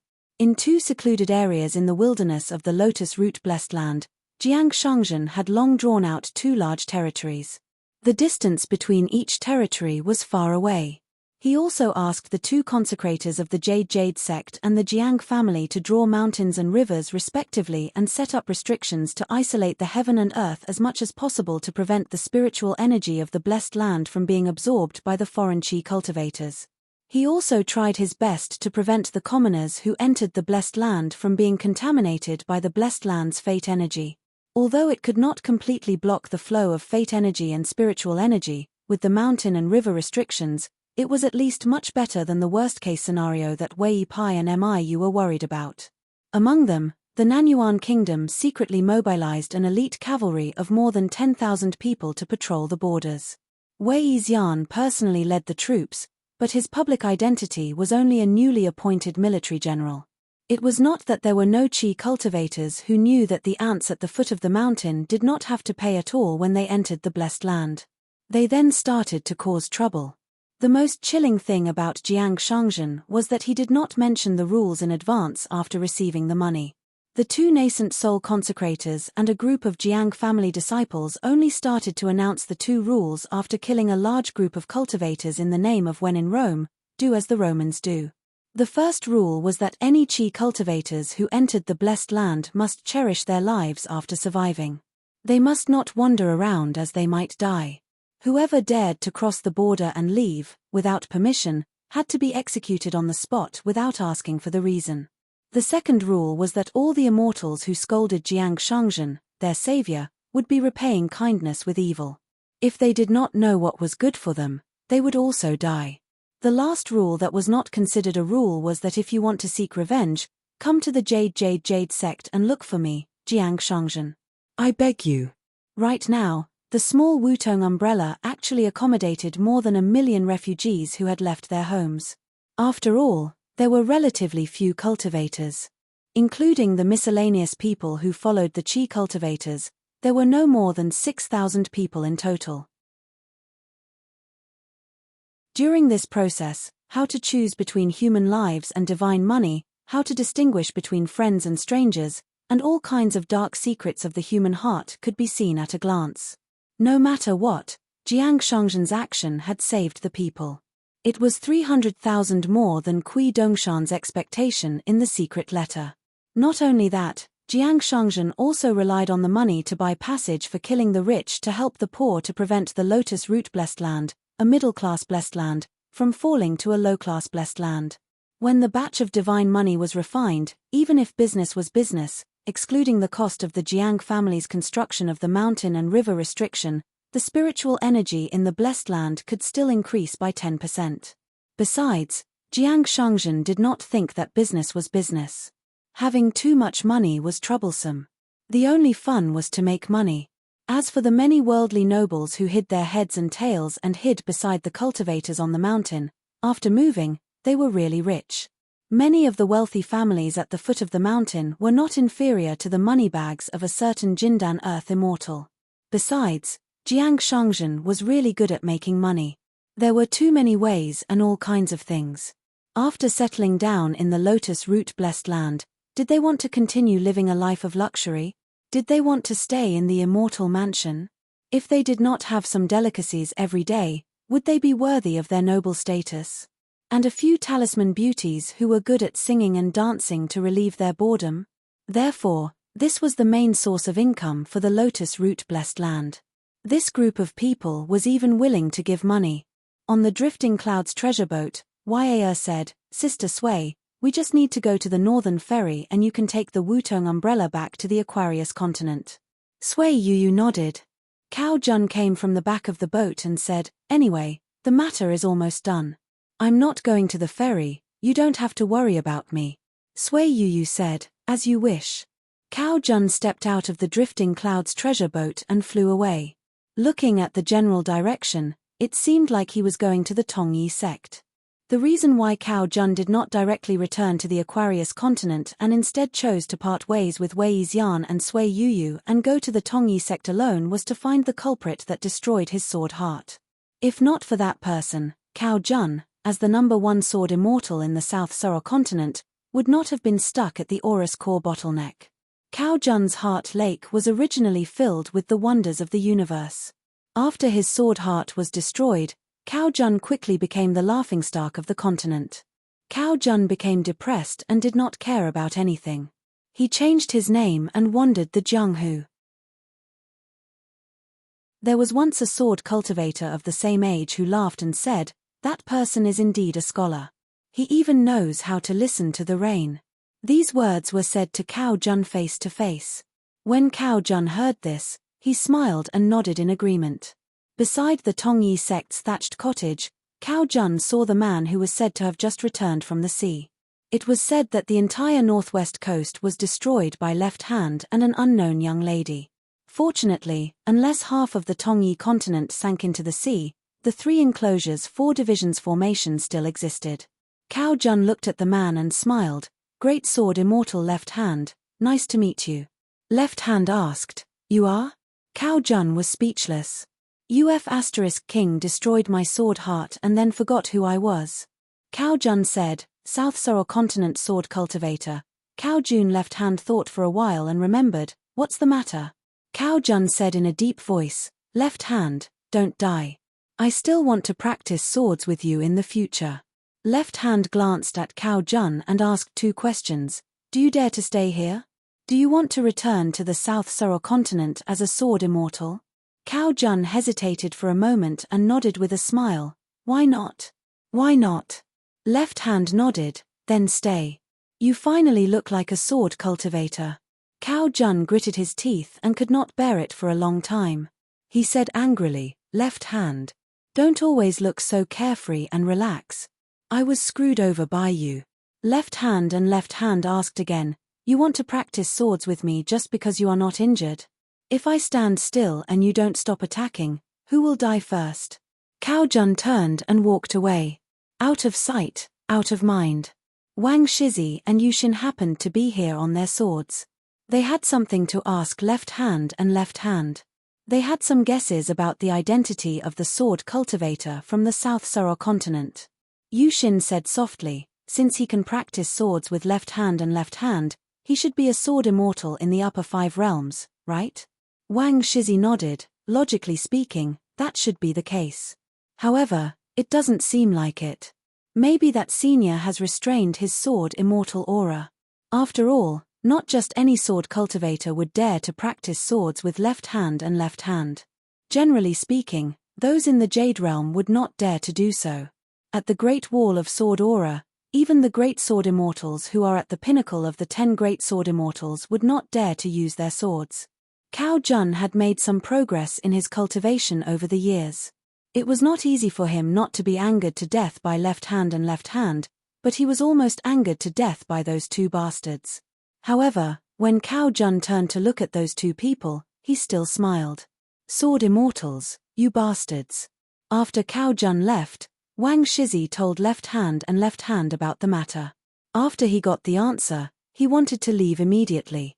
However, when he saw that Miss Yuxin was still standing at the same spot, Wang Shizi thought that he had missed something, so he stayed as well. Yuxin glanced at him. Out of courtesy, Wang Shizi smiled back. Yuxin stared at him shyly and immediately rode the wind to leave. Wang Shizi could only follow her, baffled. He looked at Left Hand and smiled knowingly. Most likely, they were an immortal couple. On Luopo Mountain, there was an additional ancient well that had been moved from the small town. It was temporarily placed beside the small pond behind the bamboo building. Miu stood beside the well. Little Mealy was lying on top of the well. She shouted into the well, "Hey, hey, hey, is anyone there? Can you hear me? My name is Ju Mealy, the daring Ju Mealy. I am the deputy branch leader of the Right Protector. You can't hear me clearly, right? Let me repeat myself." Wei Pai said softly. Kui Dongshan only said that this is the reward given by the Dali dynasty for breaking the contract. It can barely be considered a small grotto heaven. When the parasol tree umbrella returns to Luopo Mountain, I will try to connect the grotto heaven with the blessed land. However, the possibility is not high. I'm just trying. Miu smiled. Anyway, it's still a good thing. Then, Miu said telepathically, as for the sinister landscape travel book, Wei Shanjun, please help to keep an eye on it. Don't let it be leaked to Luopo Mountain. If Nuanshu and Mealy see it, the two girls will cry their eyes out. When that happens, I won't be able to stop them. I reckon that they will not be able to hold it in and will go out to kill people. Wei Pai nodded, of course. Miu said, but on Pei Qian's side, I reckon there's nothing we can do.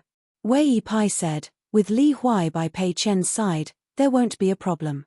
Nanyuan Kingdom's capital, near Baiyun Temple. A spirited young man in white, holding a mountain walking stick in one hand and a child in the other, strode into the house where the monk in chicken soup was. The old monk asked with a smile, "Why didn't you take off your boots before entering the house?" Kui Dongshan sat cross-legged, his hands clenched into fists on his knees. He leaned forward slightly and smiled, "I didn't wear boots. Did you see that?" The old monk said softly, "The first thought is shallow, the next thought is deep, and the next thought is deep. When the thought is deep, you can see the person's heart, but not the original intention." Kui Dongshan shook his sleeves and raised his hand. There were 3 incense sticks in his hand.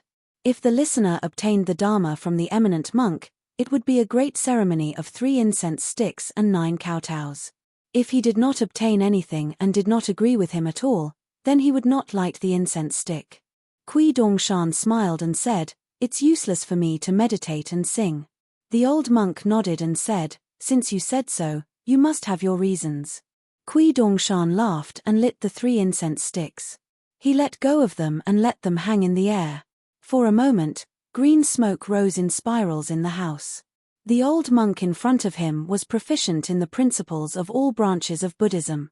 If it was not for the current situation, Kui Dongshan would be very willing to chat with him for a few days. The old monk looked at the child and nodded, "Yes." Kui Dongshan put his palms together and bowed his head in Buddhist greeting. The old monk returned the greeting. Kui Dongshan stretched out his hand. The old monk took out a silver and placed it in the youth's hand, "Take it." After strolling through the Helplessness Pass Bazaar outside the Ghost Valley, Pei Qian and Li Huai continued their journey, accompanied by a silent female Jindan immortal, Wei Taizhen. Jinjuo Temple, Mute Lake, Huaihuang Country, Baoxiang Country. There were many places to visit and many people to visit along the way. Wei Taizhen did not understand why they insisted on traveling on foot. It was not close to Spring Dew Garden from Skeleton Beach. But she did not dare to say a word. On this day, they left the official road and followed a small path into a deep mountain forest. Finally, they followed a small path with obvious scratches on the ground and quickly climbed up the mountain. Pei Qian gently waved his walking stick. Mountain Lord Tiger suddenly appeared and did not block my path. The wind is high and the moon is dark and gloomy. All the people in the wilderness turn back. What should we do? Li Huai answered, run away quickly. Oh, it's quite a rhyme. You flatter me. Pei Qian suddenly stopped talking and lightly jumped onto a high branch. He looked up at the road above and floated down to the ground. There are people ahead, but they look like a group of scholars. Judging from their footsteps, they don't seem to be martial artists, nor are they mountain spirits or ghosts. Li Huai said, then they are like us. They don't have money and can't afford to take the immortal ferry. Pei Qian stopped again and listened carefully. Wei Taizhen was puzzled and then shocked. This Pei Qian had heard about the movement on the mountain earlier than her. Although Wei Taizhen did not take his Golden Core realm seriously and always felt that he was just an unorthodox fox charm, the keen perception of a Golden Core realm was not something an ordinary martial artist could compare with. Therefore, it did not make sense. However, when Wei Taizhen thought about it again, it seemed that what made sense was what made sense. She had been with Pei Qian and Li Huai for a long time.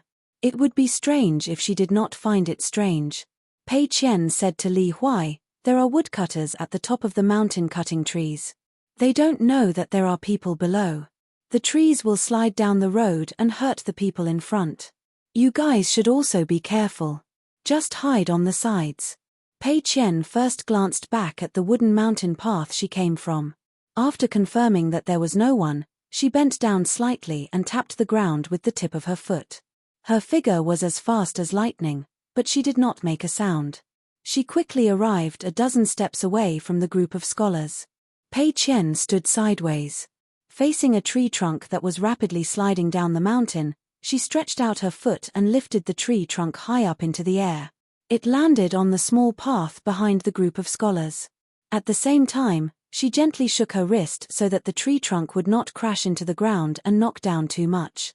She used her fist intent to lift the tree trunk a little and gently landed on the ground. Afterwards, there were tree trunks that continuously slid down the mountain. They were all lifted up by Pei Qian one by one and gently landed on the ground. When the last tree trunk came to Pei Qian's side, she lifted it up with the tip of her foot. She leaned back and stood on the tree trunk. Together with it, she landed on the mountain path and disappeared in the blink of an eye. The group of scholars that seemed to have taken a trip around the gates of hell were all dumbfounded. They looked at each other in dismay. After surviving a calamity, they rejoiced. Then they felt confused. Why did that girl fly away? She did not even give them a chance to say thank you. Pei Qian stood on the tree trunk and slid all the way to Li Huai and Wei Taizhen. She gently stepped on the tree trunk and stopped it from falling. Seeing Li Huai and Wei Taizhen in a daze, she asked, let's continue on our way. Pei Qian jumped down from the tree trunk and silently said, let's go. She gently pushed the tree trunk with her walking stick. The tree trunk continued to slide down the mountain path. Then Pei Qian led them to another mountain path. She did not want to meet the group of scholars face to face. Li Huai had always done whatever Pei Qian said. He walked beside Pei Qian. Wei Taizhen could not help but ask, Miss Pei, what realm are you in as a martial artist? Pei Qian turned her head and smiled. I am thousands of miles away from my master. Now I am only in the 6th realm. On top of the Great Wall of Sword Qi. Chen Pinggan continued to walk the 6-step stance. His steps were extremely slow and his punches were extremely slow. He suddenly thought of something and smiled a little. He wondered if his first disciple was in the 5th realm. You're tuning in to the Celestial War YouTube channel. Don't forget to subscribe and join us on this journey to catch the most captivating stories.